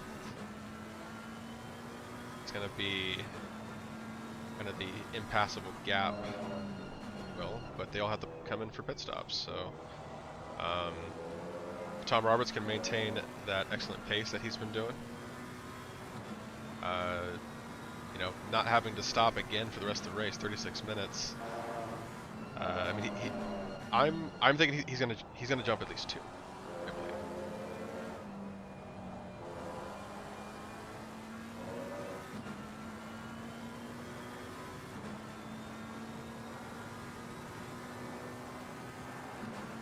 Well, there you have it. Nick Setnick has done the math.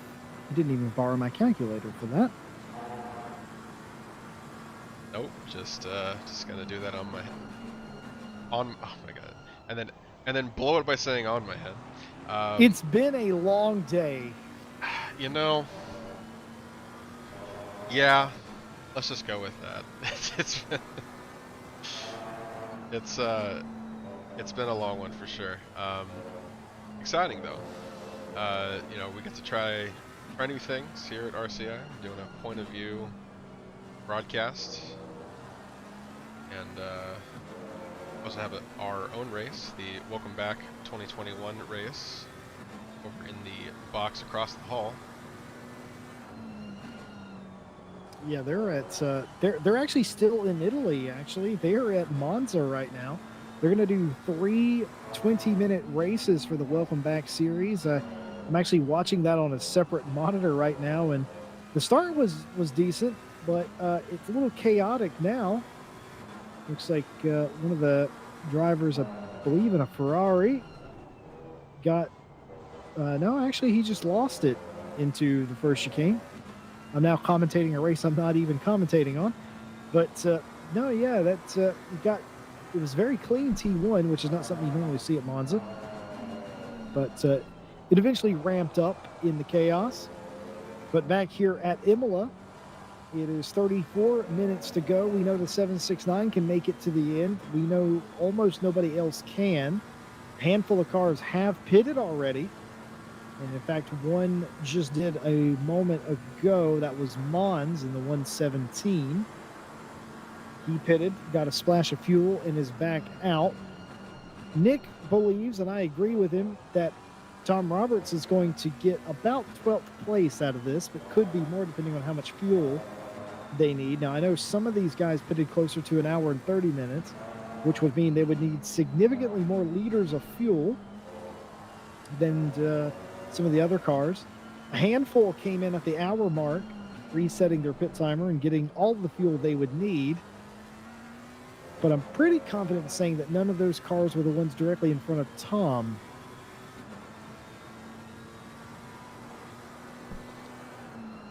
Yeah, a lot of teams pulled in for those pits around the 1 hour mark. I know there was at least 2 teams ahead of Tom Roberts that were in right at the 1 hour mark. Don't remember who they were, but at least 2. But I mean, if everybody else has to pull in for at least some kind of pit stop, even if it's a small one, it's still going to be significant enough to even pull into the pit lane by Tom Roberts that time, and I think they're going to be happy with the result of it. This is actually Tom Roberts up into 13th place. I am not sure. I was looking at the screen, and I think we lost somebody out of the top 12 there. Yeah, we did, because Clan and Yancey are still in front of him, and Balzar is still up in front of them, and Barthel was the one behind him. So I don't know what just happened there.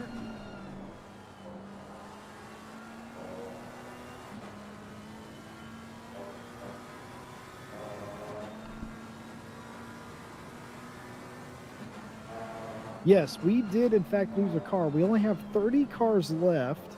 So one car inside the top 15 has completely left the race. So that has afforded Tom Roberts 13th place, which now means he could be as high as 11th according to our math. Again, perhaps even more, depending on how long these guys' pit stops are. 31 minutes to play, 5:35 p.m. in sim time here at Imola. And by the way, again, full transparency, because it's a different kind of stream, your broadcast view that I'm watching, you guys at home are seeing it too, but I'm seeing it in a different way than you. It has been 60 FPS and smooth all day. I don't know what you've done, Nick, but it is silky smooth over here. It's been an absolute treat. As Tom, oh, I see what's going on here. Okay.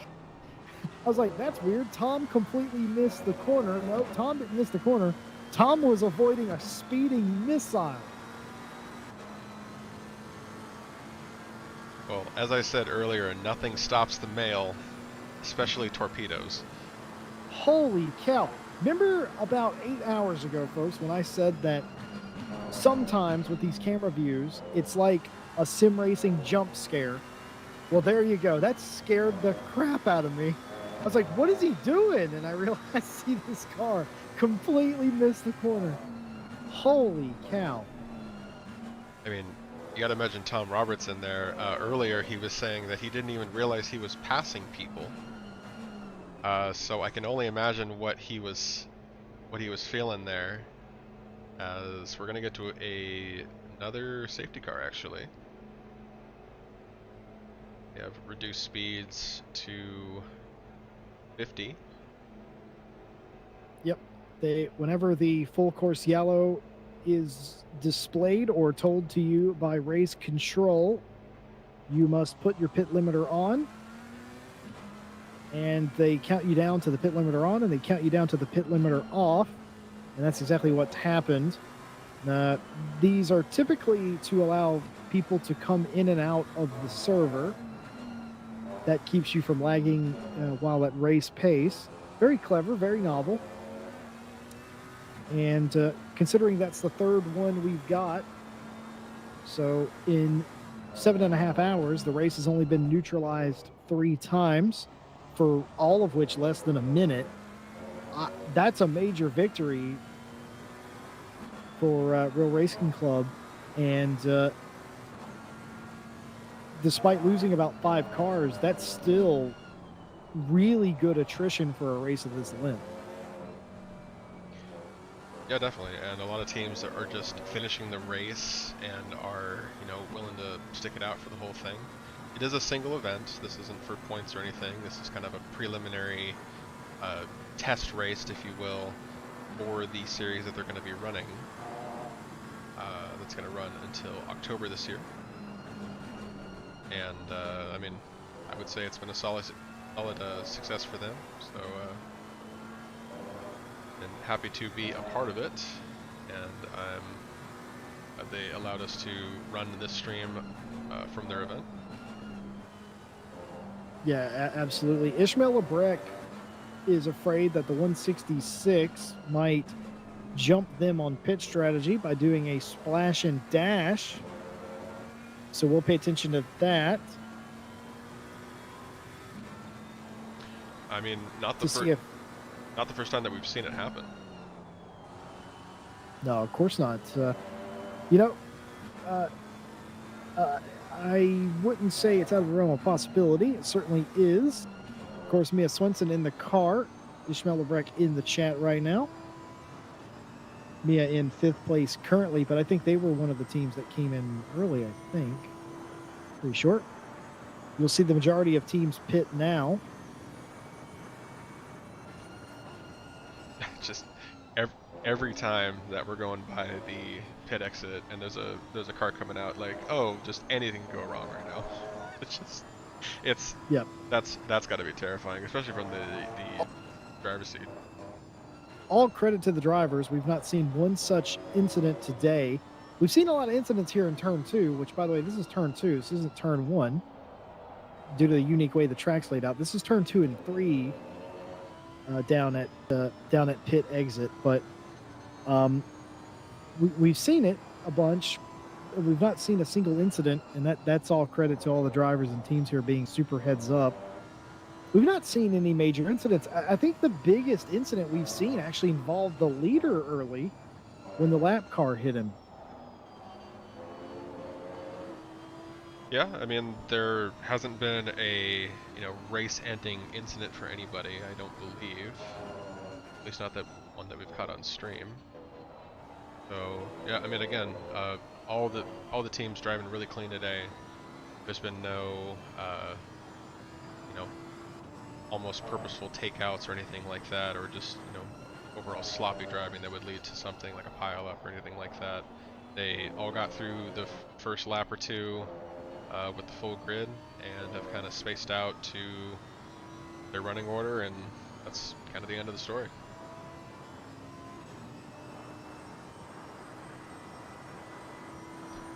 Yeah, it's been incredibly smooth. Seidel in pit road, the 559, will come in to get their, what we assume to be half a tank of fuel, or probably less at this point with 25 minutes to go, but you get the point. So they will be in pit road for about a minute or so. And of course, Mia Swinson driving the number 3 Triple R car. We're following them as well. Her teammate, Ishmael Lebrec, afraid that the 166 will do a splash and dash, or has done a splash and dash. I'm not entirely sure which one, but either way, afraid that the 166 is going to be sneaky. That will likely not be the case for Boothby and Schmedberger 1 and 2. They will likely pit here soon and get it out of the way. No trickery there. Schmedberger too far back for any sort of hijinks to work anyway. Closest battle at the front will likely be between the 166 and the 3. Of course, on board Mia Swinson here, 4th place. And as you pointed out, the 559 pulled out of the pits at a 1:03.3. So good eyeballing on the time there. It's about a little over a minute. And that's right in line with the amount of liters they would need. So, and Schmedberger pulling in. Right on cue. Man, you show me a car that has been in the fight today. It looks exactly like this. This car was meant to have a custom livery. Didn't make it for this race. They were a little late getting it submitted, so it didn't happen. This is obviously a standard livery from ACC for the car. Schmedberger brings it to a halt. I don't think he's going to get out of the car here, and in fact doesn't. That was very much a splash and dash. This is likely going to be under a minute, Nick, I would say. Yeah, I'm curious to see how fast that was, because I mean, he was only up on the jacks for a couple seconds. Gonna exit the pit lane, 57.2. Definitely less than a minute, getting back out onto the course. And that's gonna be the little splash and dash from the 799 to finish up their run. 23 minutes left in the race. Easy peasy stuff there. Of course, Schmedberger resetting his stint timer now. No worries to the end of this thing. Less than 25 to go. Light ever so slightly fading, shifting around here at Imola. Of course, this race will not end in darkness. This race taking place in the middle of the summer. Yeah, and the 166 just pulled in for their pit stop. This is the one that Lebrec is worried about. We're gonna see how quickly they pull out of the pits here.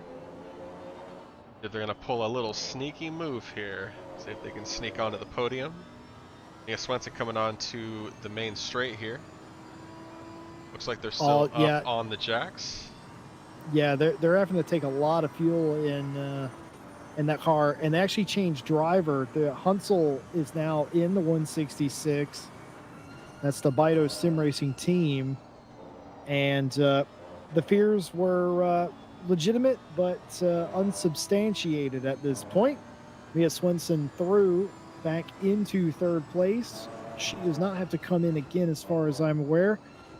But Patrick Hunsel in the 166, they had to take a driver change there, I think is what their limiting factor was. Yeah, and that pit strategy might be what secures them into 4th and ensures that the Triple R team, number 3, can stay on the podium. Ishmael Lebrec says easy in chat. I like that. I like the confidence. Well, I mean, he had one loose factor, and that really nailed it down for him. So, you know, he's probably drying off the sweat now, making sure that Mia Swinson going to come in confidently for the end of this. Going to let a few cars pass there. Yeah, Mia's job. Mia's got a 30-second gap, 28.5-second gap now. Mia can give up all the time in the world. here and still come third. She just doesn't want to get crashed or moved or anything by anybody else. In fact, she's staying well out of the way here. Look at this. She's letting them all go, Nick. That's incredible smart driving as a car nearly loses it. Oh, there are 2 Lambos in this race. I'll be darned. I thought there was only one. But there is a second Lamborghini. And Mia has turned on the windscreen wiper, I assume, because just like her, I would have peed myself after seeing that. So what I just giving up all the time. Don't hold anybody up. Don't cause any sort of incident here. And Mia and Ishmael will get a well-deserved 3rd place here. Again, they have to be confident in what they have had. And oh, by the way, Tom Roberts, who's in 13th, Clan in 12th. Clan is pitting and also now has a drive-through penalty.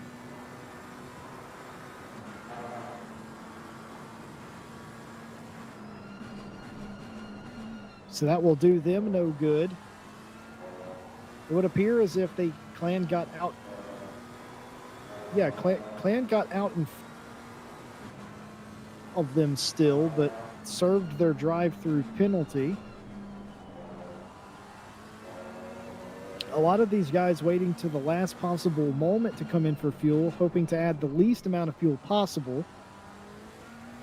And that's what's going on here with a lot of these guys from about 6th to about 15th, I would say. Hoping to put as little fuel as possible.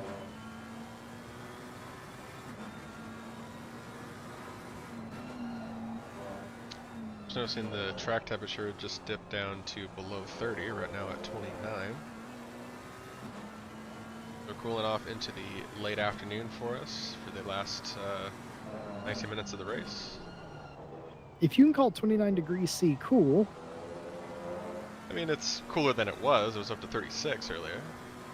It's definitely true. It was way hot here to start this race. And to put that in perspective for you, Nick, I'm not sure how much you know about Celsius, but the hottest it gets, traditional summer where I'm from is about 45 degrees.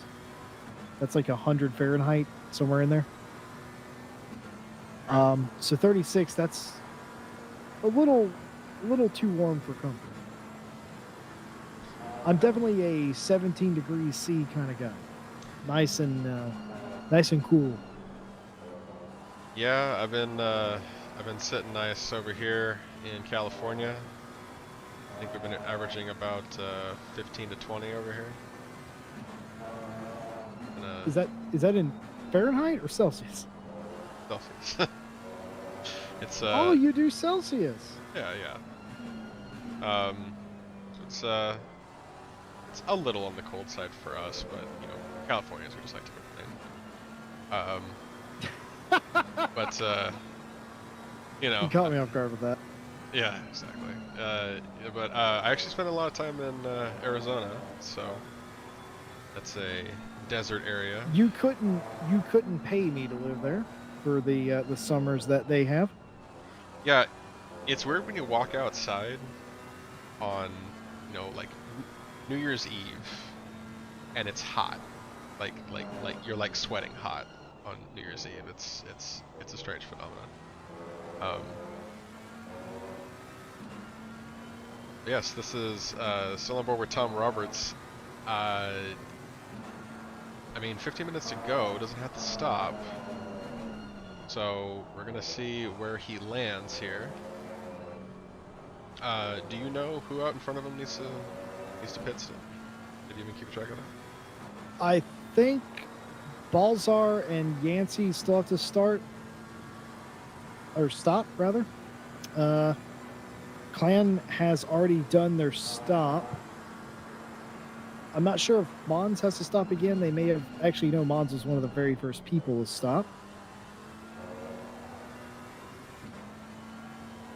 One of these cars in front of them have to stop, and I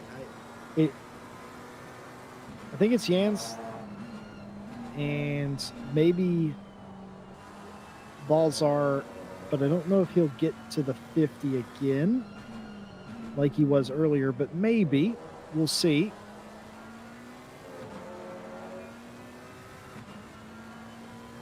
Okay, so we're looking at And a possible 12th position. Maybe if it lines up that way. I Yes. lost track of who needs to pit still. I know a few people pulled in at the hour mark, but I think that's gonna be about where he lands. Unless there was something that I missed. Apparently, they have a bogey on their tail.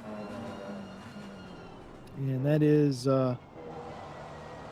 Barthel there in the Audi. Less than a second and a half behind them. Trying to get that position back. Could be a nice They do push not for have the to last pit. 14. And yeah, here's the thing. Tom has not been able to cruise this entire race. What makes him think he'd be able to cruise to the final 15? I am not sure. Counting on that pit strategy to land him the 2 positions that they were looking for. I believe that was their goal. But I mean, if there's a little bit of pressure from behind, I mean, that might be the fire that Roberts needs. People in chat saying deploy the DRS.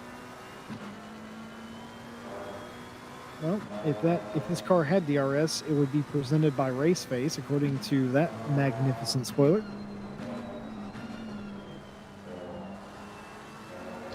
And that would be a plot twist, wouldn't it?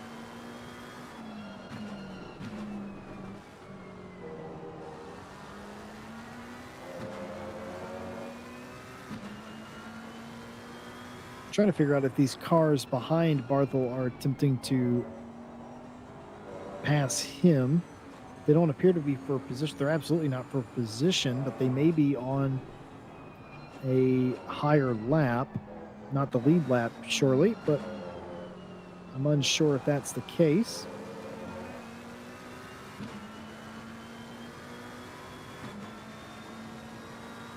Drive-through penalty still being awarded, 79. Gartner with penalty back in 20th place does not affect these guys. Yeah, it's always tough to see the last 13 minutes now, picking up a drive-through for track limits.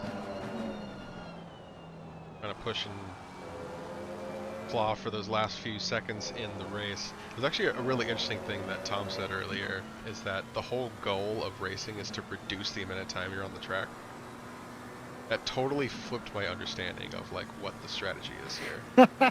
Because I mean, like, he's right, but I just didn't think of it that way. You know, I'm thinking it's an 8-hour race. You're just trying to get through the race, and you're just, you know, time's ticking up. But he's like, no, you want to reduce the amount of time you're on course, because that's what makes you win.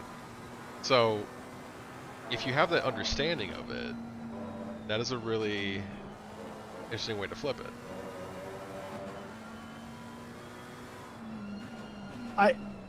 I hate that logic, but I can't fault it, because realistically, he's right. If the race is 8 hours, you only want to run exactly 8 hours. Running any longer than 8 hours probably means you're losing. And it's a very good point, and I've definitely never thought of that. You guys are cracking me up in chat, by the way. I love reading chats. Tom will summon his inner Welsh dragon, says Billy Octane.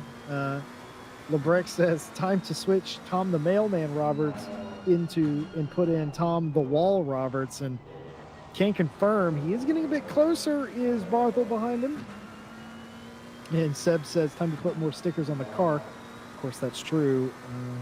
Every sticker on the car is an extra horsepower. It's been confirmed that Harry Conway has put magic stickers, the RCI logo on the front, actually dropped the BOP on the McLaren by 1. So next time around, don't be surprised if you see at least, 50 more of those kind of scattered wherever. He will make them fit, I'm sure, to kind of affect the aerodynamics of the car, make sure that they're getting the win that they really deserve, you know what I mean? I will say there is no BOP imposed by RRC here today. And I am excited with the parity inside the top 10. In fact, almost exclusive parity. We even have a GTR in 7th place, Goldie. Fabian Schmidberg will be a fan of that, and so am I. But there's a Mercedes that's going to win this race. But behind him is a Bentley, Lamborghini, an AMG, McLaren, a Lexus, a Nissan, another Bentley, a Porsche, and a Mercedes. So pretty darn good parity up there. Would like to have seen an Audi get up there, but it just wasn't in the cards today. Meanwhile, Tom is going to have to erect the wall here down to half a second, the gap between the car behind him. I was pretty sure there's still a car that needs to pit. Yeah, from chat, Tom needs to become Tom, you shall not pass Roberts now. To allude to the Lord of the Rings reference, I really appreciate that one. LeBrec just called Tom Gandalf. I love it. He won't take too kindly to being called the old man. I don't think. Yeah, he's gonna. I feel like he's I gonna. always forget how old Tom is. I always forget, but I feel like he's gonna really hang on to the mailman alias. I think he really likes that one. Ooh, that's gonna be a bit of a dive from Bartho from behind. Who's actually gonna fishtail just a little bit and lose it. That's gonna gain Robert some ground. Oh. So that was very valuable. Well, But I tell you, that's not folks, gonna be the first. we promised you a race, and here you go. Less than 10 minutes left in an 8-hour race. Here you go.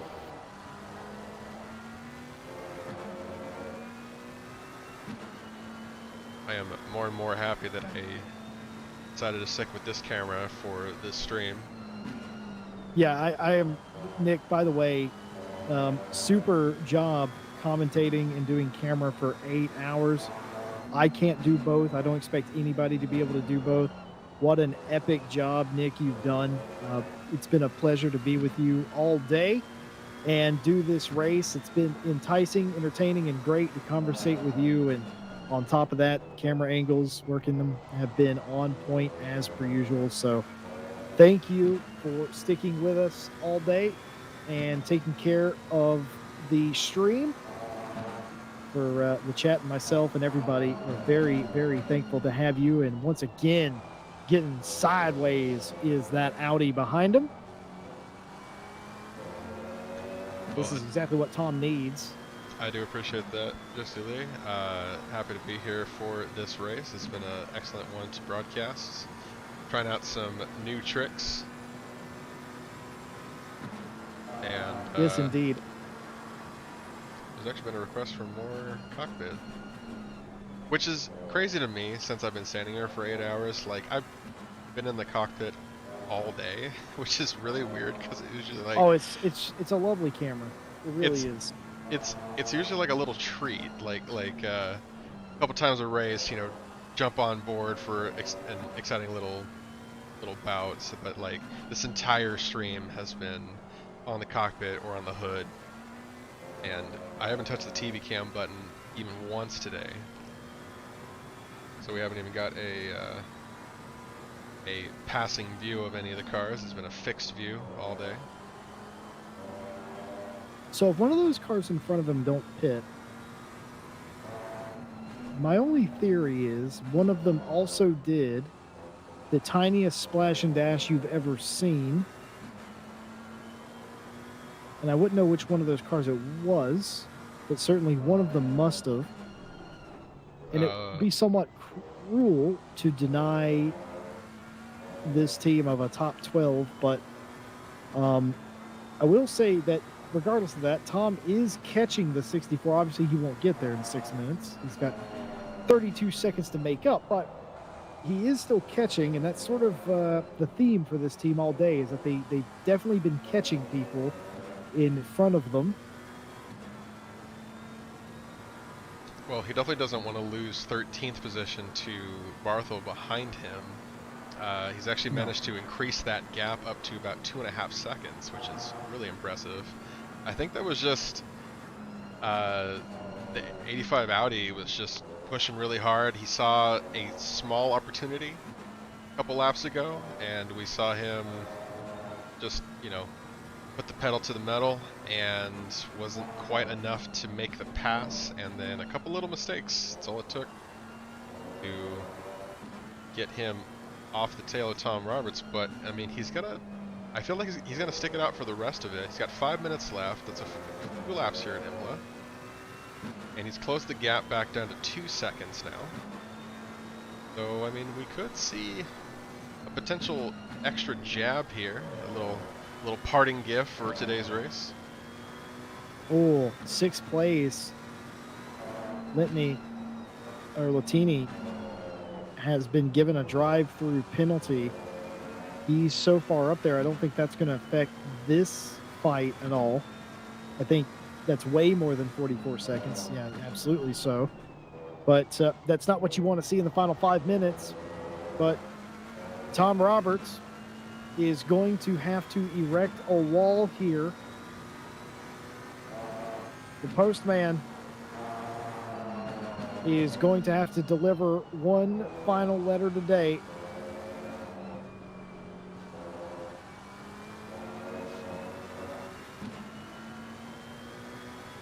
It's going to be about 3 laps for these guys with 4 minutes to go. They're going to have 3 more circuits, and that is going to be it. And that Audi is coming. That thing is digging. You can see it in the mirror there. Look. 6/10 now, getting up close. That's the same spot that he tried to attack on a couple laps ago. But you can see right there, he gets really unstable and loses the ground. So I think he's pushing really hard into that first corner, and then loses it a bit. And then he gets Tom Roberts comes into Sector 2, which we know that the McLaren's been doing really well in Sector 2, and gains that ground again. He's got the launch, and that might be what saves Tom Roberts from losing 13th place to that Audi. Not missing anything up front. The 99 will likely win this race by more than half a lap. More trouble for the 15 car, though, of Latini. They sped in pit road trying to serve their drive-through. That's a stop-and-go 30. That might be enough to move these guys by them. Because you got to think about that. That is a pit stop that's an extra pit stop. Actually, no, that won't be enough, but that might drop them out of the top 10. But like I was saying, the 99 will likely, unless an act of God changes the outcome of this race, the 99 is going to win this race in dominating fashion. Fabian Schmedberger will bring the RCI 799 home, that team of Sundstrom and Ryan Gill, along with Schmedberger. Excellent job. Mia Swenson is almost certainly going to bring home the number 3 Lamborghini for Triple R, home in 3rd place, teamed up with Ishmael Lebrec. What an excellent drive that Mia has had. Kept this thing in podium competition all day. Ishmael, always a quick driver, doing the best he possibly can, and these podium positions, unlikely to change. Mia has a 20-second gap and has done really well on this stint managing that gap. But this is the fight we're talking about right here. This is Tom Roberts. Tom Roberts fighting for his life, carrying the mail one last time, trying to defend against the 85 Audi of Barthel. Leader is on the final lap. They will get one more circuit around Imola. And it might actually be, and right there, losing that ground, he kicked out just a little bit, able to open up that gap just a little bit. He had it down to 6/10. Coming into the last little bit of the course here, they have one more lap to go. Oh, this is going to be crazy in turn 1, Nick. Look how close he is.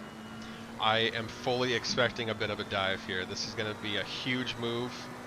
This is the Audi's last chance to try to overtake Tom Roberts, I believe. He knows that he's going to lose him a little catching, bit. but not quick enough. I don't think it's going to be enough. No. He Still is about going a to second have behind. the most ridiculous lunge at the end of this lap.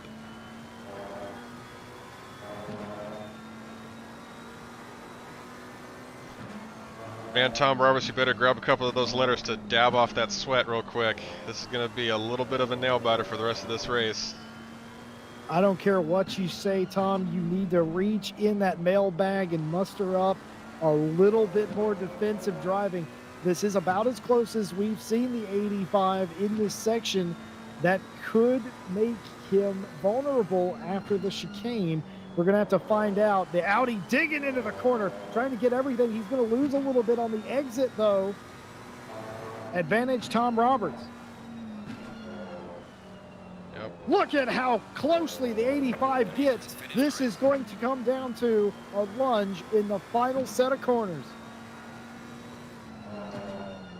It's coming down to how much the Audi's willing to risk to get through this sector. That's going to be about the closest he's gotten so far. Got a couple more corners to do it. Look at the launch out of the McLaren. Tom Roberts putting the pedal down and not willing to give up position 13. He has put his heart and soul into it. Oh, he goes wide! He goes wide! Defensive driving!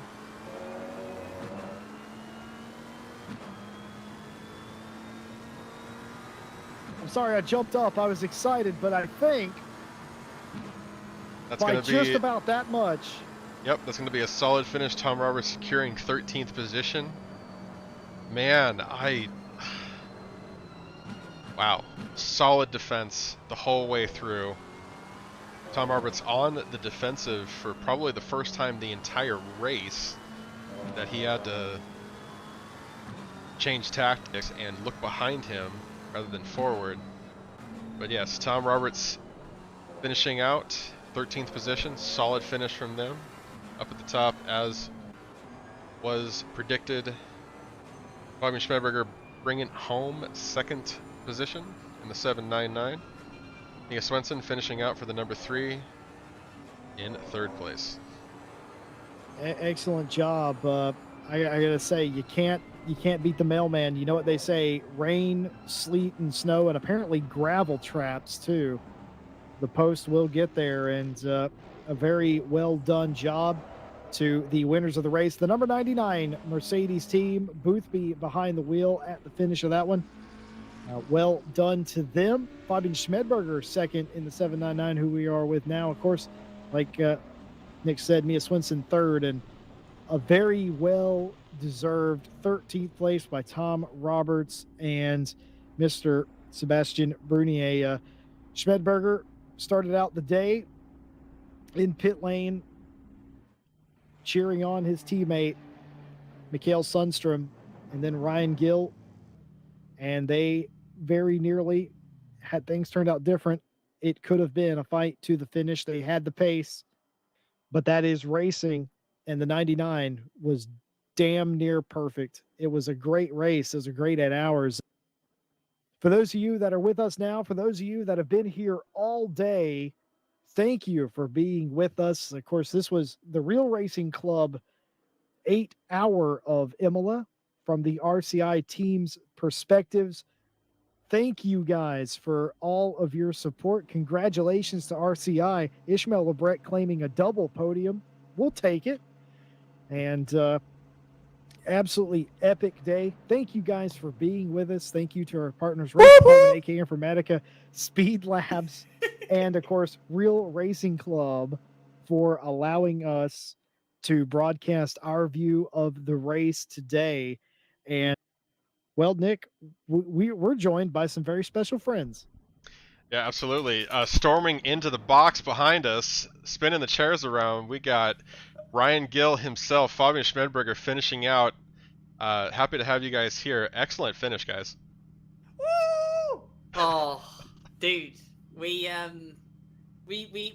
mean, we came into this race. Fabian said earlier on, he said that P5 was a really good goal to hit, and anything else would be a bonus. I don't think Mikhail will be expecting us to say we finished P2. Ryan, I have to ask, you had that spicy sandwich before you got in the car. Did that ever come back to bite you? No, it didn't. The sandwich never came back to bite me. Well, there you have it. The key to success in endurance racing is a spicy chorizo sandwich. The secret weapon deployed. I got to ask, guys. You may have finished second. Honest to God, though, it must feel like a win for you guys. What an incredible race! I mean, I think going into the event, obviously with Sidemax in there, we knew that they were going to be the team to, team to beat, team that were probably going to win anyway. I mean, they, in terms of quality that they have in the team, they, I think head and shoulders above everyone else here. But I don't think we expected to be as close as we were for the whole race. Obviously, we had our own set of issues, but they didn't have it easy either. So P2, but like we're not dissatisfied at all. It's, I think, like Babs and I were saying, it's probably the best endurance race we've had, definitely in terms of results. Absolutely epic job by you guys. Make sure that you let Mikhail Sundstrom know that we said congratulations. We're also joined by the mailman and the ASMR man, I guess. I don't really know what we're going to call them. These are the things that happened today. We learned that Tom Roberts is a mailman. We learned that Sebastian Brunier has a voice for audiobooks. And we learned that a spicy sandwich and some Germans is the best way to podium a race. It's just fantastic, guys, especially Tom, the way that you defended. I mean, that was an nearly perfect defense by you guys to finish 13th. Barring the issues that you guys had, you got to feel good. You gained more than 12 places after the pit stop and did so much good work on the track. And I don't think the day could have ended any differently with you having to, for the very first time, defend your way to a 13th place finish. I'll tell you what, I've just stood up from my seat and I've had to peel my shirt off me. I was sweating that much. I don't doubt it. Oh, He kept I'll tell you catching what, you though. and losing it, and catching you and losing it. Yeah, Like- it was real intense. And yeah, I have to admit, he got under my skin a bit. I was thinking, what is he doing? I'm waiting for this dive bomb into the final two turns. Thankfully, it never came. So props to I think his name was Patrick. So if he's out there watching this, and that was a really intense fight, mate. I really enjoyed that. But yeah, it was it was a lot of fun, that race. I think I certainly am really happy as well, and Seb as a teammate, he's done a fantastic job helping me get to where I was, and obviously I talked about this earlier in the stream as well with the setup he's made. The car felt so good. Just I was able to put in lap after lap after lap, and it was a joy to drive it, and just just really it's not relief at the minute. It's just like not even just thank God that's over. Just The adrenaline is still pumping. yeah. Seb, you got to be feeling good for the future. If this is what you guys can accomplish on a day where you had to overcome adversity again and again, you got to be thinking top 10 any day whenever you're on the top of your game and nothing goes against you. You have to be excited about that. Yeah, absolutely, because it's the first time we drive together, and it works out to be really good, and the team is definitely working. AJ was not here today, but AJ Jones, we drove together as well, and I have great confidence that the three of us, it will work perfectly fine. So yeah, it's good for the one-off race before the season to experience a few difficulties and to see how we overcame them and what we could achieve out of them. It's pretty nice and really good for team building, I would say. Well, ladies and gentlemen, Seb Bernier, Tom Roberts, 13th today, overcoming adversity, making it look good, hauling the mail. Good job to them. And of course, Mr. Fabian Schmedberger, Ryan Gill, and of course, Mikael Sundstrom finishing second. And could not forget Mia Swinson and Ishmael Lebrec coming home third. For everybody here at RCI, all of our partners, we would like to thank you for joining us for this long 8-hour race. And we thank you for watching Real Racing Club. Thank them for allowing us to broadcast our stream of the race. And thank you all for being here with us. We hope that you've enjoyed. We'll see you next time here at RCI.